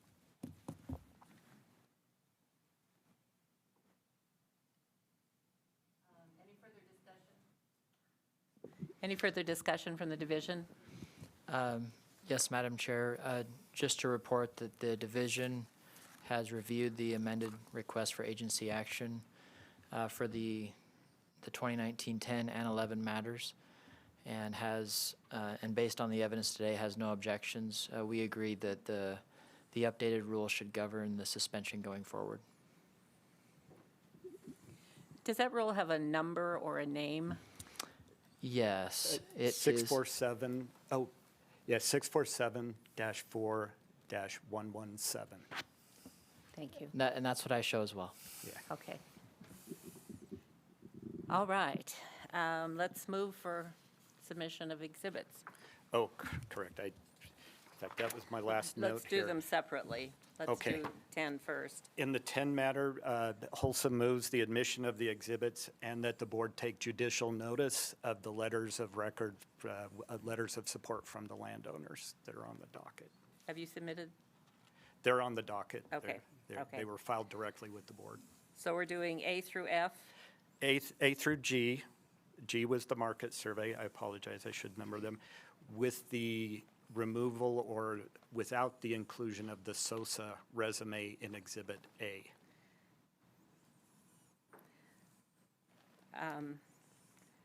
In my packet, I don't see Exhibit G. Is that, oh, Madam okay. Chair, that was, Okay. it was one of the more recent exhibits. Okay. Recall back And to my then, first statement. At the bottom, we have Exhibits A, B, and C.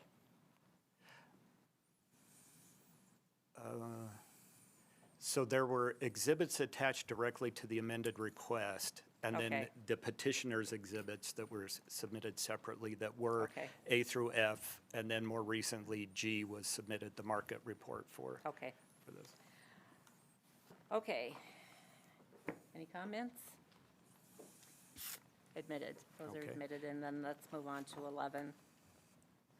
And the request in matter 11 would be admission of exhibits A through G, with the exception of the SOSA resume in Exhibit A, and judicial notice of the letters of support that were filed, or the letter of support.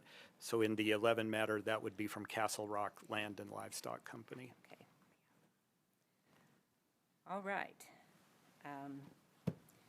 Board, do we need to deliberate? Oh, I'm sorry, so admitted on 11.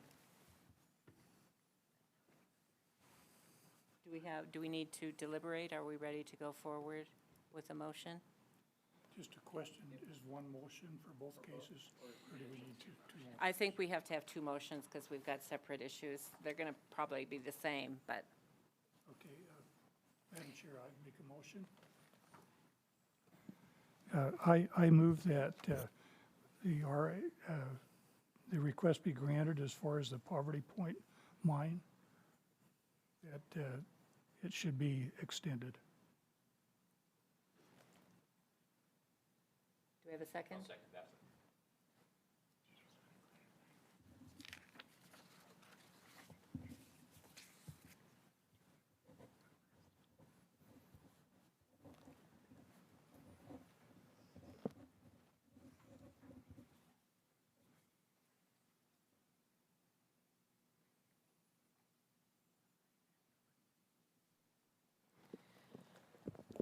We just want to clarify that the request that from 2019 is vacated and superseded by Rule 647-4-117.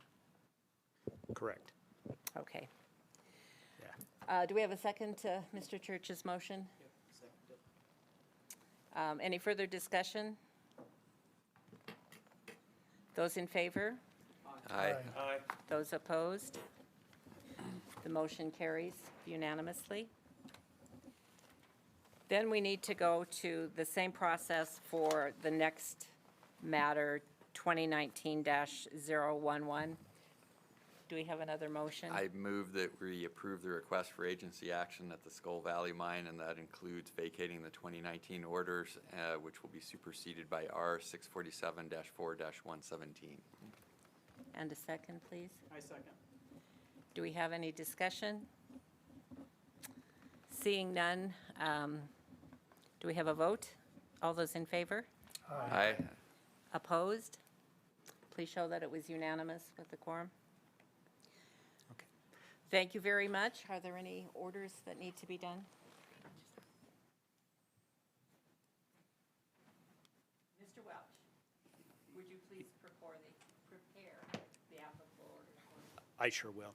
And Board Member Borden, I appreciate the summary, or I think somebody else presented it. When I was looking for the specific relief to request, I didn't want to be so focused onto 117 and have raised questions. Is there something else? There were other regulatory changes. We'll make sure it reflects that 117 and the rules govern going forward. Thank you. Thank you. Thank you very much. Thank you. All right. Thank you. I can breathe. We have one more issue. Madam Chair, I'm a lawyer without a client for this next one, and I desperately need him, so. Oh, dear. Can we maybe We have break just till a 3? 5-minute recess here. Okay, thank you. Thank you.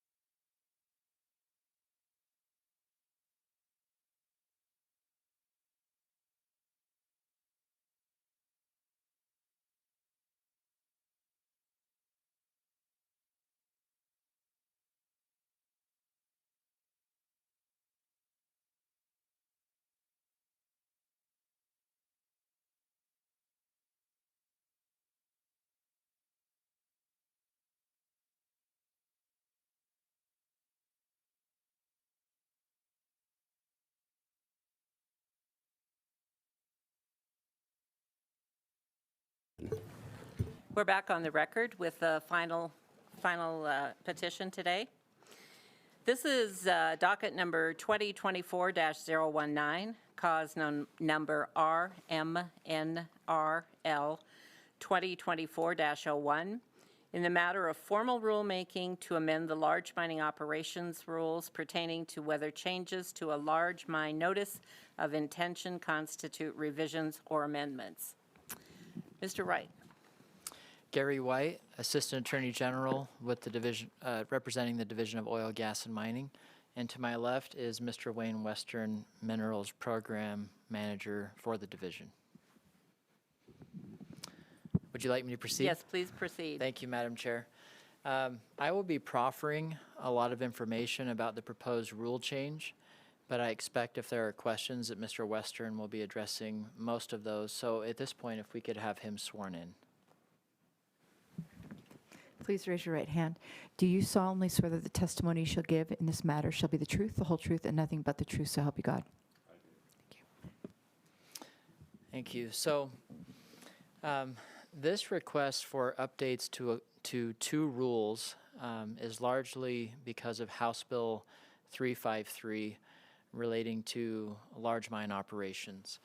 That bill was actually just signed by the governor a few weeks ago, and it will update Utah Code Section 40-8-4 as of May 1st, 2024. What the statute will now include are two definitions that were not there before. One of those, and this all relates to large mine operations. One of those new definitions is for amendment, and as you can see here on the slide, the statute defines amendment as a request for an insignificant change to a notice of intention as defined by a rule made in accordance with Title 63G, Chapter 3, Utah Administrative Rulemaking Act. That's what we're trying to do today, is make the rule as outlined in the statute. And then revision as defined as a request for a change to a notice of intention that is not an amendment. So this is what the statute will say effective May 1st of this year.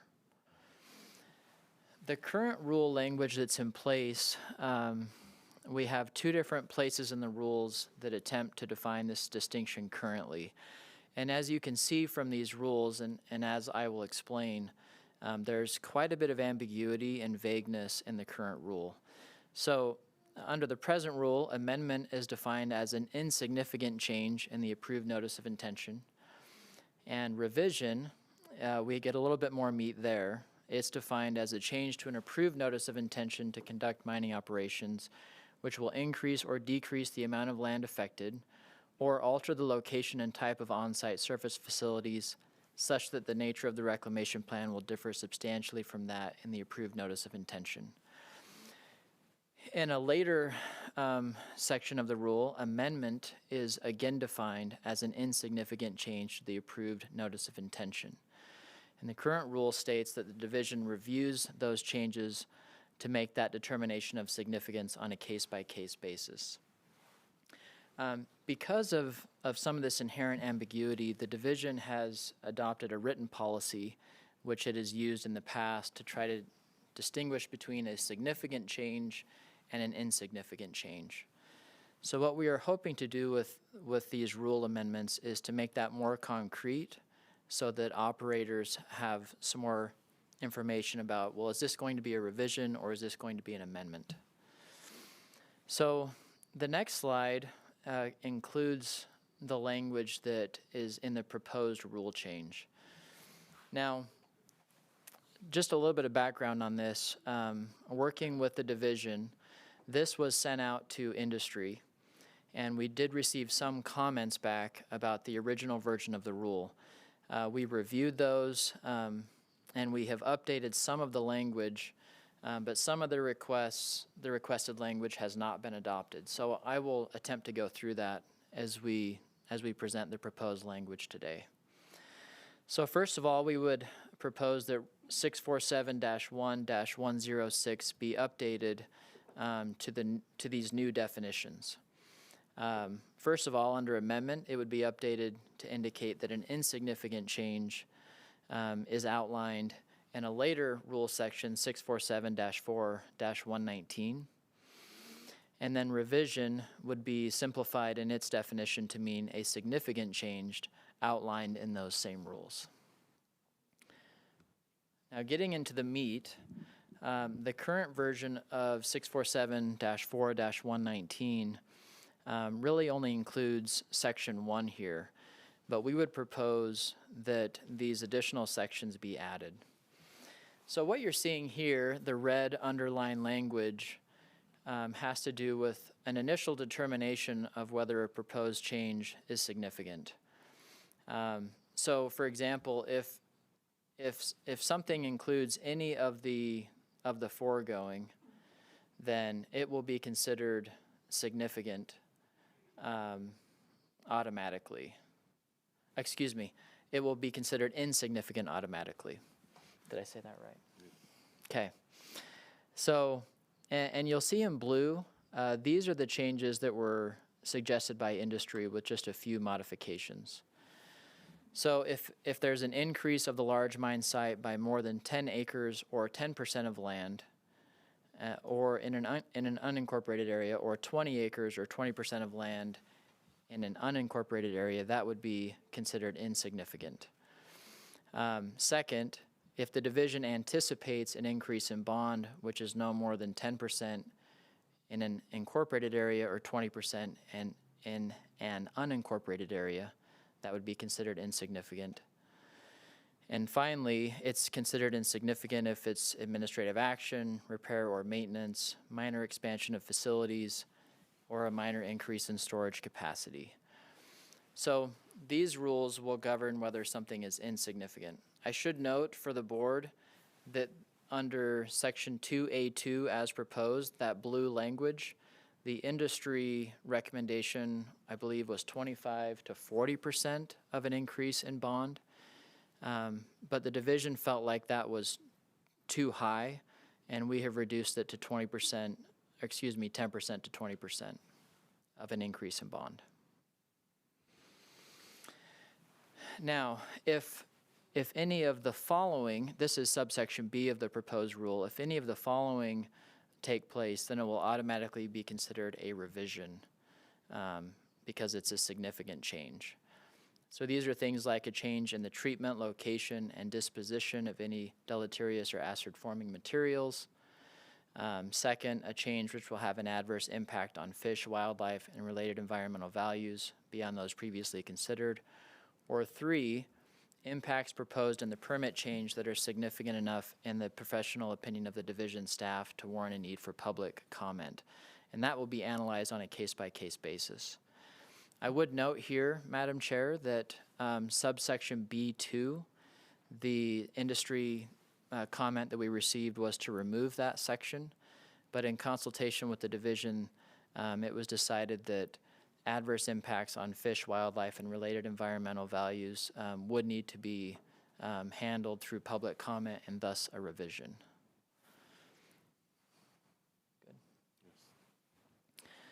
Good. Okay. The third and last section of the proposed rule has to do with kind of a balancing test as to whether something is an amendment which will not require public comment or a revision which will require public comment. Essentially, if two or more of the elements outlined in subsections 1 through 9 take place, then that will be considered a revision. So, for example, if there's an acreage increase or decrease by 50% of the existing acreage, that would be one element satisfied.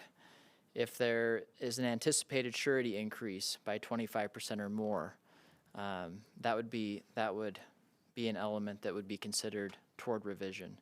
Change in mining methods, change to on-site primary processing, change to the description regarding the manner and extent to which roads, high walls, slopes, impoundments, and other structures will be reclaimed, change to the planting program and the reclamation plan, requests for variance to the operation from the approved reclamation plan, a period of 10 or more years since the last time there was a notice of intent or a revision, And finally, significant additional environmental impacts when compared with impacts already made after evaluating. So I want to pause there and open this proposed language up to the board for questions. Because I know there's a lot here, so.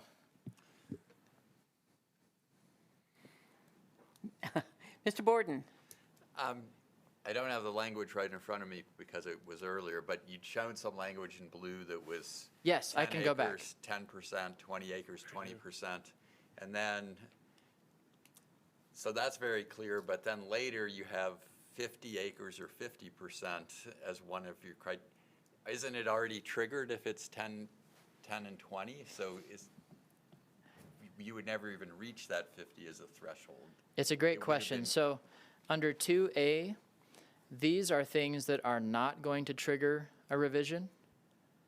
So if it's an increase of no more than 10 acres of land or 10%, but in the other section, the 50%, that's just one element to be considered. So does that make sense? And perhaps Mr. Western can describe it. But if it got to 21%, wouldn't it already be a revision and not an amendment?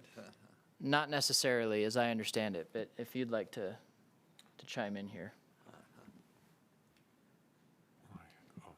Yes, it would be, a lot would be a test, it's a two-part test, and there is some areas which are going to be a little gray and fuzzy. Anytime you're dealing with, a small mine can be as, a large mine can be as small as 10 acres, and so we're looking at, and a large mine like Kennecott can be, tens of thousands of acres, that. So we're looking at going through with the second test of, how does this work for some of your smaller mines and it's a two-part test.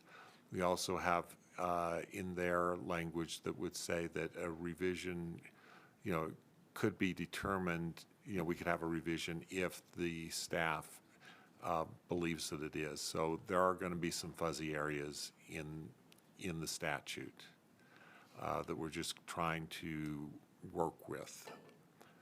So, okay, if it's less than 10% or 20%, depending on the jurisdiction setting, it's definitely insignificant. Definitely insignificant. Right. But if it's more, it's just one element to be considered. Then, so if you had a 50% increase in your disturbed surface area, if you're a 100-acre mine, you go to 150, but you don't hit any of those other criteria, you could still be insignificant.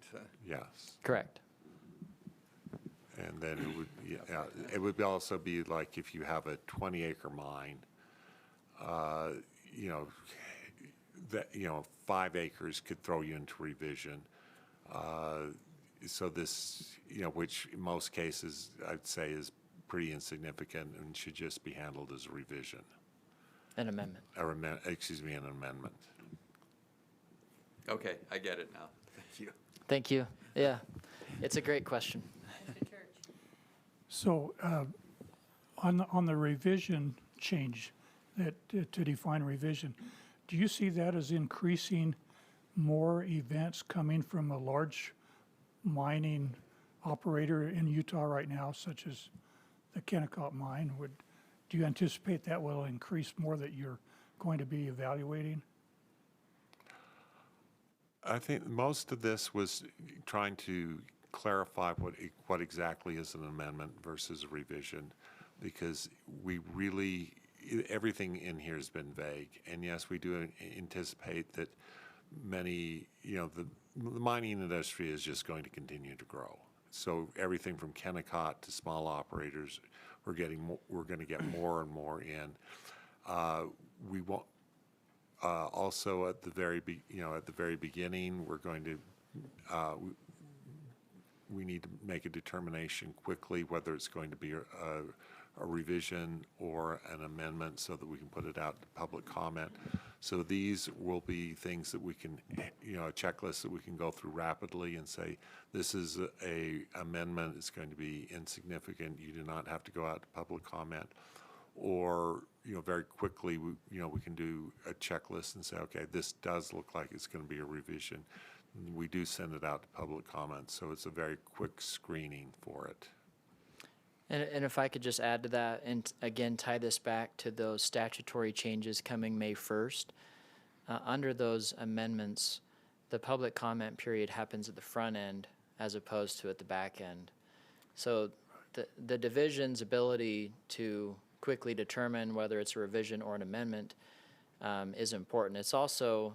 This will also provide clarity to the operators so that they will know what the landscape looks like as they make changes. That's the hope.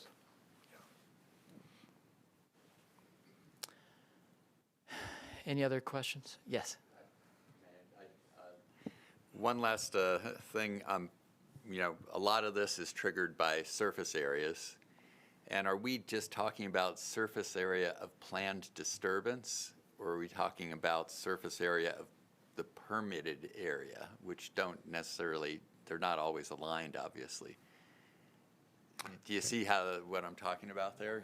You have a permit boundary that you want to expand, but it's only going to maybe increase your disturbed footprint by 2 or 3%, but you need to get an expanded permit boundary versus an increase in disturbance. Can you talk about those two differences and how this plays in here? That is a very complicated issue that we have gone through. Generally speaking, we will often go through and permit a large mine that can be quite large, and the reason that we will have a very large acreage is so that we make sure that the archaeology is done, all the studies are in there, and then we come up to say, okay, this area, everything has been permitted, it's cleared to go, but a lot of times, particularly because of bonding, we don't want somebody to come in and have to put up a full bond for maybe 1,000 acres where they're only going to be mining 50 or 60 at a time, and that would give them a time to mine, reclaim, and do leapfrogging. And every time they want to expand, they would just come in with either an amendment or a revision saying, we're going to be mining over here. We just need to increase our bond. So that's a fairly, a simple thing for the operator, so they don't have to keep going out to public comment. They can do all their studies at one time. They don't have to worry about anything like that. When they come in, going from what we would call the disturbed area, bonded area, if they're going to, that has already been approved, and all that they would be doing most of the time is just updating maps and bonds to say, okay, we're now going to go from one area over to another area. That's all been approved, and that would be fairly simple and generally could be handled through the amendment process. Because all of the work has been done, it's gone out to public comment.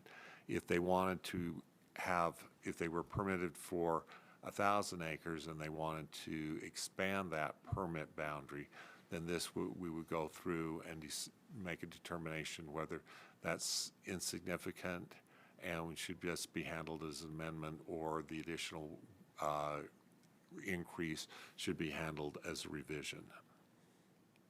Is that clear? Okay, so if I'm in an incorporated area and I have 100 acres within my permit boundary, right, and I want to raise it to 109, so my permit boundary would increase by that much, that would be insignificant. According to some of the definitions, yes. Okay. Thank you.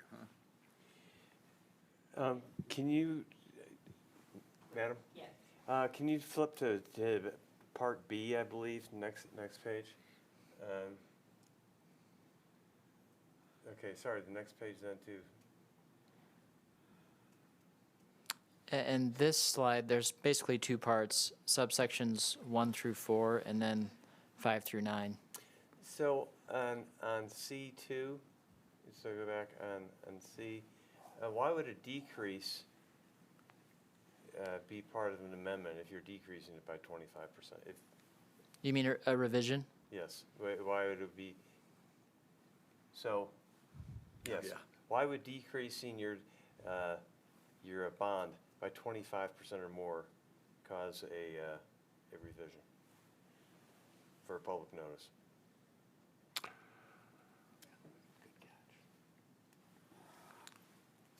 That language in there of a decrease was in our policy that we had, whether it would be a decrease in the area, and that's some of the language that we put in to the new rule change was just from existing policies have been an increase or decrease in there. It gives us an opportunity to check to make sure that all of the bonds, that if any bond, any area had been disturbed, and also with a decrease in area, it might be like, how are you going to handle your waste rock? If you're taking a large area and you're shrinking it down, well, what's going to happen? Have you got enough room for your waste rock? Your ponds that might be anticipated to grow. Is there going to be enough area there so that you can continue to mine and not run into problems? Was what was considered in the past why we would have a decrease. And again, I think I would remind the board that this is in the elements section. So if we just have a 25% decrease, there'd have to be two of these elements met to be considered significant. Okay. I would also add, and if Mr. Western disagrees with me, I hope he would say, but it seems like if there's that much of a decrease in bond, the operation is changing quite a bit. So that's why it might trigger the revision process as opposed to the amendment. Right, because you would be also that, and also it could cause a change to the reclamation plan that would need to be reviewed. I'm sorry, I have one more question. Okay. When you're ready for that. Okay. So I just want to make sure you've thought about this, a little bit of a devil's advocate question. Let's say I'm an operator and I do not want to trigger public comment. So this year I come in and I move from 100 to 109 acres. And then I wait 2 years and then I add another 9 acres. And I wait 2 years and add another 9 acres, keeping up with my mine expansion, but I never have to go to public comment.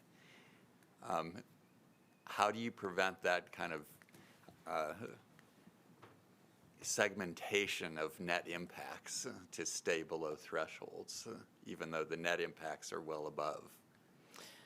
So I'm going to give a preliminary answer, and then I'll turn this over to Mr. Western. I think at subsection 8, one of the elements there is a period of 10 or more years since the last time the division approved the notice of intent or revision. So okay. I think this is one of the mechanisms in place. I would also reference,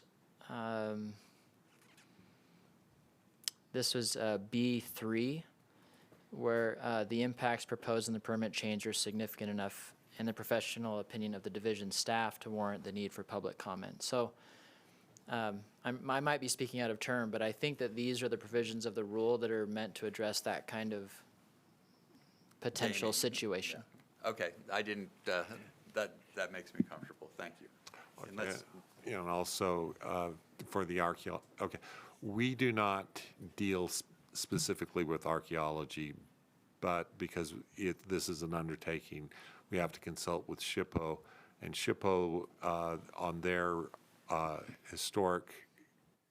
on their surveys, they have to be performed within a 10-year period also. So there, that would also trigger something that additional, if you expand, even if the area had been pre-approved after 10 years, SHPO and our archaeologists would have to go in there and reevaluate that. So we do have other protections.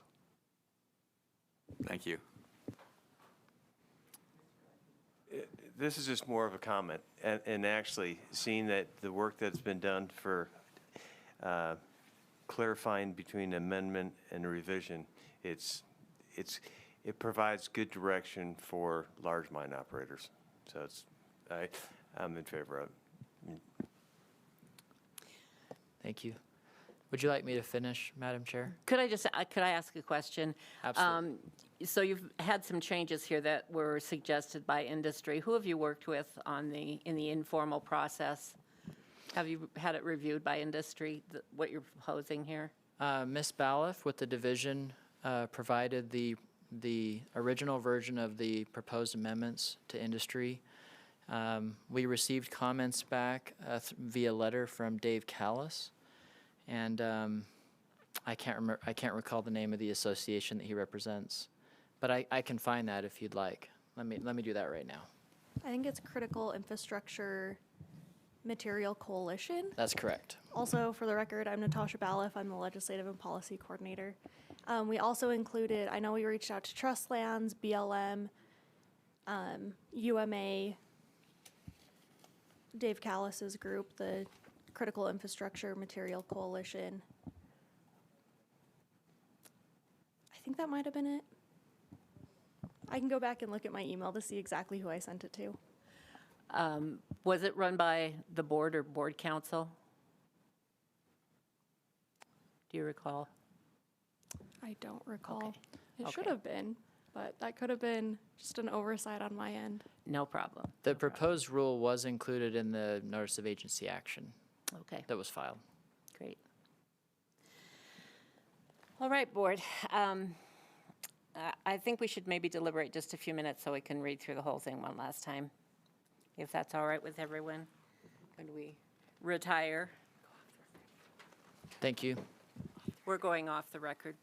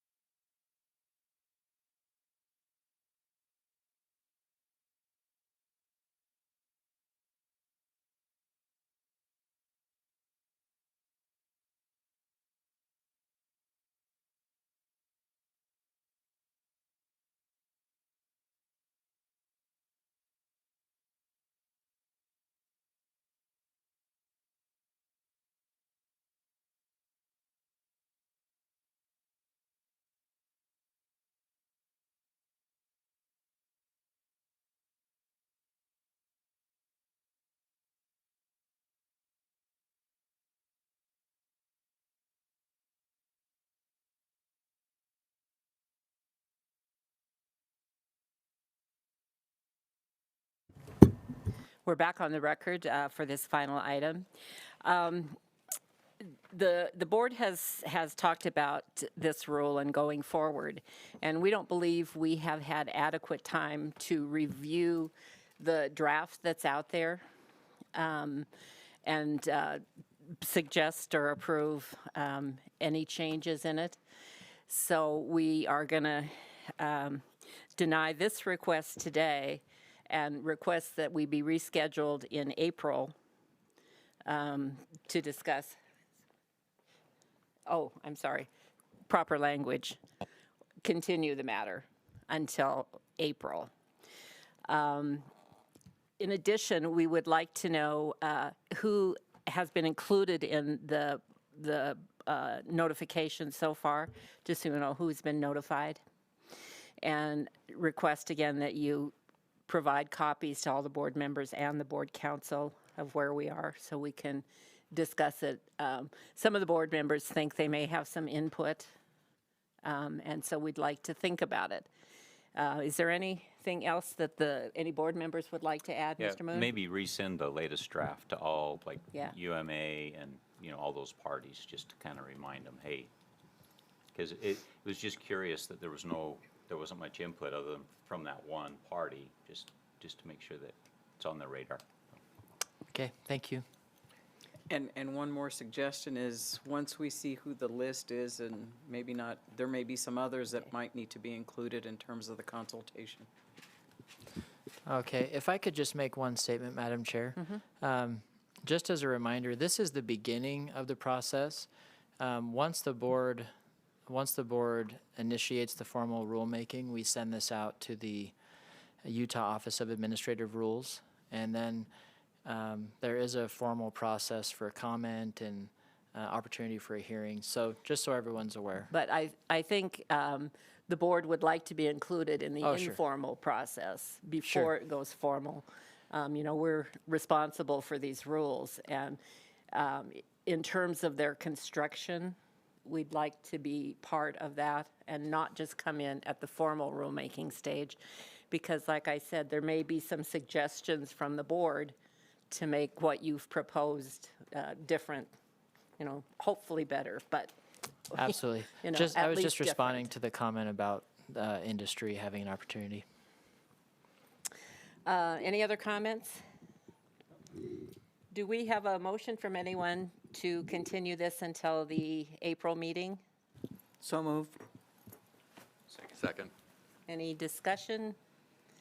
Those in favor? Aye. Aye. Any opposed? Thank you. Do we have a motion to adjourn? So moved. The meeting is adjourned. We're off the record.